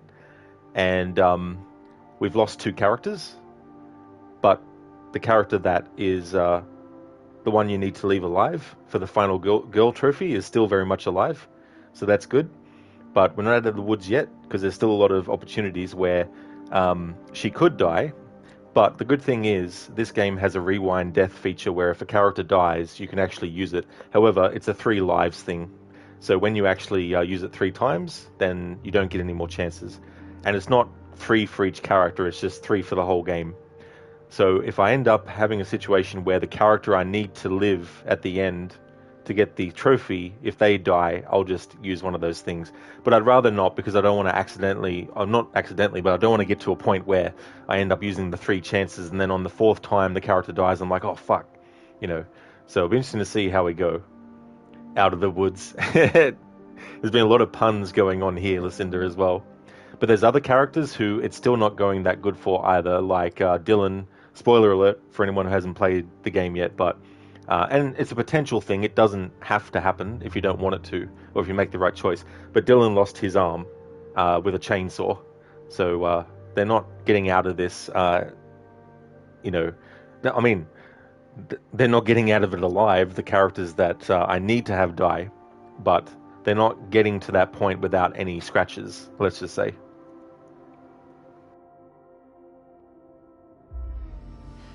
You okay? I don't know who that other girl was. I've never seen her before. Me neither. But her? Yeah. That's Kaylee Hackett. Mr. H's daughter? I thought she went home with her brother. Kaylee. Yeah. I thought so too. Oh man. Poor Kaylee. Nick. You smell so good.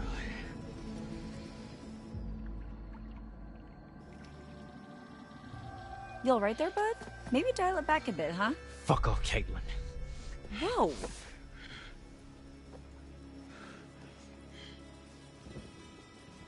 Nick, what do you... Taste you.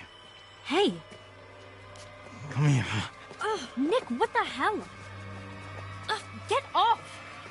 Ugh, watch out! I said get off!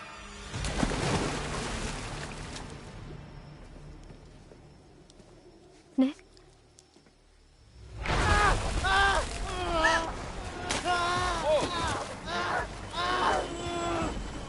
Are you okay? I just wanted him to stop. Nick! Dude!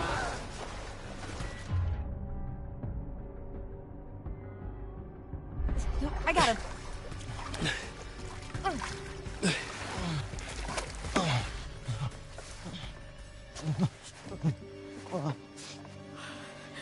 What did I do? I don't know. He's so cold. Okay, let's get him in the pool house. Dry him off.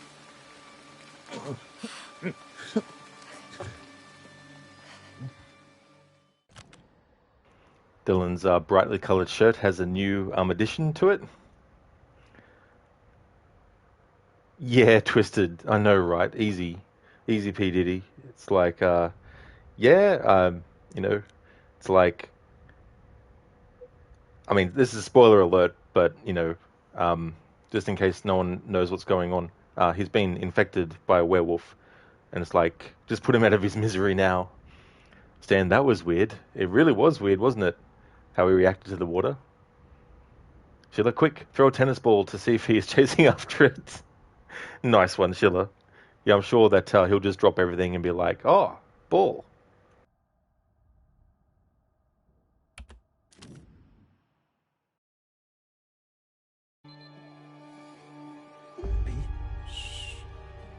Try to rest. I'm sorry.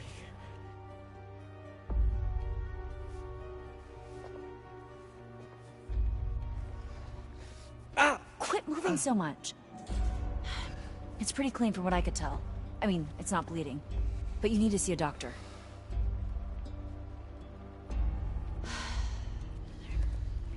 Look, this is all I've got left from the nurse's station. Ooh, fun. You better hope we find you some real help before they wear off. We need to be keeping a record of everything that happens. For the police. Yeah. Dead girl in the pool needs some explaining, huh? Easy, man. Maybe like photos, whatever we can. I've got a funny feeling the cops are not gonna want to believe any of this crazy shit unless we've got some hard proof. From now on, if you got your phone and you see something, take a photo or a video or whatever. Yeah. You okay over there, Abby? Look, why don't you look around and see if you can find anything to help make Nick more comfortable?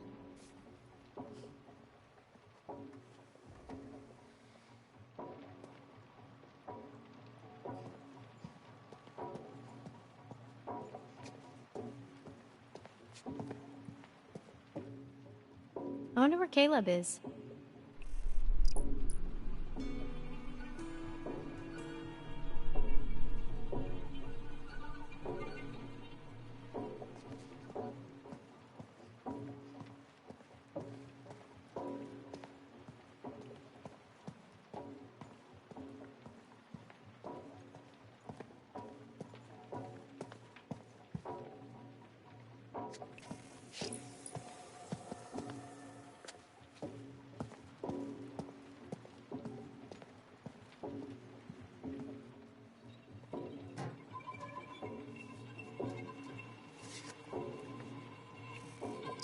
This place was so different like 12 hours ago.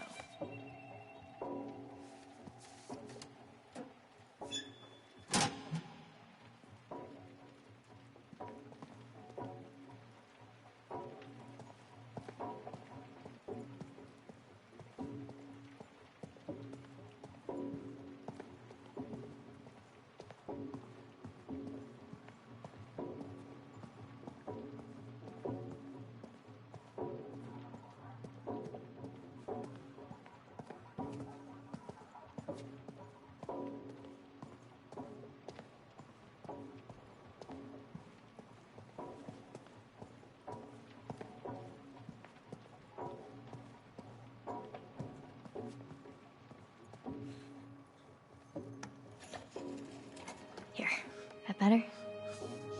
Thanks. Hey.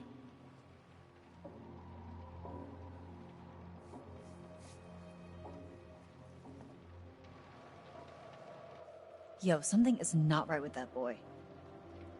Dude is real sick. Did you see how he freaked out in the water? Yeah, he was like a fish out of water. Right? Sure. You know, something was weird when I tried to clean his wounds, too. At the lodge. What do you mean? Well, all of his clothes were bloody, but I couldn't find where he was bit. Or scratched, or whatever. He just kept moving around, like he didn't want me to see how badly he was hurt. Huh. Rabies? He's not frothing at the mouth. I think Abby would beg to differ. Point. Yeah, isn't aquaphobia a symptom of rabies?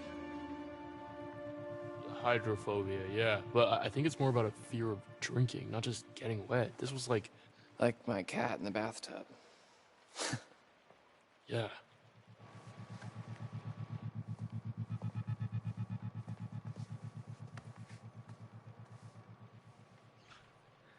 Abby, Yeah? can I ask you something? Of course. Do you like me?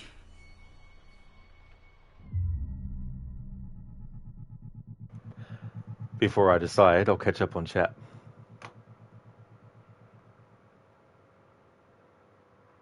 Stan scratch his ear. Yeah, I'm sure he'll love that. Hey there, Dreadnought. Good morning to you. You got the job? Oh, very nice. Congratulations, Dreadnought.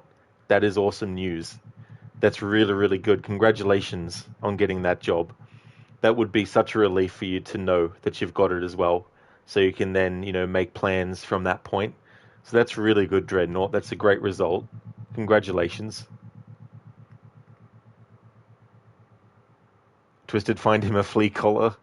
Yeah, and then choke him with it. It's so funny. A lot of the stuff with Nick and Abby is quite cringe. Even the music that plays, I found quite cringe as well. Lucinda, you're doing all right. You jinxed yourself because yesterday the main program all of your bank tellers use stopped working and you had to remote into every one and fix them. Took 4.5 hours of constant calls yesterday. You were yawning by 9 p.m. Now you're up at 5 a.m. Oh, man. That really does suck. These things that you can't prepare for. Just things that just happen, and then you have to deal with the aftermath as well. But that's definitely a lot of hours worth of constant calls and stuff. Well, it's been an hour since you've woken up, so it's 6 a.m. now, but still early. Still very early. Oh, yeah. You're not wrong there. Twisted the Babadook. That's actually a movie I still haven't seen. There's so many horror movies that have come out in the last 10 years that I haven't actually seen. A lot of horror ones. That's one of them. It Follows is another one that I hadn't seen before. Was the one Hereditary. I haven't seen that one either. Actually, I haven't seen the other Conjuring movies either. Like, in terms of the movies, The Conjuring, I've seen the first two, but I haven't seen the third one. Apparently, there's a fourth one coming out. But I saw 2 of the 3 Annabelle movies, but I never saw The Nun. I think there's a sequel to The Nun coming out as well. But I do like the Conjuring movies, the first 2 at least. The Annabelle movies I saw, the first one that they did, I saw that, didn't really think much of it. The second one, I didn't see that one, but the third one, I saw that one. It's the one where the daughter is left with not necessarily friends, but all hell breaks loose when her parents, the Warrens, are actually gone. Lucinda, this is interesting because you don't think you've seen a playthrough where this guy lives past the first 20 minutes of meeting him. So you've never seen this. Oh, really? You haven't seen this before, Lucinda? Well, you're in for a treat. That's all good, Dreadnought. That's no worries at all. That's so cool that you got the job, especially when it's one that you also really, really want as well. Twisted, the Conjuring series are all really good. Yeah, it's crazy how they spawn a literal, universe of movies as well. But yeah, I remember seeing that first one, and I just really loved the vibe and the atmosphere and how creepy it was, and the music was amazing as well.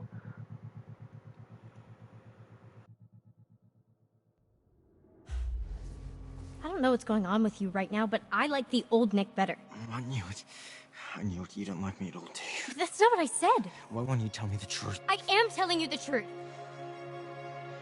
I only hung out with you because you seem so desperate. Poor, pathetic little Abby, ready to throw herself at the first guy that came along. Easy pickings. Right off the bone. This isn't you. This isn't you.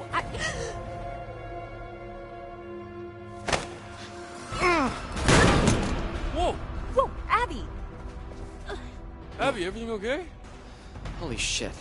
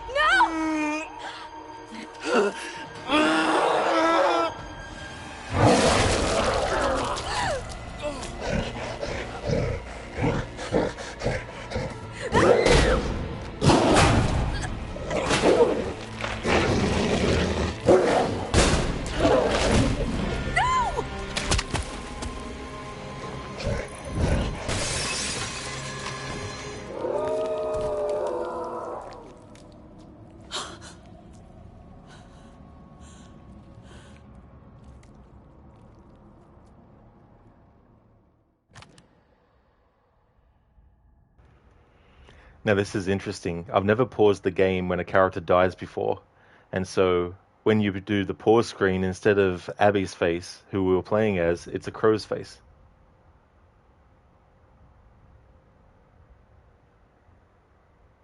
No worries, Cody. I'll see you when you get back.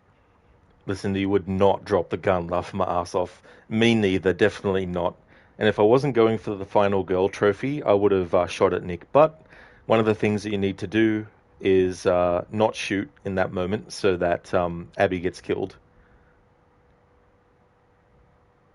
There's more blood for the Blood God. Absolutely, I was telling Schiller before, there's going to be a lot of blood for the Blood God in this playthrough. Yeah, it's a nice little touch, you know, and like when a character has something different about their face in the story, and you pause when you're playing as them, it also still shows up in the close-up and stuff. Biko, okay, that's it for Biko. You're sidestepping away very quickly, very fast. See ya.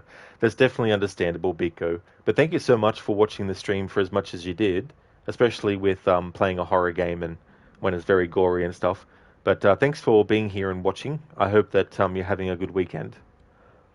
So yeah, sorry Abby, but to get the final girl trophy, she needs to die because she's not the female character that you can get the final girl achievement with / trophy. Listen, you just giggled to yourself as you imagine them recording a crow making all these faces and looking around.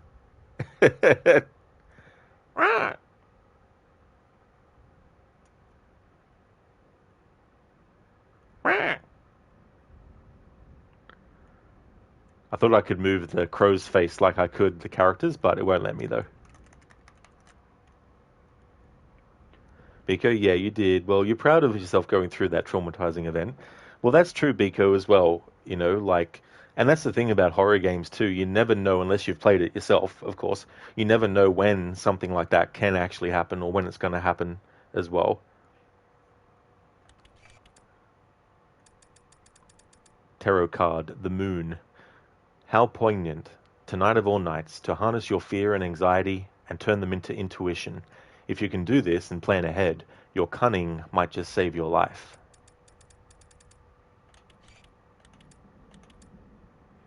See you next time, Biko. Hope you have a good rest of your Saturday. Pieces of silver path. Name your price. Betrayal is sometimes merited, but it always comes with a price. It's up to you to measure whether the cost outweighs the gain. Abby abandoned Nick in the woods. Nick is hurt that Abby didn't try to help him. Abby chose not to shoot Nick. Nick transformed into a monster and decapitated Abby. Rest in peace, Abby.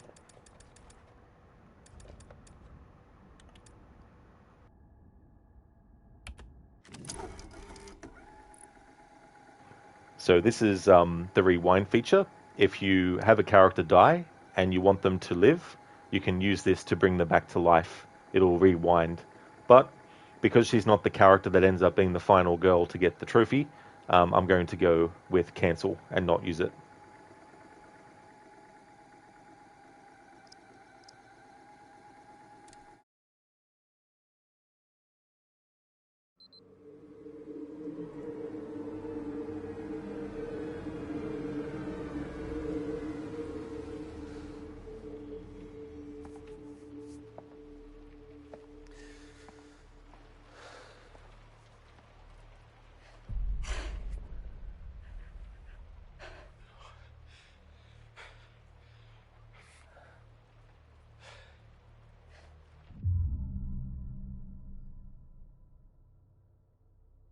Sheila, I know you go for the trophy, but not Abby.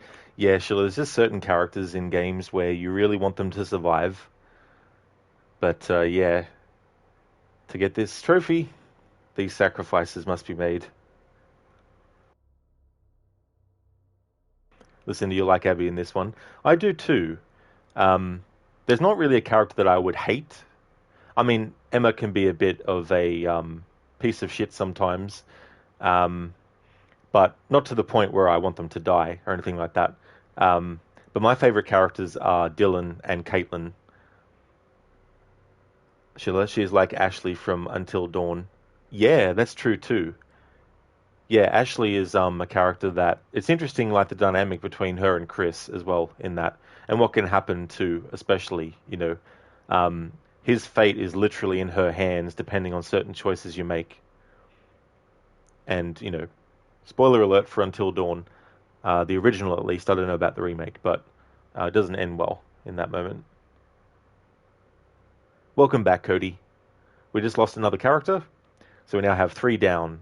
We have Jacob, we have Emma, and now we have Abby. That's all good for the welcome back, Cody. No worries at all, dude. So I'm going to play this as cynical. This is really bad. Instead of hopeful. Earlier, there was a choice that was made which made it pop up saying that Ryan is losing hope. So to play into that, where I can, I'm, choosing whatever I want to choose. But when I have to, I choose what the guide is saying I need to choose to make sure I get the final girl trophy. But there's some things I have leeway with. This is bad. This is really bad. Hey, let's not, What are we gonna do? We're fucked. We're really fucked. We don't even know what's out there.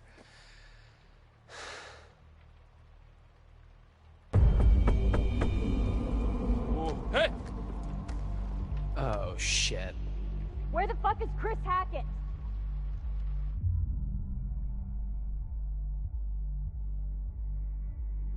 Go away!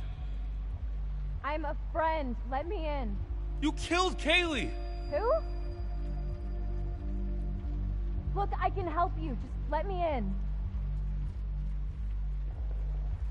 My name is Laura Kearney. So?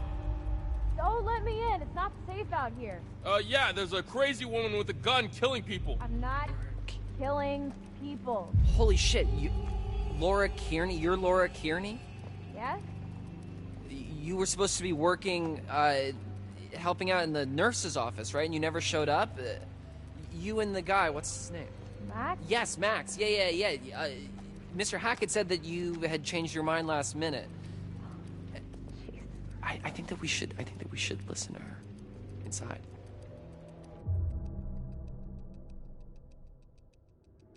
I don't know. I don't trust her.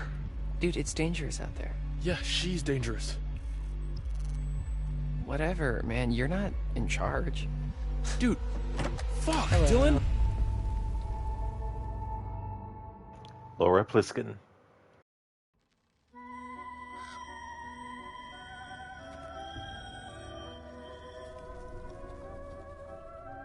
Here we are again. Just you and me. Why don't we take another look at what you've found?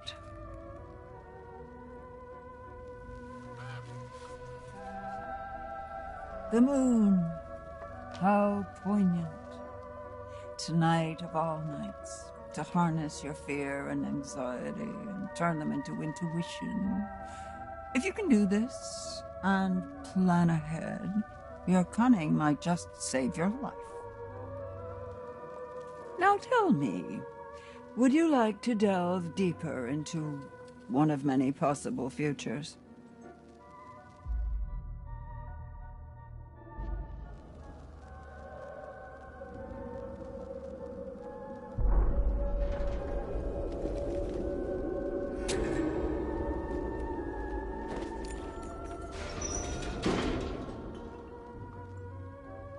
Off you go then. Top, top. One down, remember. Isn't that terribly exciting?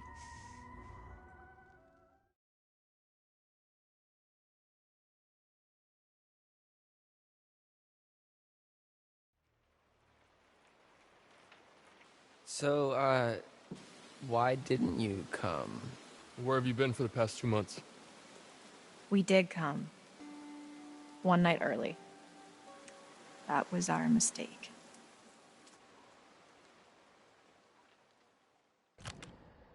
Before it goes there, I had a feeling that this would be the case, but I was also curious with the 80s outfits to see if Laura's outfit would change at this point in the story, which it has.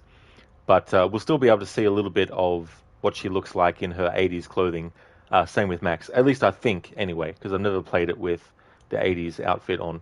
But there was another character too. Well, there's two other characters, Jacob and Emma. They get changed, and so they don't have their 80s outfits on anymore.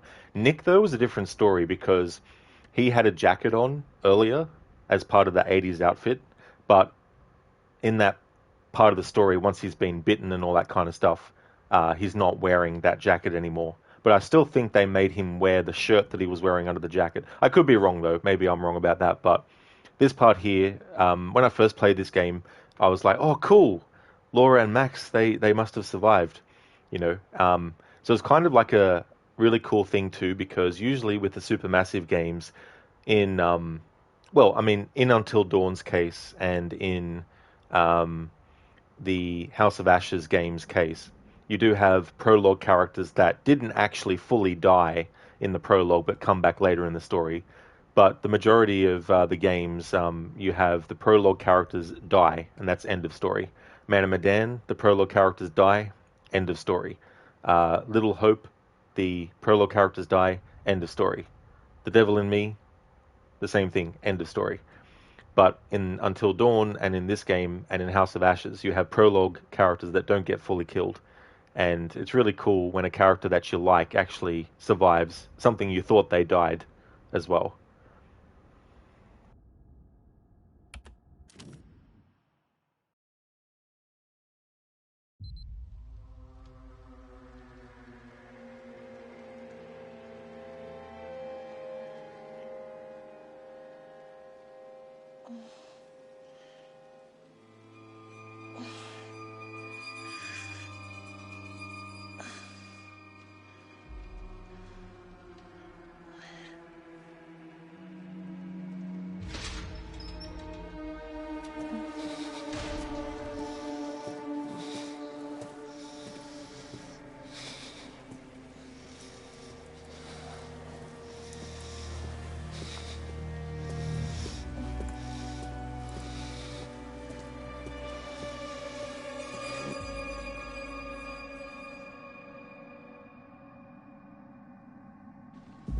Max!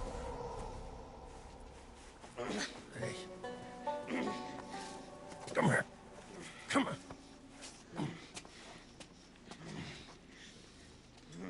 Get in there. Fucking do it.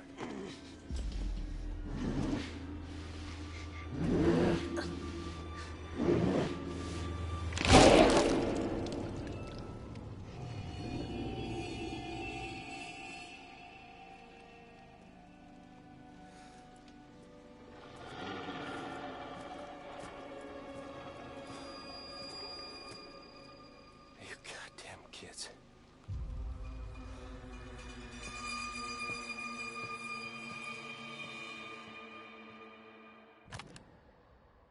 It's in the nice colors. Oh, I know, right?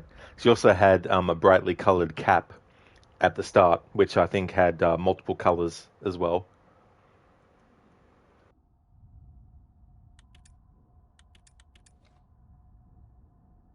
So just to remind what happened in this playthrough with the Laura and Max category.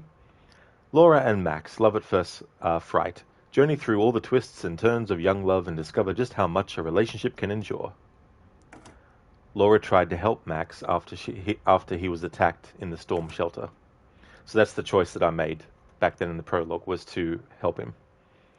Listen, to remind you of the colors of those big parachutes you had in physical education class as a kid. Yeah, it's just so funny, the memories that things like that can make you remember. And I'm pretty sure that when I was growing up, you know, as a child, because I was about 5 in the late 80s, and as the 90s went on, you still had some fashion coming over into the 90s after the 80s was finished as well. But I'm pretty sure I've definitely seen that shirt or a shirt like it. If not in IRL, but probably in a picture of something before back then. Listen, you call them PE, but not sure what it's called anywhere else. Yeah, I mean, we used to call it that too here in Australia as well, Lucinda. Physical education, yeah, PE. Hello, Erin. Welcome on in. Oh, the stream has been going well. I'm working to get a certain trophy / achievement called Final Girl, and so I need to make sure that all the choices I make go towards getting that trophy.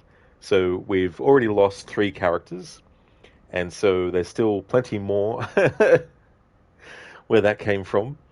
But we're now in chapter 7, so chapters like 1 and 2, they sort of take a little bit to get going, but once I'd probably say after chapter 3, actually, it starts to really pick up the pace with the storytelling as well. But yeah, we're in chapter 7 right now, and we've gone back to playing as a prologue character, and I haven't reached the point in this chapter yet where I really need to make sure I, do what I need to do, but I'm definitely hoping I can get the trophy. But if the character that I need to have survive actually dies, I've got 3 rewinds up my sleeve to use to bring them back to life if that happens.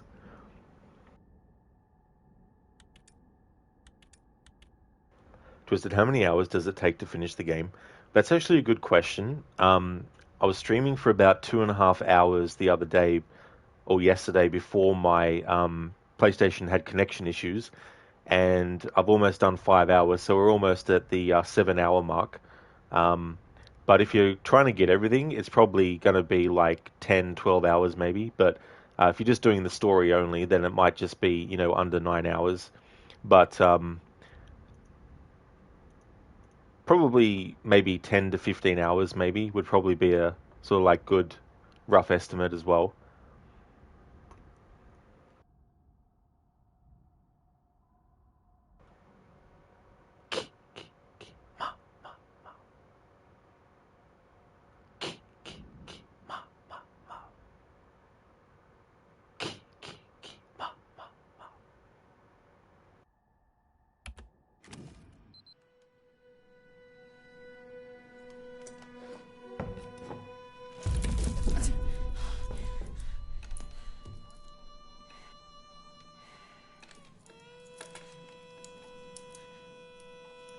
What have you done to Max?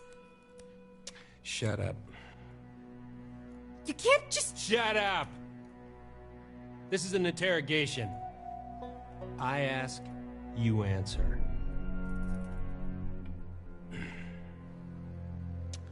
Name. Eat shit. When I say name, you give me your name. Do I make myself clear? You've got my license, can't you read? I am an officer of the law. I need you to do as you're told and answer the goddamned questions.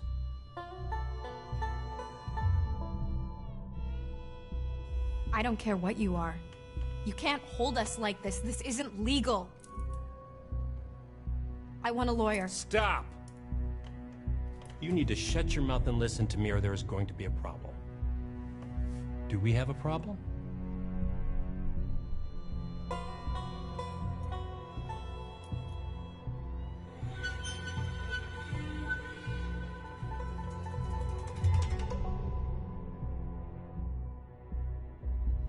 Guess that sheriff's badge doesn't mean a whole lot if you don't believe in the law. Excuse me? We didn't do anything. You locked us up. Explain that to me. Lady, I don't think you have any idea what kind of shit you just stepped into. There is shit, and then there's shit. It's a shitception. Shitception. Please, will you just stop fucking around with me and tell me what the fuck is going on? What the hell attacked us last night, and why did you arrest us, you goddamn maniac? Take me to Max! Right now!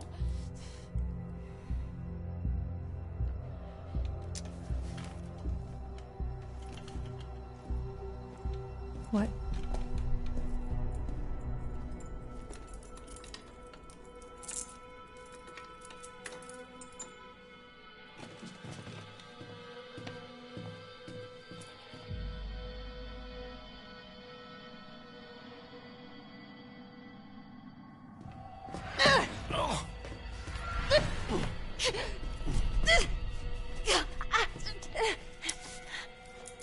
Don't you try that shit with me.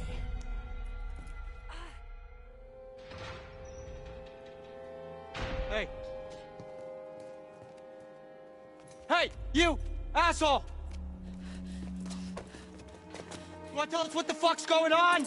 Max! I know you hear me!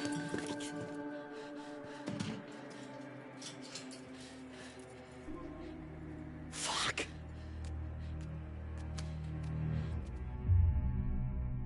Hey there, Ishimura. Welcome on in. How's your weekend going?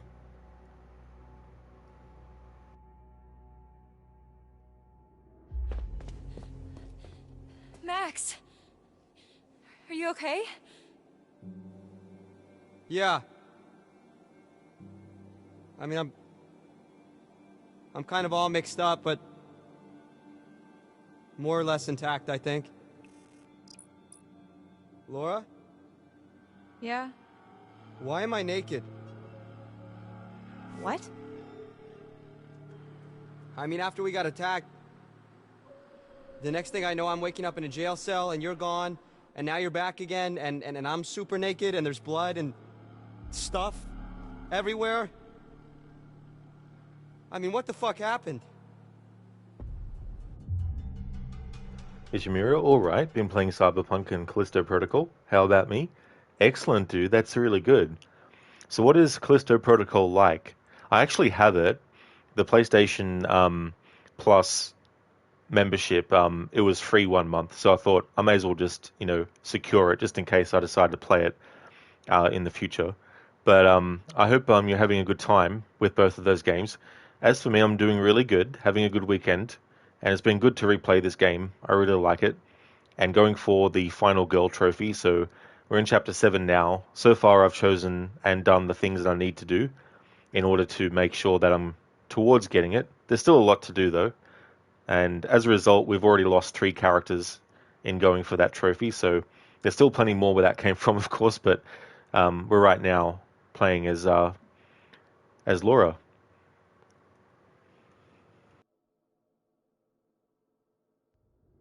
Yeah, so our host was very keen on getting me to confess, but I honestly couldn't tell you what I was meant to be owning up to. Jesus. What he used to try to get you to talk? The pincher, the blade? 3-hole punch? No, he wasn't torturing me. Who does this guy think he is? Well, Sheriff of North Kill, apparently. North Kill? Yeah. Max, What? did you even look at the map? Hackett's Quarry in North Kill, that's the town. Oh. And it gets better. I gotta look at his name badge, and...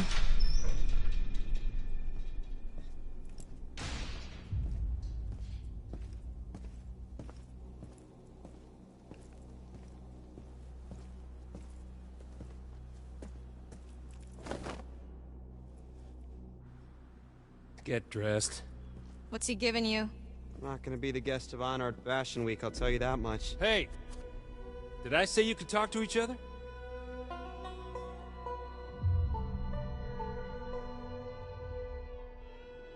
I wasn't aware we needed your permission, Detective Dick Whippet. Yeah, it's a free country, Officer Oat. For brains. Shit.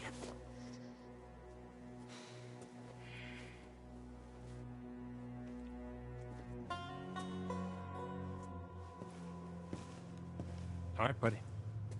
Hands through the bars. Come on.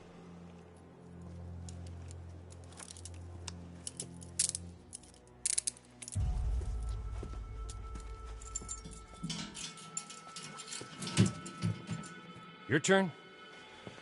Let's go. I'm not going anywhere. We can talk right here. Come on. Hey! Hey! Let's Get go. the fuck off! Come on. Move. Good boy. Hey! Stop struggling.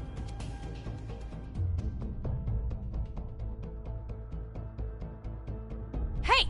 Leave him alone! Yeah, leave me alone, asshole. Both of you shut up. Fuck you! I said shut up!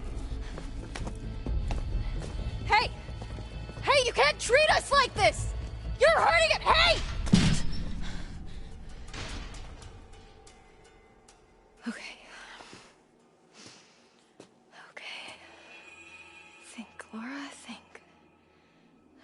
something in here you can use.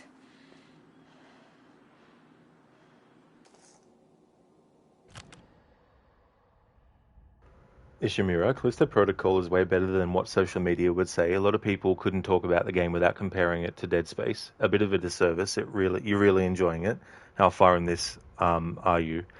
Yeah, that's the thing. Like, I didn't really look into the why, because all I knew was that there was, a certain amount of negative stuff about it. Not having played the Dead Space games, I don't really have any sort of like anticipation for what to expect, or things like that with Callisto Protocol and stuff. I've seen some of Dead Space being played. I think I even saw the ending of Dead Space 1 as well. But the sci-fi horror sort of like combination is always something that intrigues me, because I do like that combination of stuff. Horror can go well with so many other genres, and the ones that it can really go well with as well is sci-fi. But that's cool that you're enjoying it, Ishimura.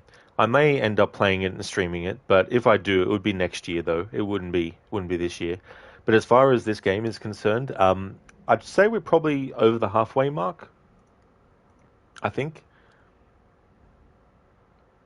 Yeah, so we're definitely over the halfway mark in the story. Nice one, Necro. Necro said, that shirt is very loud. It sure is. You're not wrong there. It's so funny, Necro. The outfit that Jacob was wearing, like the crop top shirt and all that kind of stuff, which is a bit of a reference as well to Johnny Depp in the original Nightmare on Elm Street, because there's a part where he's wearing something similar.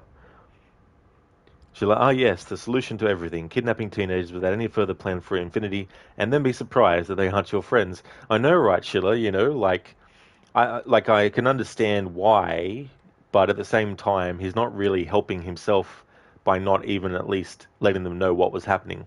Because by now, he'd have enough evidence to be able to, look, this is what's going on, But he chooses not to, and so, yeah.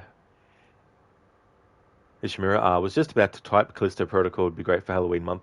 Yeah, Ishimura, there's so many games that I would love to put in as well. I really wanted to do a Resident Evil marathon this year, but there's no way I'm going to fit it in without not fitting in other games that I need to fit in. Listen to, you didn't know that, not Necro, you, lol. Yeah. I mean, there's probably been a whole lot of other movies that came from the 80s where characters, were wearing that kind of get-up as well. But that was one of the first things that I thought of, was that that role that Johnny Depp had in A Nightmare on Elm Street. He played a character called Glenn. He's got a very, very memorable death scene. He's basically falling asleep on his bed, and he gets dragged into the bed, and then this whole volcano of blood fires up onto his ceiling. So he went out with a bit of a bang, a blood bang, in that movie. Spoiler alert for a movie that turns 40 this year. The original one came out in 1984. Listen, you didn't get a chance to do your Resident Evil marathon. The last one you did was when Resident Evil 4 Remake came out. Yeah, that's the thing, right?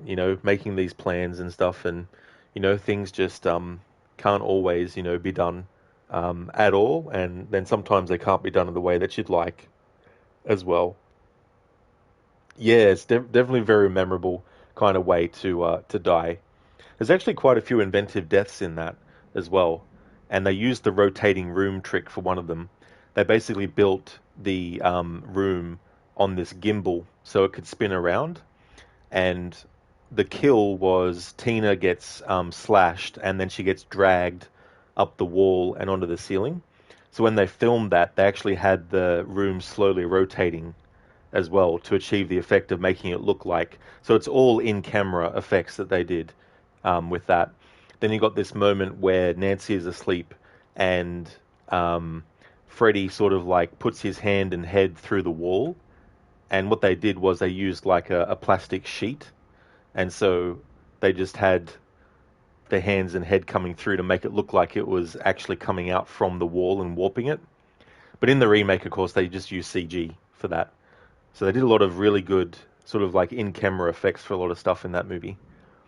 Ishimura, you're slowly working your way through the Resident Evil games. You just played 3 Remake, got 2 and 4 Remake, 7 and 8 to go. Well, that's cool. That's good that you're making your way through them. The Resident Evil 3 Remake, as someone who really liked the original, I do feel that they did a bit of a disservice not bringing in certain things to it. The other side of it, though, I don't actually mind the remake. I don't think it's a terrible remake. Is it not a great remake of 3? Yeah. But is it a terrible remake in general? I don't think so. I think it's, pretty decent remake as well. But Resident Evil 2 Remake was definitely better, I felt. I still don't know which is better between 2 and 4. Because, I mean, Resident Evil 4 Remake is so very different to Resident Evil 2 Remake just because of the nature of the fact that you don't have the 2 characters, like you did in Resident Evil 2 Remake. And that does make a bit of a difference because it works differently as well. So I probably would put 2 and 4 level with each other in terms of the Resident Evil remakes. Resident Evil 1 Remake was really good. I like that too. It was cool that it did the fixed camera angle graphics and stuff. Paths. Laura and Max. Laura tried to help Max after he was attacked in the storm shelter. Max was concerned about Laura's well-being in the prison.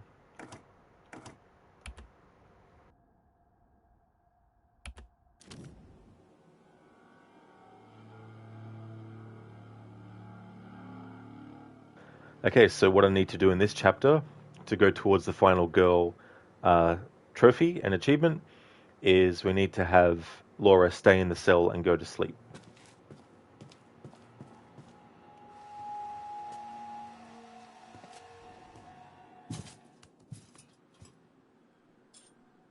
Ew. Spoon?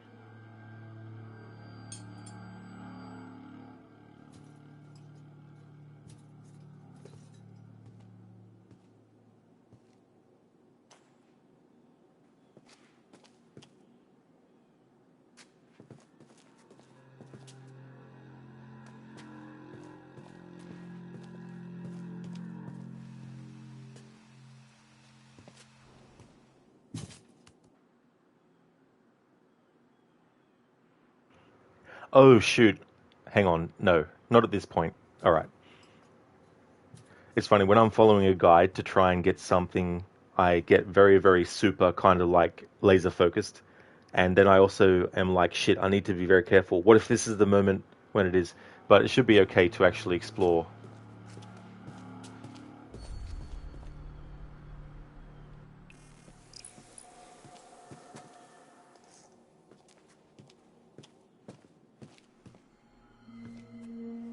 While the town of North Kill lay there sleeping, the hag in the woods started weeping.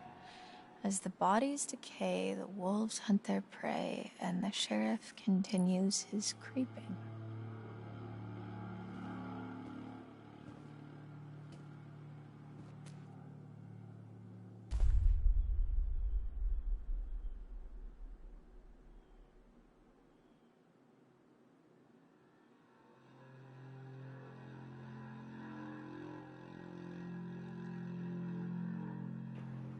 While the town of North Gill lay sleeping, the hag in the woods started creeping. As the bodies decay, the wolves hunt their prey, and the sheriff continues creeping.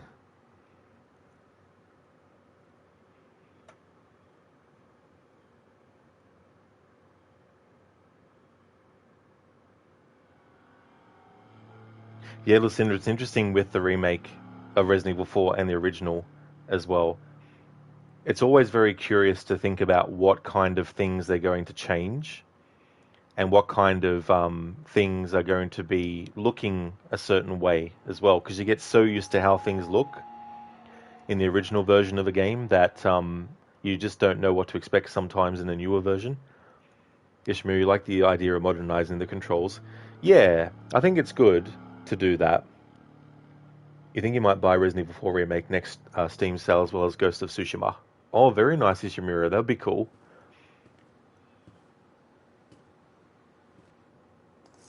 Hey, Double good morning. How's your day going?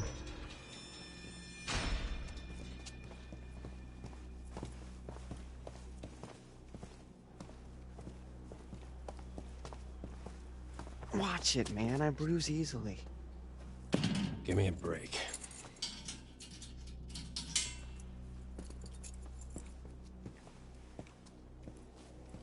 Hey, the second we get out of here, you're toast, motherfucker.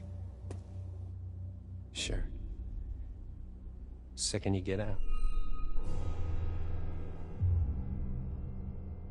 You're doing well, Double Door. That's excellent. That's good to hear. What the fuck is that supposed to mean? Hey! What the fuck is that supposed to mean, asshole? Hey, you can't just leave us in here! Hey! Come back!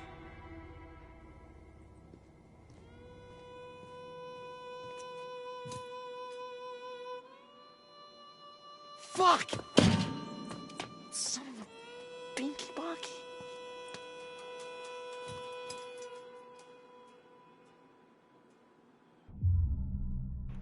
Binky bonky.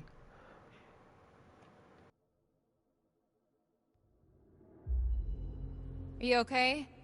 It's just a foot. It'll heal. I meant the interrogation.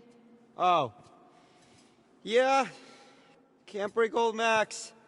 Many have tried, many have failed. I'm being serious, Max. He just asked a lot of questions.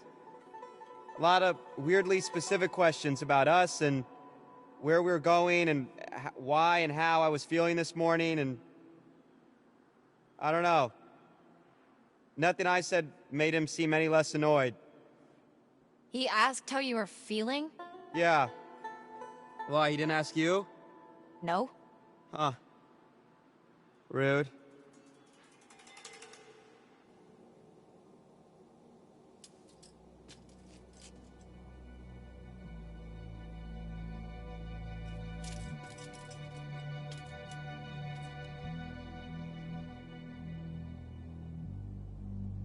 Oh, hey, did you get a look at his name badge?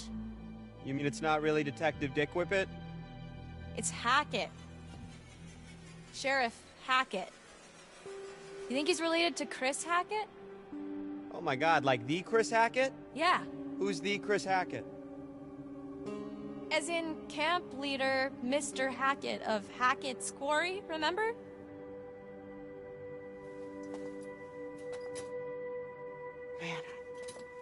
Last night feels like a lifetime ago. The fuck does that mean, though? You know? Where we set up? Maybe it's some kind of crazy camp counselor kidnapping ring. That's... I mean... What?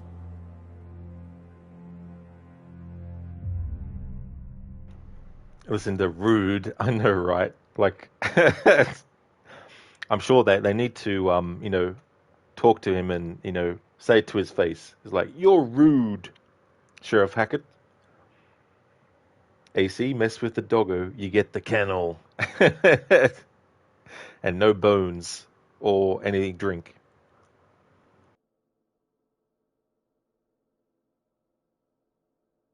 Listen, well, maybe he would have asked her how she felt if she would have at least told him her name. Yeah, I was like, I'll just choose all the options in that moment for this playthrough where she's like, fuck you, all this kind of stuff. And that attempt to sort of like escape as well. Because I don't think I tried that in the first playthrough I did. And I can't even remember what happens if you choose movie mode and based on the choices I made for all the characters, you know, how they react to situations and stuff. But whatever I chose for Laura probably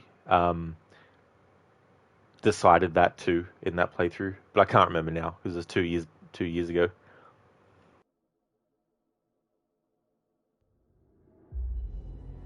Well, I guess Sheriff Hackett's not exactly acting like a typical kidnapper, but he's not acting like a typical cop either. Well, how do you know how kidnappers act? I'm just trying to get us out of here, and I can't get us out of here until I have some clue of why the fuck we're in here. I don't know. What if we can't make sense of it? What? Well, you have to. Sometimes things just don't make sense. What then? We're just stuck in a backwater jail cell for the rest of our lives?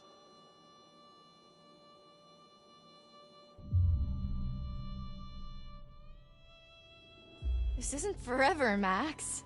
You can't just hold us here forever. You didn't seem too convinced of that. You gotta stay positive. You can't think like that. Why not? Might as well just accept it, right? No, fuck that. Think about the rest of the summer, Max. And school? I mean, I've been dreaming about becoming a vet since I was 5 years old. I'm not gonna let this fleabag fuckface stop me. First, we're gonna get the hell out of this mess and enjoy the rest of summer, and then college. I mean, we're gonna freaking crush it at orientation. We gotta get all our classes down. Laura. Did you look at all the options, by the way? I mean, it's a lot easier for me because I just need the classes that'll let me major in veterinary sciences. Laura. You're undecided, so you have to make sure you get a really good balance of Laura. everything. Stop. Why? I didn't get in. What? I got rejected from the wait list. Why didn't you tell me?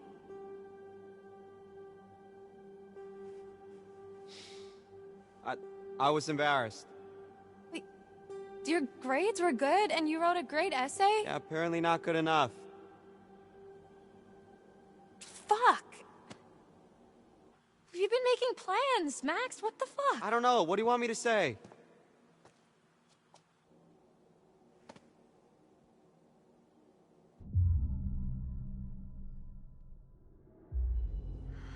I'm sorry, Max. This really sucks. Hey, it's not the worst thing to happen this summer. I'm sorry. I shouldn't have kept it from you.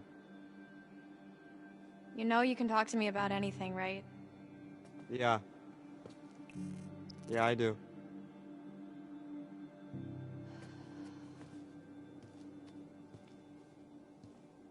Okay, let's just focus on getting out of here for now. Great. Sign me up. We need to go over it from the beginning. Like from when we left home? Like from when we ran into the cop. So after we ran into the... whatever we ran into? Yeah. Actually, yeah, that's when shit started getting weird. The dude acted super weird when we said we almost hit an animal. You remember that? It was like he already knew or something. Yeah. Yeah, that was really sketchy. What if he's not even a real cop? Well, he's gotta be dirty, but... I mean, I think he's a real cop. We're in a police station. I mean, yeah, but there's like... nobody else around. Yeah, that is concerning. Especially the whole Hackett thing. Let's just go with the idea that they're both in on it. Okay. So we're supposed to meet Chris Hackett at the camp, and instead, there's nobody there, and we get attacked by... something, and then the cop shows up. That part's all fuzzy for me. Like, I remember the steps and a smell like wet fur and a dog collar with the name Ian on it. Ian? Ian. I don't think it was a dog that attacked us. Whatever it was big. Like, person-sized big. Yeah, it really did a number on you. Like, I'm surprised you're not more messed up. Like I vividly remember the thing's teeth ripping into you. What is messed up about that is... Laura, I don't have a scratch on me. What? Hey, okay, so weird question. Do you remember... before we got lost? You got lost? Well, yeah, but before that, I was all like, whoa, look at the moon. It's so big, so cool to see a full moon in the middle of the woods, and you were all like, yeah, no shit, Max, it happens once a month. Yeah, so? Right, so, you know, full moon. Yeah. What if, Okay. No. Stop. I'm just saying, you know, maybe there's a slight chance it was a werewolf. Are you out of your...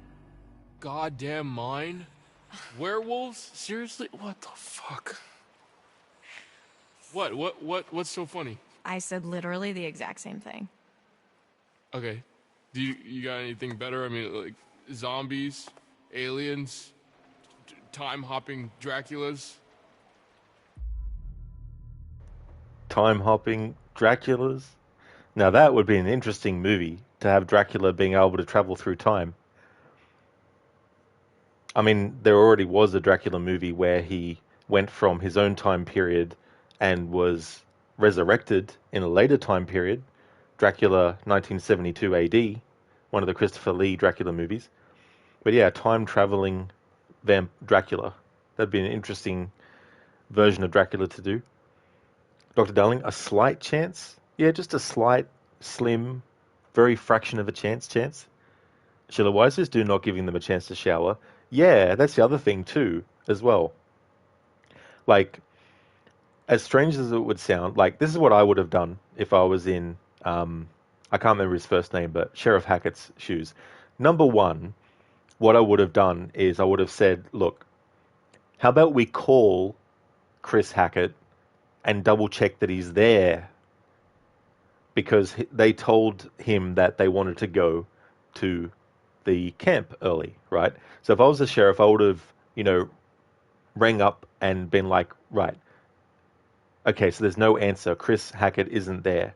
How about we get your vehicle out, and how about we just wait at the police station? I'll get you some coffee, do all that kind of stuff, and then we'll contact Chris and wait, and sort of postpone and delay and do all that kind of stuff, At least try. Dr. Darling, Leslie Nielsen is a time-traveling Dracula, sequel to the first movie. Yeah, if only he was still alive, though. He was so funny, Leslie Nielsen. He was also one of those actors that in his early career, he started doing serious roles, but then he started to do comedy and stuff. Les Minaj, a time-traveling Dracula would be them fixing their own mistakes. Yeah. I guess that's true, too. Like, if you took Dracula from the novel and the fact that he lost his love all those centuries ago, then he could just go back in time to before that happened and prevent it.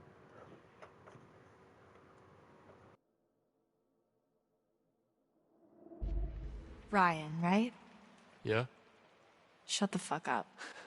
Yeah, let her finish, man.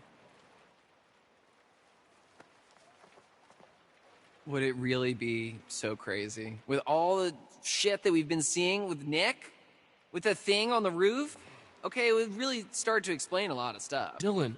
I'm just trying to keep an open mind, okay? This is like your ghost stories. How is this so different from your ghost stories? Those are just campfire stories. Like, there has to be a rational explanation for everything, for all of this. Okay, you were not talking so rational when you separated my hand from the rest of my body. You told me to. And if it's bite with which you're faced, cleave limb from torso with great haste. What? You did the right thing. See? She's got a whole poem about it.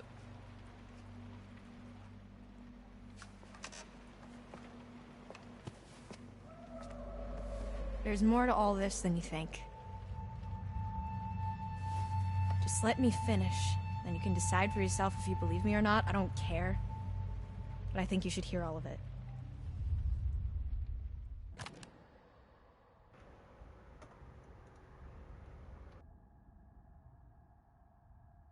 Zayas, oh, you beat this. Most characters died. They didn't survive the experience, the wonderful, lovely holiday at Hackett's Quarry. Well, I mean, you said most of the characters died. So, do you remember how many survived? You still only beat Resident Evil 2 this year. Finished the Clock Tower and RE3 Nemesis last night, though. Oh, very good. Yeah, you must be, because I think from memory that's pretty far into the game. So that's cool as well. Oh no, you can barely remember. Oh, that's fair enough. That's no worries at all. Yeah, for this playthrough, I need to make sure that only one of the characters survives, and it has to be a female character to get the final girl trophy / achievement for this game. And so I've managed to have 3 of the people that need to be killed at the points. and I've also made sure that I've been able to do what's needed to get the trophy. I still need to be careful, obviously. I'm not out of the woods yet with it, but...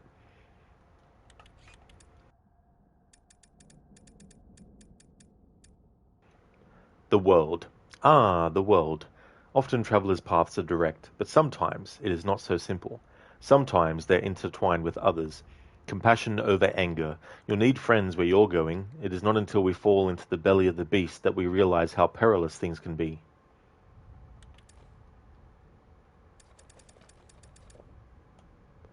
Laura and Max. Laura tried to help Max after he was attacked in the storm shelter. Max was concerned about Laura's well-being in the prison. Laura was sympathetic to Max over his rejection letter. So at the start of the game, you have the option to snoop in the trunk and find out, without Max knowing, that he actually got rejected to the college that he applied to. But for this playthrough, I didn't interact with that as well.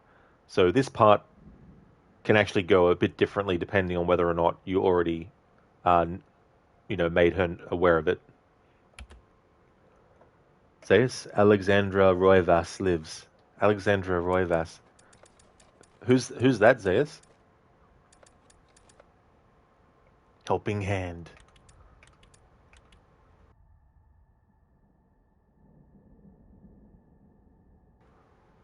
We will see eventually how Laura got that scar. I really like how they did it though, because I don't know if it was intentional, but the 1980s movie Escape from New York, the main character Snake Plissken has an eye patch. And so I wouldn't be surprised if they wanted to have her do that. Because they could have just done something different. Like she's even wearing like a leather jacket and stuff, which is similar to what Snake Plissken wears and all that kind of thing. But that's why I called her Laura Plissken earlier. Zeus, main character voiced by Jennifer Hale. Oh, so it's from Eternal Darkness. I gotcha. And main character voiced by Jennifer Hale. Oh, you watched that Love yesterday, Kurt. So what was that like? Oh, They Live. Yeah. Yeah, that's actually a really good movie. It's interesting, the concept too, having sunglasses that when you wear them, you see people for what they truly are, which in that movie is actually aliens from another planet. And you look at signs and you look at magazine covers with those glasses on and you see that it's basically subliminal messaging and stuff. And that whole big fight scene that they have where the main character is trying to get the friend of his to actually wear the glasses. And there's this whole big fight scene as well. That was really cool too. That movie is brilliant, lol. Also funny as fuck. It really, really is, I haven't seen that movie a lot, but I do feel that it's another really good one. Yeah, Keith David don't wear the glasses. That's true, yeah. He's such a good actor too, Like, it was funny because the first thing I saw him in was actually Pitch Black with Vin Diesel. But when I saw The Thing, which happened afterwards, I was like, hang on, this guy looks familiar. Oh, it's the same guy from Pitch Black. And he's such a good actor. Like, he's really, really cool. I hope they actually get him for a Supermassive game in the future. You've been watching Spawn, the HBO series with him. Yeah, he did a good job as Spawn as well. I saw some episodes of it. I didn't watch all of it, but he really did a good job as that.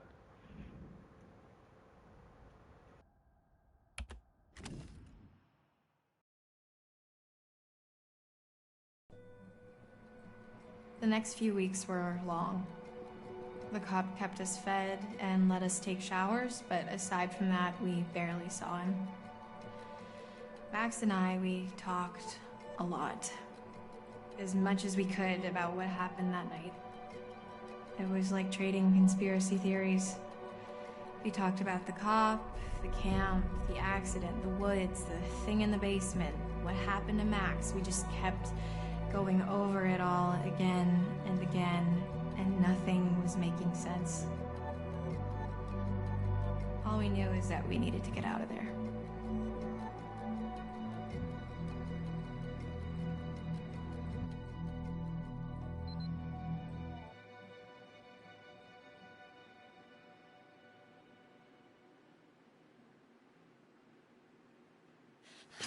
I can't take this anymore. It's not that bad. They're probably in the same crap at camp. No, I can't take being in here anymore. Oh. Yeah, well, that part's pretty tough. We've got to do something. We've got to get out of here. We need a plan. We keep saying that, but it's been weeks, so, you know, let me know if you have one. That's really not very helpful, Max. You are forgetting something. What? Just the itsy-bitsy tiny detail that I may or may not be a fucking werewolf, Laura. Keep it down. So what? What can we do, really? We run off into the sunset only to be stopped when I turn into a nasty-ass monster and kill you and eat you, and then I run off alone into the sunset with little bits of you stuck in my teeth? Okay, stop. Just one problem at a time. All right, we don't even know if that's what's really going on, and we won't until we get the hell out of here. Okay. Well, it seems to me that we only have two real options. We can play nice and try to get this guy on our side. What, so he'll let us go? Or we try to catch him off guard and make our escape.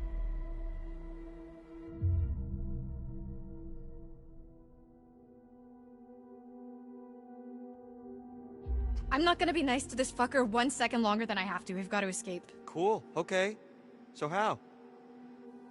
I don't know. Knock him out? Not...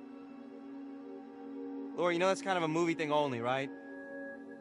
I mean, you bang someone on the head, you're more likely to kill them or leave them with permanent brain damage, not just knock them out. Well, what can you do? Yeah.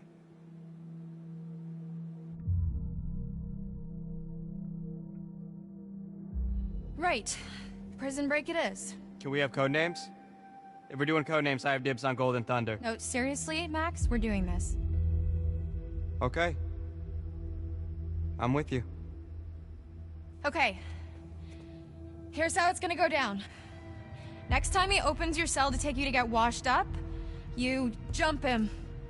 You tackle him down and take the keys from his belt, drag him into your cell, lock him in there, unlock my cell, and then we'll steal his car and just drive right the fuck out of Dodge. Right, okay. That's not really a plan, though. You know? That's just kind of saying let's escape, but with a whole lot more words. No, he won't be expecting it. We're in a routine now. We'll catch him in the back foot.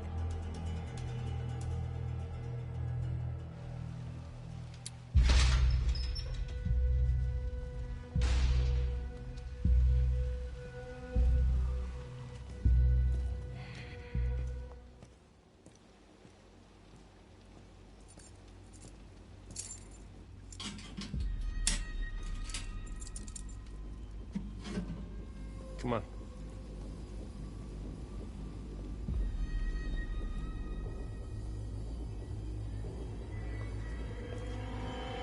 No! Ow, ow. Careful. Really? Careful. Really?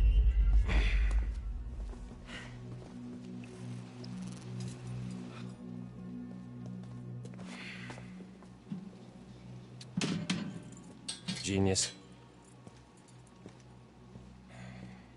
But what about my shower?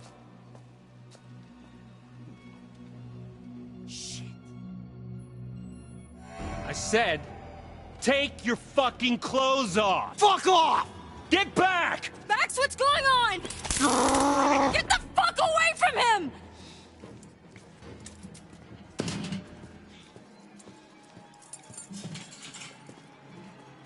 Come here. Get off of me! Shut up. Have a seat. Ah! Quit squirming. Said you want to be a vet, right? Call us an internship. Let me go! You're not gonna believe it until you see it for yourself. Just fucking ask next time then, dude. Jeez. Don't get too close. T, come in. What's your position? Over. Mm-hmm. Just wrapping things up here.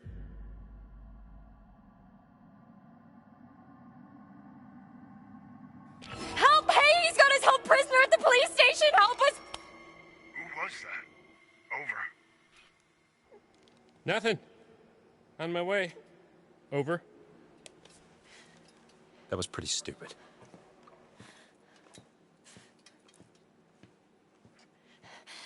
Hey, you can't just leave me here! Yes, I can.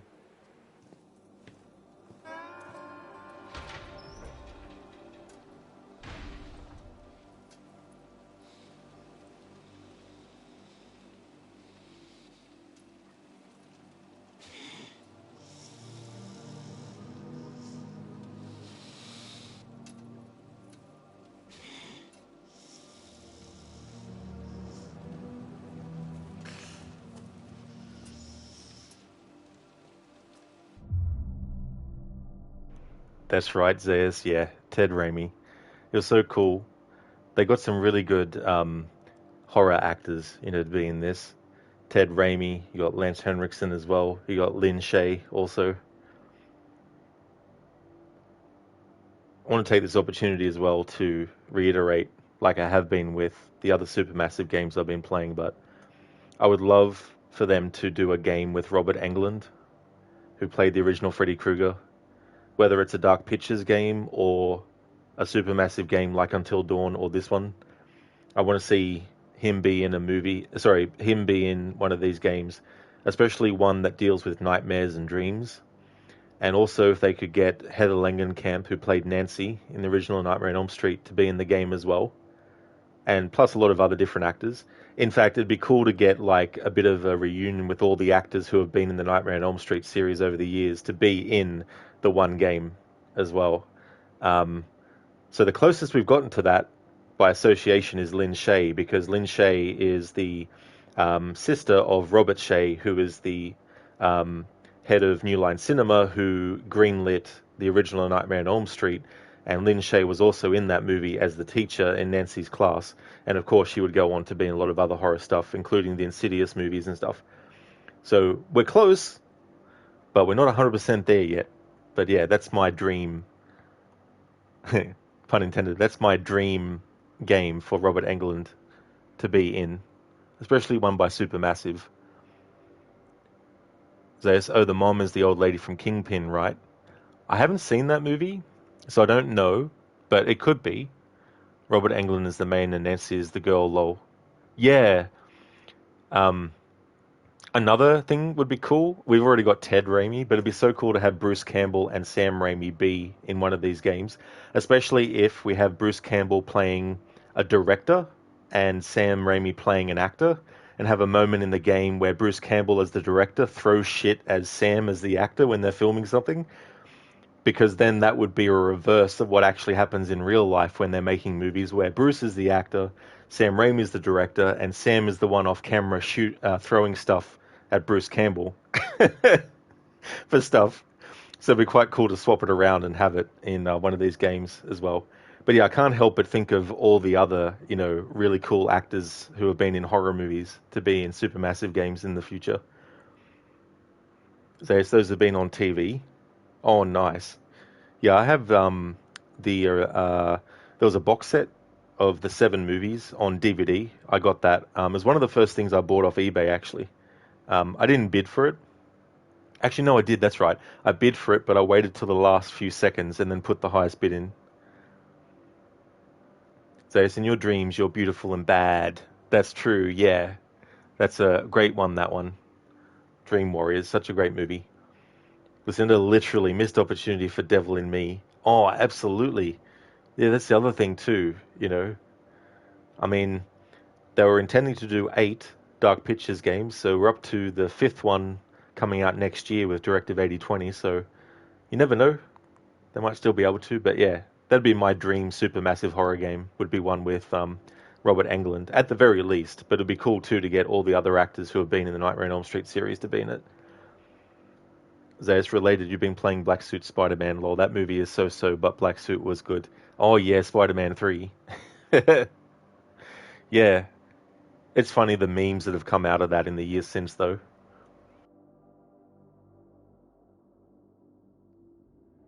Don't worry, Max. I'm here. Yeah.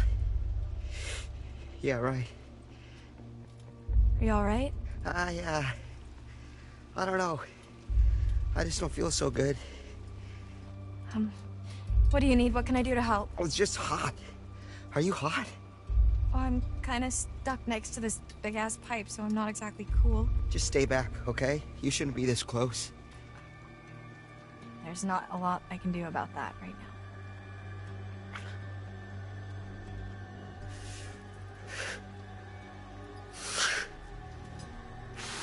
Max?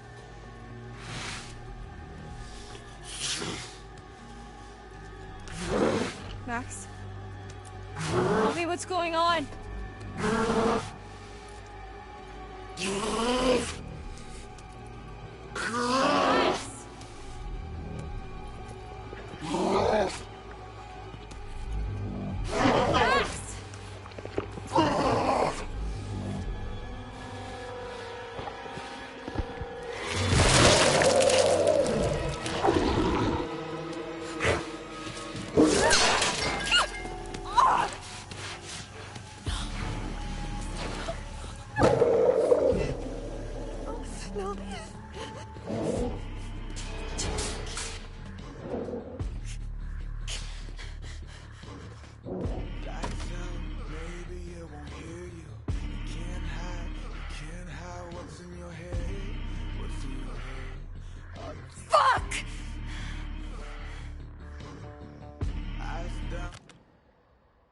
Oh, just a bit of a gore warning. I wasn't sure if this was going to do it, but just in case someone have, because I'm going to be in close up with this for a little bit, but I was just curious to see if I paused it in this part. Sorry, I didn't know if it was going to happen or not, but just a heads up for people who might be squeamish. So he transforms into a Super Saiyan. I'll stop moving ahead around now, but I just wanted to, I couldn't exactly completely hide it, but yeah. So yes, he transforms into a Super Saiyan. I don't think you want to be around when that happens. You should see an American Werewolf in London. It's a good movie. I don't think it's terrible, but I don't really hold it on the same level that people might. But then again, I'm not a big fan of werewolf stuff. Only certain ones. I'm more vampires and zombies and witches and witchcraft instead of werewolves. But I like werewolves, but not as much as vampires. Yeah, Lucinda. I'm just like, oh yeah, I'll press this just in case. It's like, oh yeah, it does. Layman, she didn't thank him for freeing her. Yeah, well, that's a good thing that happened as a result of that, I guess.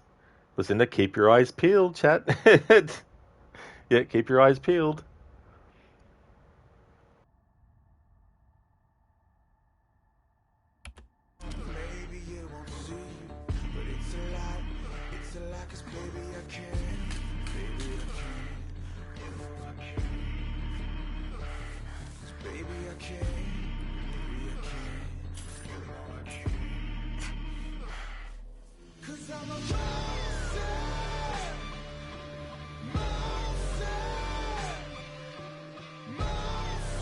So much for depth perception.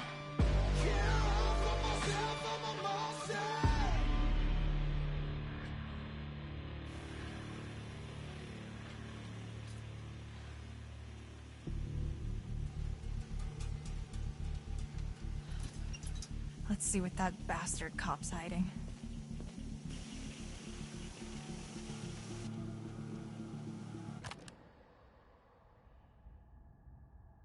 Just want to stop it there for a moment because I need to explain what I need to do next. Zayas, you just saw Candyman 1 for the first time, was mid, 30 years of build-up. Oh yeah, Zayas? Yeah. That's definitely fair too, as well. What I found with that movie, the first time I saw it, I wasn't really into it much. But then the second time I saw it, I enjoyed it a lot more. And that's happened sometimes with certain movies. I never saw the sequels, and I didn't see the remake either. They did. Okay, so what I need to do in this part, instead of exploring the police station, I need to just stay in the cell and go to sleep so that it goes to the next morning, because when it goes to the next morning, there's some choices I need to make to ensure that a certain event happens later that goes towards getting the final girl achievement.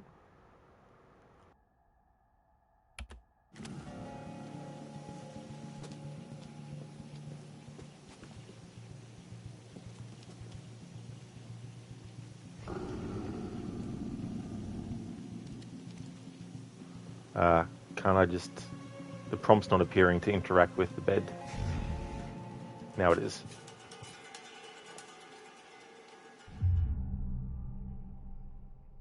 Lucinda, she got her eye back already. You can see it under the gauze. Yeah, I mean, that might be a bit of an error too, as well. Because since she's been infected by Max, the only way to actually prevent it is to get rid of the, I think it's the main werewolf.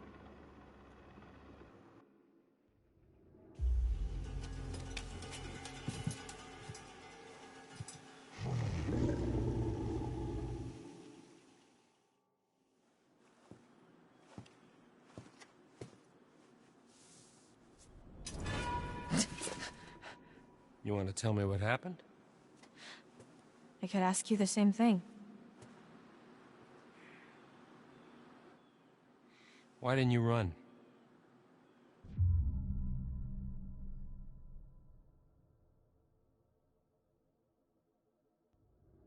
We've got unfinished business. Like what?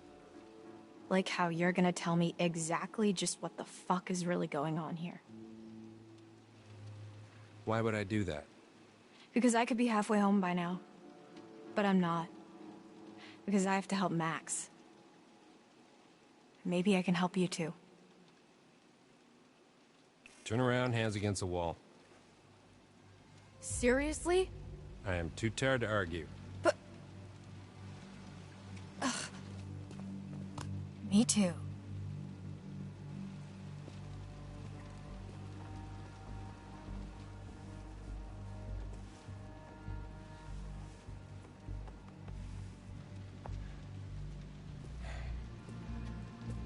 Happy?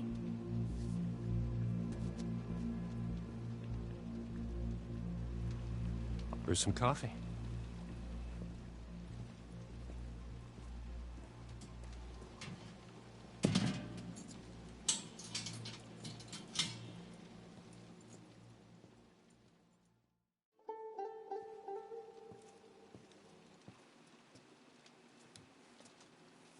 What's this?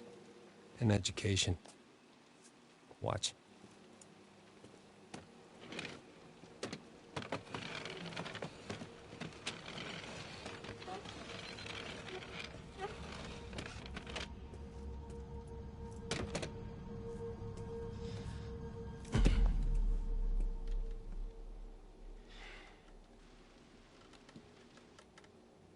Nice job cleaning up. The eye. I mean...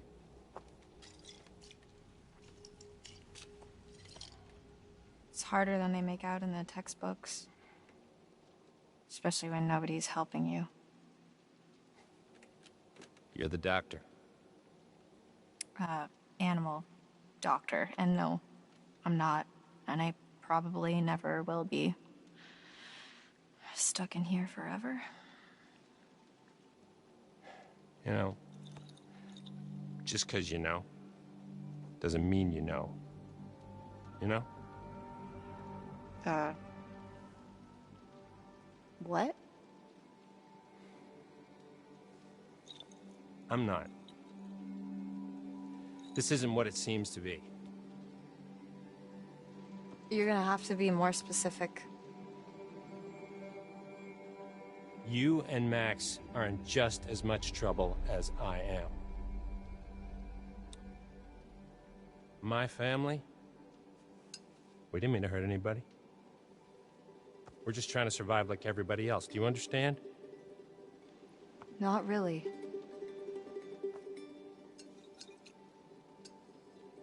We're gonna end this thing once and for all.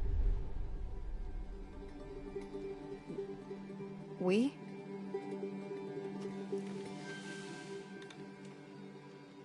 Yeah.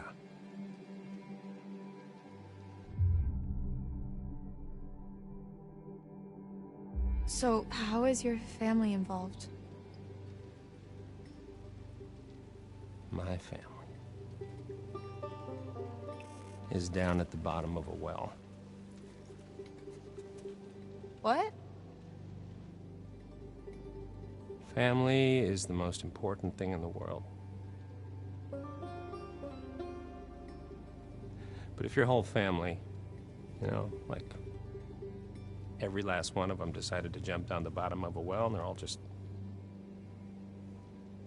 hanging on the end of a rope, how can one person be expected to pull them all back out? You can't. If you pull on that rope, and you're just going to fall right down at the bottom of the well with the rest of them. And what's the point of that? Right, so you're the one at the top of the well with a rope? And... Yes. I thought that was obvious. Yeah, okay, yeah, I got it. Just forget it.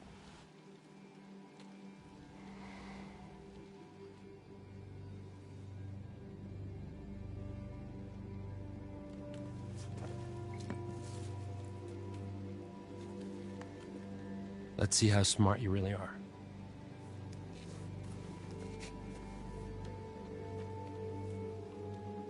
What is this? Information. Well, what does it mean? Read it. When full the moon above shines first, the beast internal shall outward burst. One by one leads lambs to slaughter. It stalks your breath, but shuns clear water. And should you yourself be cursed, armed with silver and the first, when moon is full before its wane, rend the beast that cursed you slain. No longer shall you face your blight, or fear the dread of full moon's light. Yeah. Keep reading.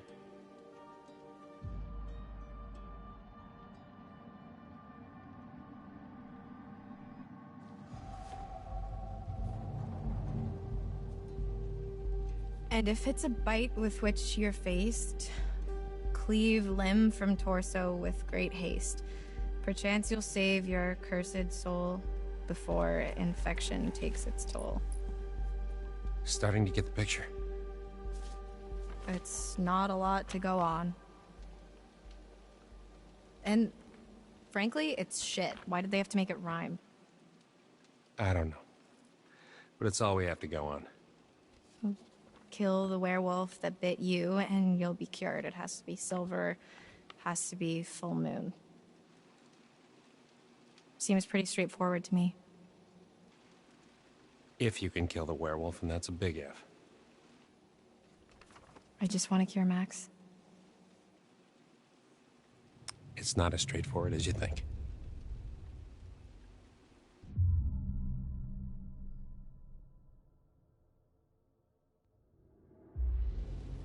So wait, if Max got me in the eye, doesn't that mean I'm infected now too?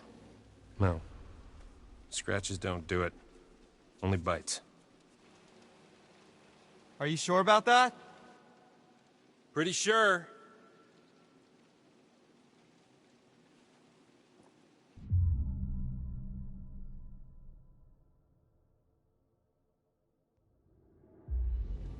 You're not telling us everything. I'm telling you everything you need to know. I don't believe you. Well, what if killing ain't an option? What if you had to use science? Use science. Just like that. Oh, genius. Wait, I'll set an 80s montage going. I'm serious. That 80s montage fits perfectly for the kind of playthrough I'm doing with the 1980s outfits and the VHS 1980s horror filter. Listen, that would have been funnier if she would have had the outfit on. All brightly colored and everything like this.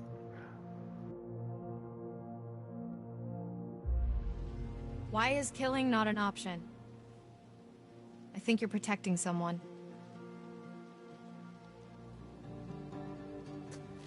Look. Take some time to think about all this. I'll be back in the morning.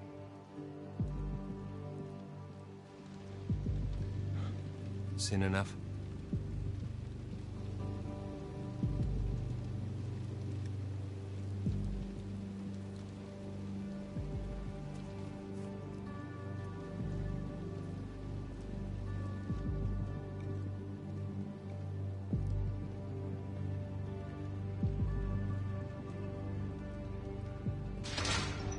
I don't think I'd believe a word he just said if I hadn't seen that.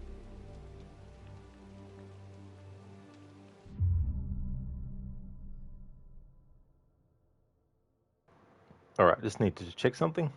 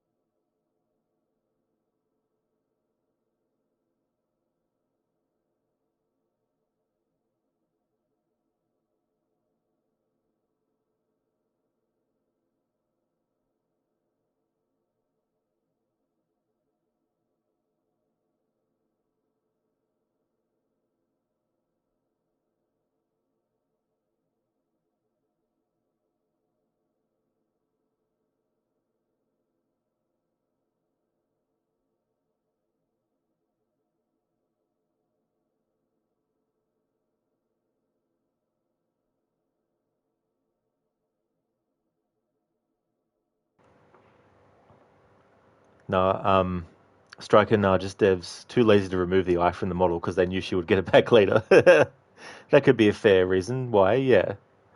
Zayas 80s montage to push it to the limit. Nice one, Zayas. Listen, so it's your first day as a werewolf pamphlet. Oh, could you imagine? It's like we hand this out to everyone who becomes a werewolf. Hey there, Mr. Epic. How's things going? There's a choice that I have to make in this chapter that I'm a bit confused about because the guy that I've been using to get a bullet point for what I need to do says that in Chapter 7, the next morning when Travis speaks to Laura, players should choose to be demanding. Now, that made me want to check another guide to see when the option to choose demanding would actually pop up. This other guide makes it seem like the events happen really close together, but if I actually look at the other guide that goes into detail about Chapter 7, there's some other stuff that happens before we get to the point where we can choose to be demanding. Now, here's where it gets more confusing. Players should choose to be demanding and then shoot Travis. Now, in the other guide, it says that there will be a point where you can choose the syringe or the gun. And it says here that the outcome is, if you need to get the gun, the process is slightly longer. Laura will need to press QTE up when prompted to grab the gun, and then QTE right to avoid Travis's attempt to snatch it back. If you mess up this QTE, you'll shoot Travis, which immediately locks you out of the best ending. Now that part I don't mind, because the way that this other guide says shoot Travis makes me think, now do I mess up the QTE on purpose to make sure that she shoots Travis? That's what I'm guessing, and I'm hoping that it actually does. So to get the last girl trophy, I need to make sure that I do those choices in Chapter 7. It's just that I want to make sure I've got the information right before I actually go and do it. Because the way that this other guide puts it, if I mess up the QTE and shoot Travis, then I won't be able to choose the option of demanding in the dialogue. But then this other guide says that if you choose demanding, it says Laura will tell Travis to shut up. Laura will then have to catch the keys that Travis throws by hitting QTE up. Do all this right and Laura will get out of the cell, lock the door, and will reconverge with the syringe path. Laura will want to run to Max's cell and unlock it, finally speaking face-to-face after 2 months apart. The pair will leave the cells. If Travis is awake as they leave, you'll get an interruption that allows you to apologize for locking him up. It's really up to you whether you feel Travis deserves it or not. The couple will then head into the center of the station, deciding they should search for silver shells before they leave. A ghostly voice will guide them to Travis's armory, where they'll find an arsenal of werewolf eviscerating. See, this is the thing that's confusing me. Like, this other guide is saying you need to choose demanding, then shoot Travis. This other guide is saying that to get the dialogue to be demanding, you need to do something with a gun. So I'm like, what the fuck? So I might have to see a YouTube video that shows how to get that outcome. Yeah, listen, they have like a tracking software. It's like, someone's become a werewolf.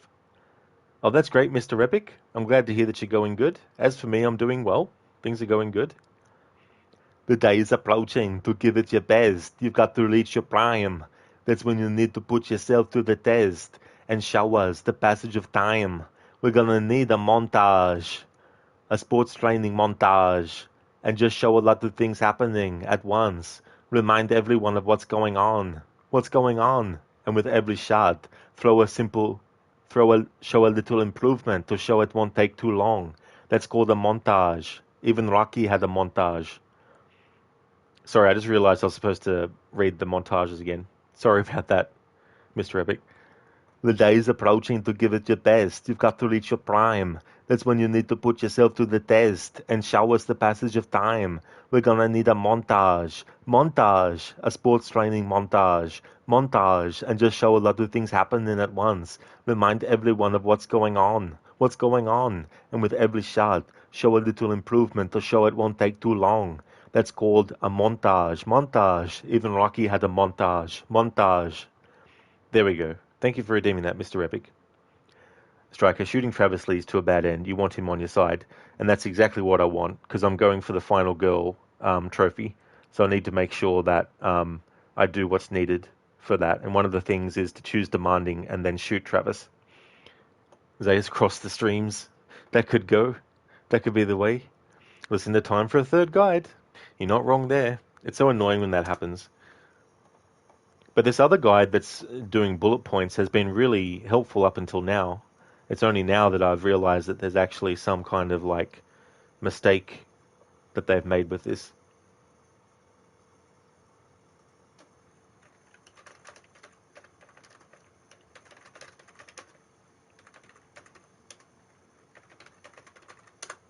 Be right back.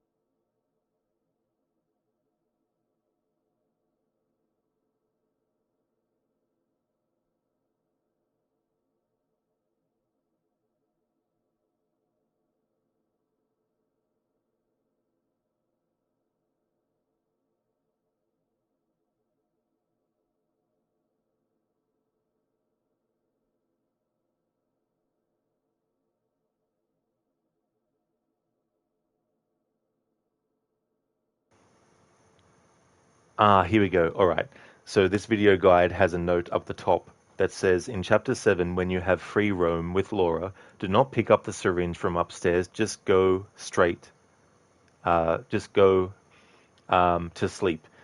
Soon after, in Chapter 7, when Laura acts sick and Travis enters the cell, get his gun by doing demanding option and finally shoot Travis. That's what it says in the video in text form. Just want to make sure visually. Okay, so it just cuts to when she's pretending to be sick in the video guide. Here we go. Yeah, so we need to get the QT to get the gun. Because we didn't get the syringe, so that's not an option.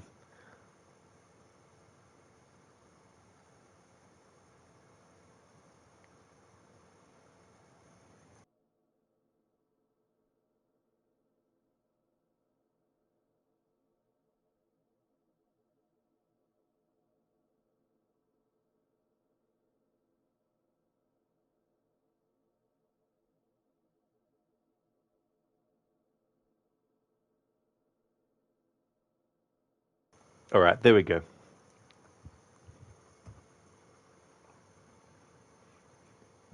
Mr. Epic, Rod, the way you did it. Well, thank you for that, Mr. Epic. And thanks for redeeming that too. Ave, welcome on in. Thank you so much for the 2 months in a row. That's excellent. Thank you so very much for that. I really appreciate that a lot. I hope you're having a good one. Yeah, Ave, we are going for the final girl achievement in this game. So I'm just double checking some stuff to make sure that I'm doing things the right way and making sure that I can see that what I'm doing is the right thing and stuff. Striker, final girl is only Laura lives. Wait, no, it's Brenda's song is final girl because Travis is going to hate Laura. Exactly, Striker, yeah. Yeah, so now that I've seen the YouTube video, now I know that the reason the bullet point guide didn't mention not getting the syringe is because they probably just assumed that if you just went to sleep, that automatically locks it out. So they probably felt it wasn't necessary to mention that. But I'm glad that I got the clarification, though. Mr. Epic, thank you so very much for the 9 months in a row. Thank you, thank you. I really do appreciate that. That's awesome. So when does Freddy Krueger show up to kill everybody? Like that more than Werewolf Horror? I was actually talking earlier how I would love to have Supermassive do a game with Robert Englund, the original Freddy Krueger. I mean, I've also said in the past that it'd be cool for them to do a Nightmare on Elm Street game as well, but I don't know if they'd be able to get Robert Englund for that, though, because Warner Brothers owns the rights to A Nightmare on Elm Street, and whenever I've seen them use Freddy Krueger in other stuff, they only license out the remake version. Are you going good? Playing some Alien Isolation, getting close to Chapter 19. Well, I'm glad to hear that, Ave. That's really cool. I'm glad that you're going good, and you're definitely making some great progress in that game. That's really, really good work. Yeah, indeed, Lucinda. Yeah, hype train.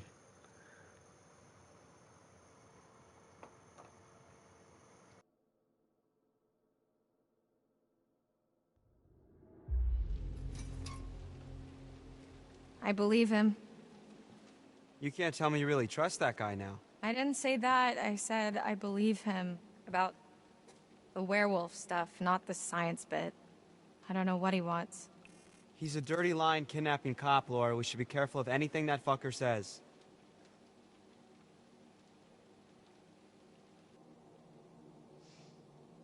Well, fuck him. He's had his chance to fix this. We're getting out of here and we're gonna fix it on our own. Hey, Laura? Yeah? I saw what happened. What I did to your eye. Yeah. Is it bad? Yeah, it's pretty bad. I'm so sorry.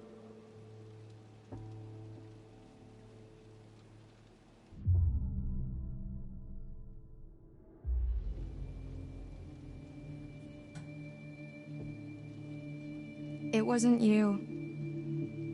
I know it wasn't you. I know. But it was. We're gonna fix you, Max. Promise. I promise.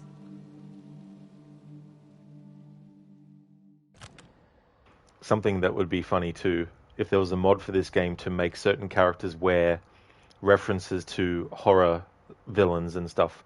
Like Max, how he looks at the moment, he's wearing these overalls. So it'd be funny to make him look like, I mean, yeah, you could say Michael Myers because he has overalls on, but I was thinking more like Chucky from Child's Play. Like, he's already got sort of like hair. It's not like, bright red like Chucky's is, but could actually have him wearing the same sort of like color outfit that Chucky wears. You could have one of the characters wearing a red and green striped sweater like Freddy Krueger does. You could have like the boiler suit that Michael Myers wears. You could have like one of the characters wearing like, you could do like a Dracula's cape thing or something like that. I don't know. I'm just throwing ideas out there. Are they? Rest in peace, Samuels. Absolutely, are they? Yeah, he was a great character. It's such a great game. I'm glad they're doing a sequel. Mr. Epic, you'd love a Freddy Krueger story horror game with the original Freddy. I would too, as well. Because I think they've done enough horror games with slasher villains that are the same kind of game. So I think it'd be good for a change to do an actual story horror game. Brutus, thank you so very much for gifting the gift sub to Princess Ash. That's excellent. Thank you so much for doing that, Brutus. And congratulations as well, Princess Ash, for getting the gift sub too. That's really cool. Lucinda, thank you so very much for gifting the sub to Striker Knight. That's excellent, Lucinda. Thank you so very much for that. Also, congratulations, Striker, for getting the gift sub. Yeah, Lucinda, I was just thinking that, like, I saw him in overalls, and I'm like, what does that remind me of? Oh, yeah, the get-up that Chucky has in the Child's Play movies. I was like, now that would actually be funny to do. Laymanage, is Max wearing the same shirt as before he turned? You thought it just burst open. I think he's wearing a different one, Laymanage, to what he was wearing before. I mean, you could also say that maybe there was another shirt the same. Mr. Epic, ever watch an old horror movie called Leprechaun? That movie was hilarious. I haven't, no. All I know about it is that Warwick Davis plays the Leprechaun. And all I know, too, is that apparently it was Jennifer Aniston's first or one of her very early movie roles. But you believe you've mastered the horror in the game. You rarely get scared now. The times you get scared are mostly when those damn androids grab your fucking legs. Yeah, they can be fucking annoying, too, when that happens, are they? That playthrough I did of Alien Isolation where I had the gamma turned down to 0, there was actually one of those fuckers that was lying down in the dark area where I couldn't see it all, and it caught me. Strike, it was for sure pre-Friends. Absolutely, yeah. Because Friends was like, wasn't it mid to late 90s, I think. I think I was like 13 when that series started.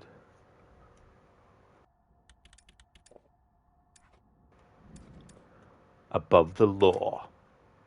Laura was honest with the cop about the accident on the road. Laura didn't try to take Travis's gun.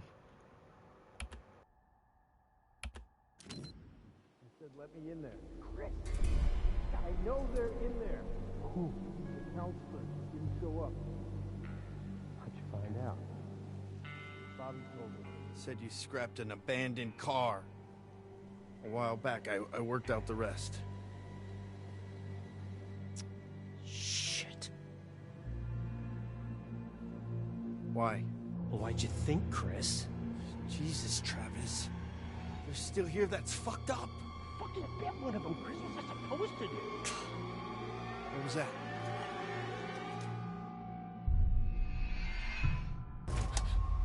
Nothing.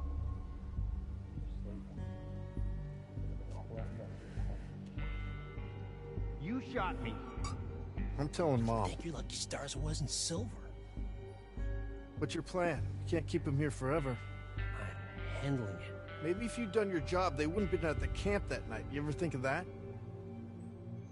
If I'd have done my job, you'd all be in prison. You ever think of that? That was all Bobby and Caleb. Are those hikers? That fucking journalist? Damn it, Travis. What are we gonna do now?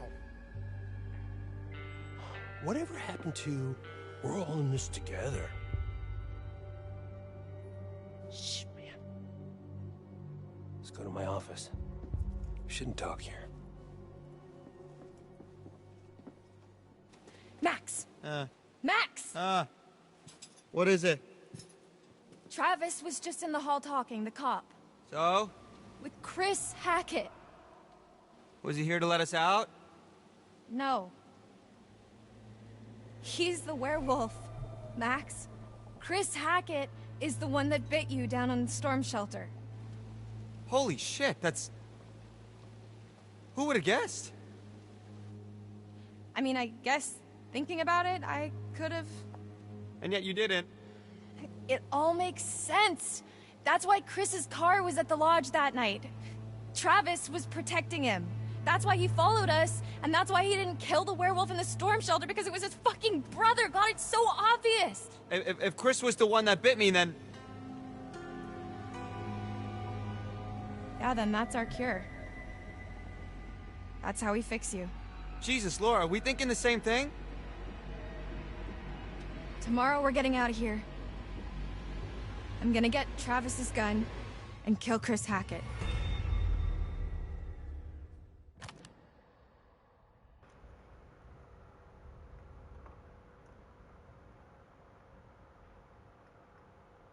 Striker, has Travis been nice enough to keep Laura topped on good painkillers?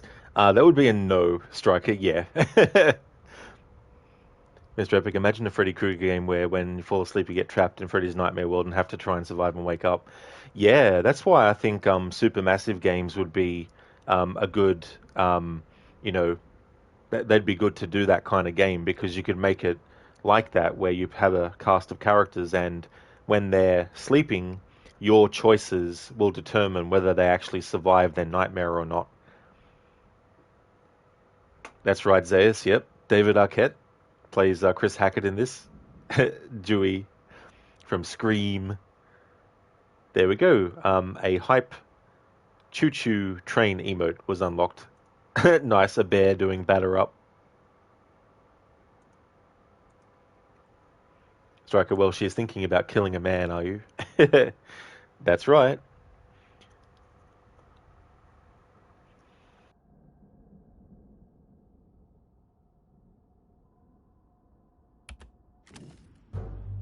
Hey! Hey! Help her! Laura needs help! Laura? Laura, are you okay? God damn it.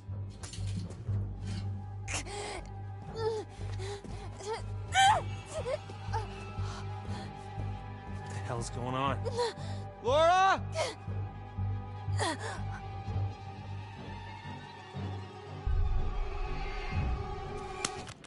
Fuck! It was right.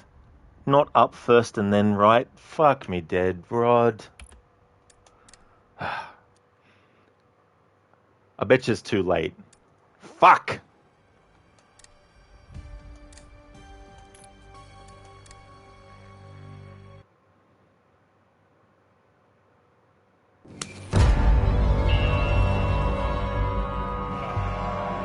Guess who has to restart the game off stream again?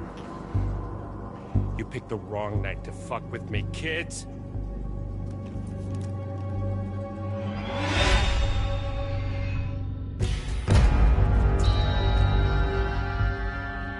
Lucky. Not so fun on that end, is it? Back the fuck up! Give me the keys. You don't have to do this.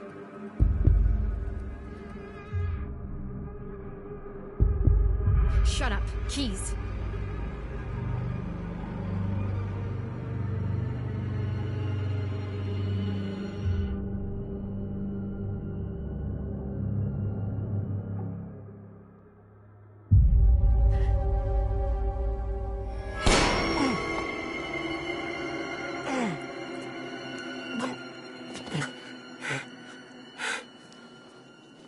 regret that.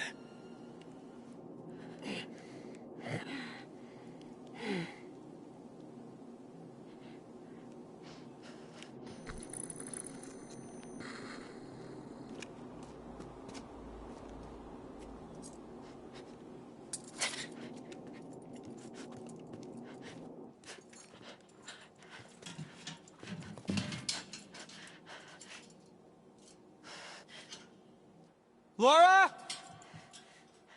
Laura?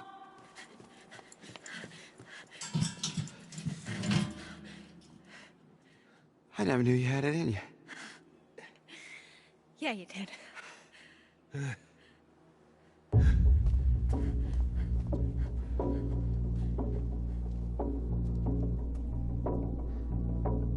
What should we do about Sergeant Littledick? Let's give him some alone time. Let him think about why he's in here. Okay.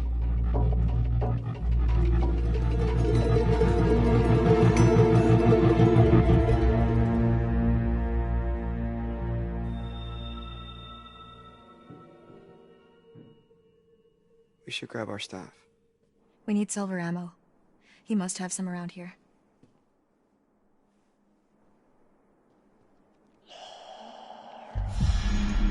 What is it? I thought I heard someone. No, I still can't.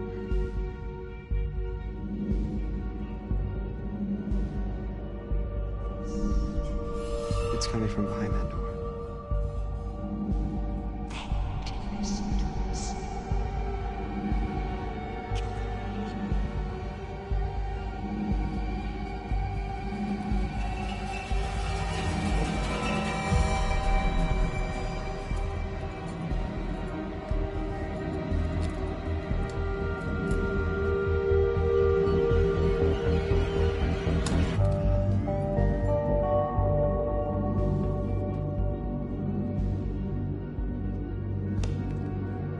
There's nobody in here. What the fuck? He makes them. What is it? Shotgun shells. He loads them with silver. That's where he was last month, hunting.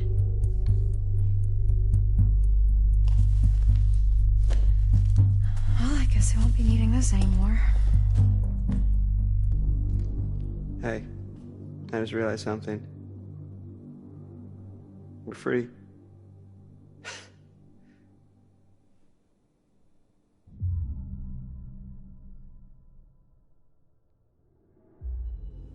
No, Max.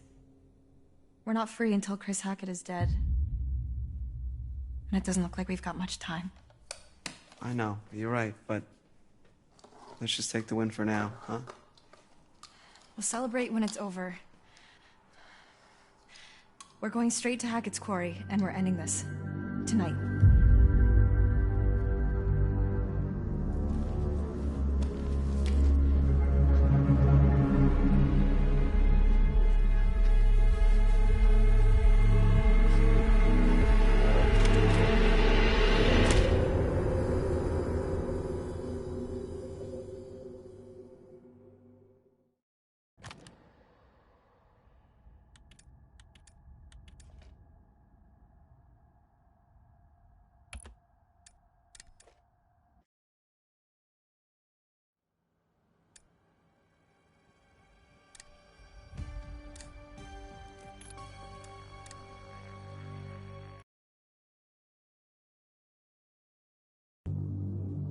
No, Max. Good. Because this is where I'm going to end the stream. Just wanted to double check where it loads us up from the next time I stream.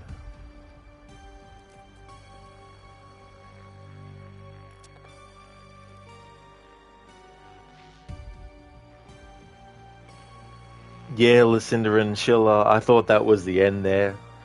I'm glad that it gave me a second opportunity to do that.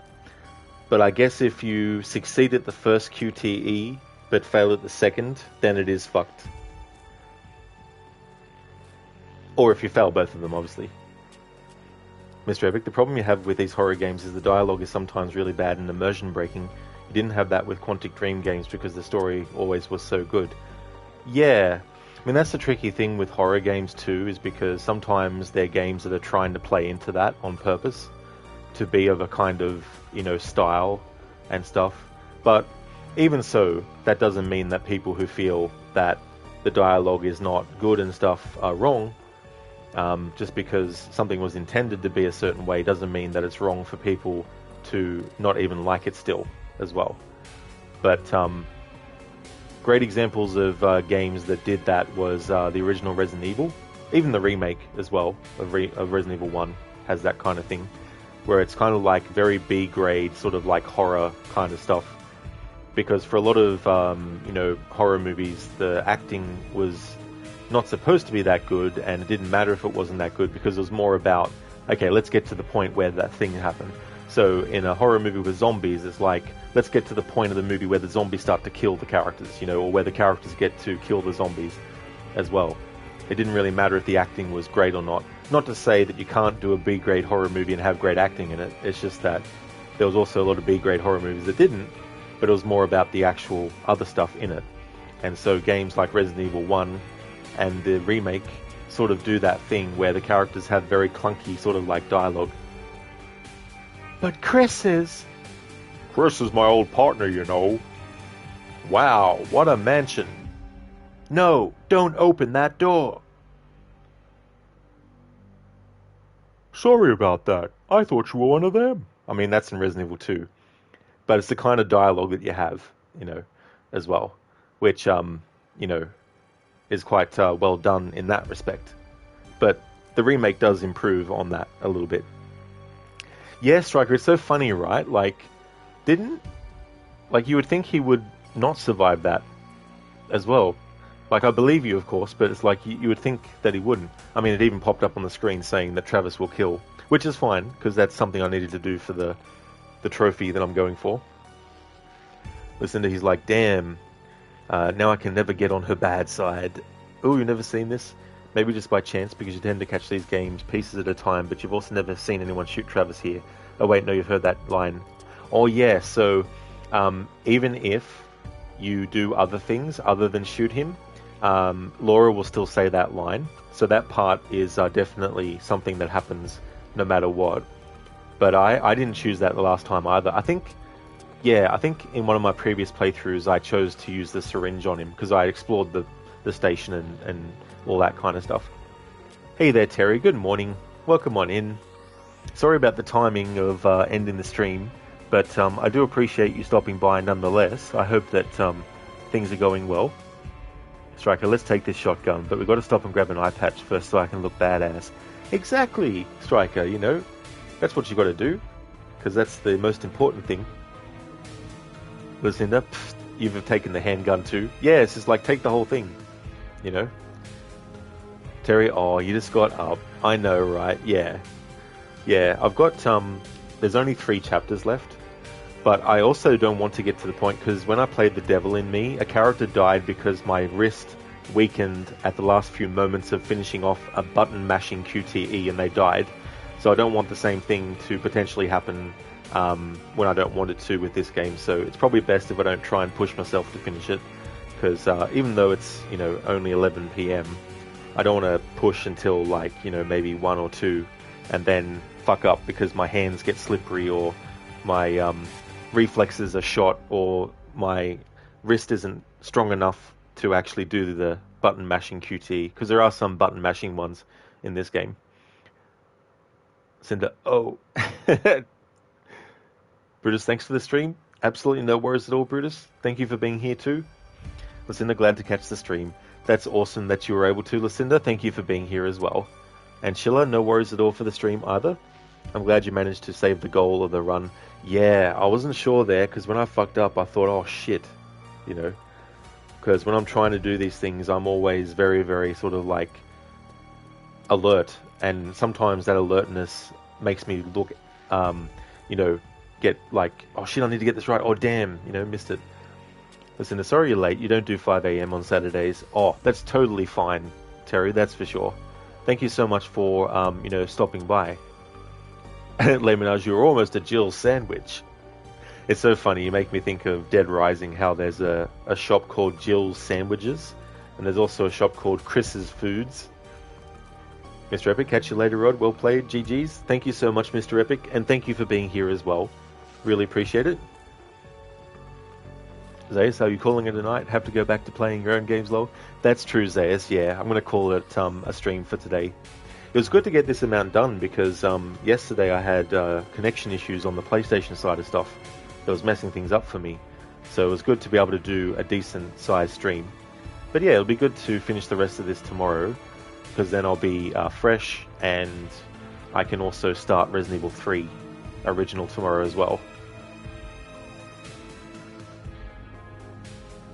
Terry, you do 7 a.m. on Saturdays, you get to sleep in for a couple of hours. Well, that is good when you can. You know, it's always good to take that opportunity. Zayas, Last of Us Part 1 winter sequence. Oh yes, so that's what you're up to in Last of Us. I remember struggling so much trying to get the bow, like I couldn't shoot the deer. That's alright for the stream, Les Menage. Absolutely no worries at all. Can a ninja throw small metal stars at his enemies? Sure you can. Nice one, Dr. Darling. Thanks for redeeming that as a Bane impression. I love it. Can a ninja throw small metal stars at his enemies? Sure he can. Zayas, RE3OG, are you just ahead of you? Will you use the light or use the cord, lol? Well, both actually, Zayas, yeah, because the playthrough I'm doing to celebrate its 25th anniversary is I'm going to be playing the game and showing both choices at every point there's choices. So what I'll do is I'll have two save files running. When it gets to the point where the first choice has to be made, I'll make that choice. Then when I get to the next save point, I'll make a save.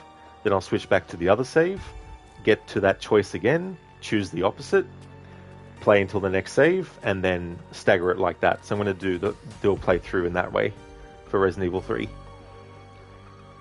So will you hide in the basement first to blow up the kitchen? Whatever the top option is, I'm going to go with first just so I can keep a track of what options I'm choosing as I go through. Or is it left and right? I can't remember. I think it's left and right. Or it could be top and bottom.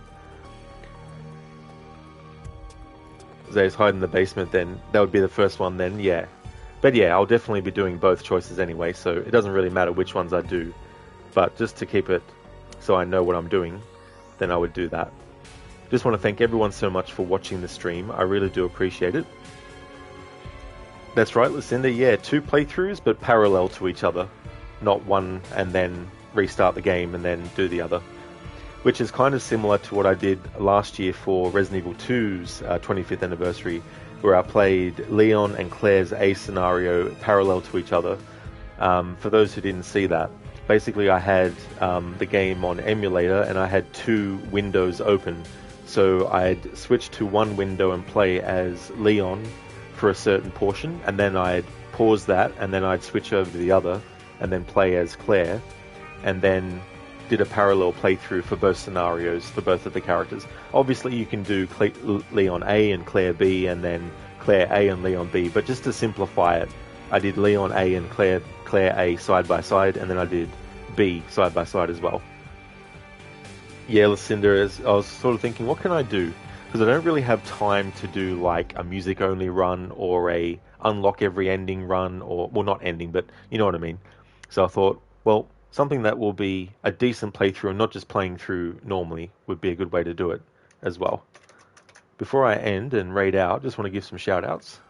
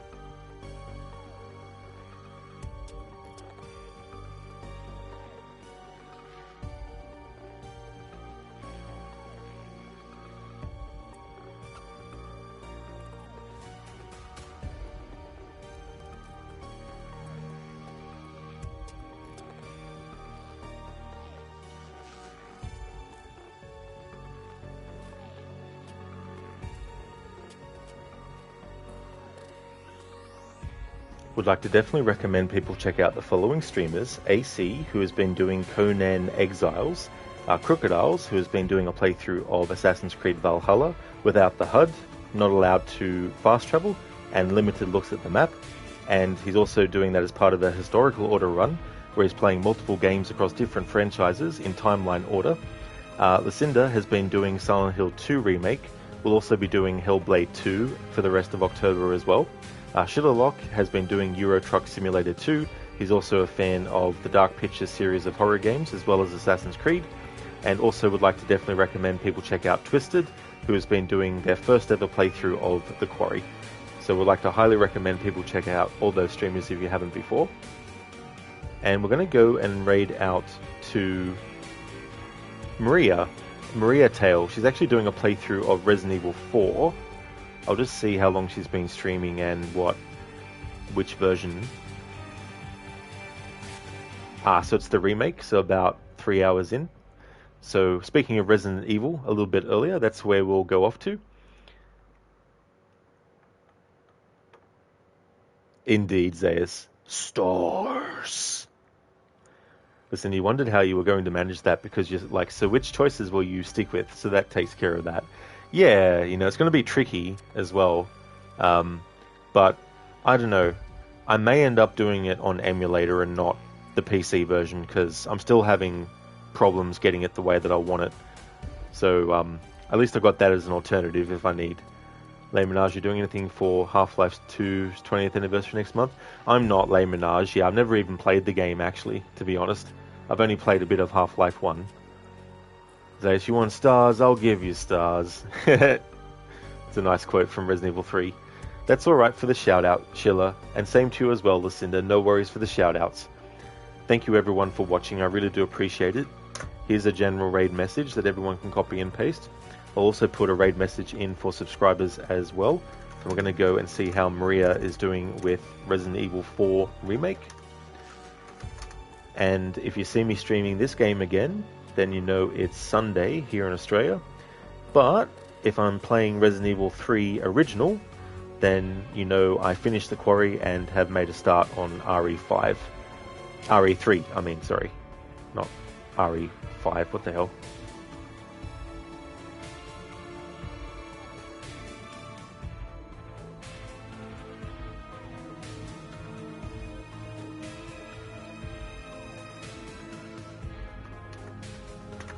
There we go, so there's that raid message there.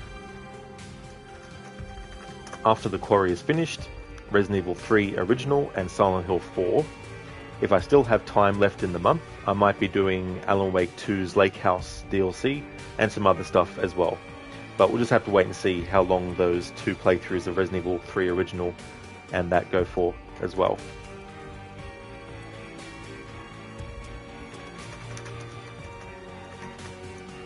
No worries at all for the stream, are they? Thank you for being here too.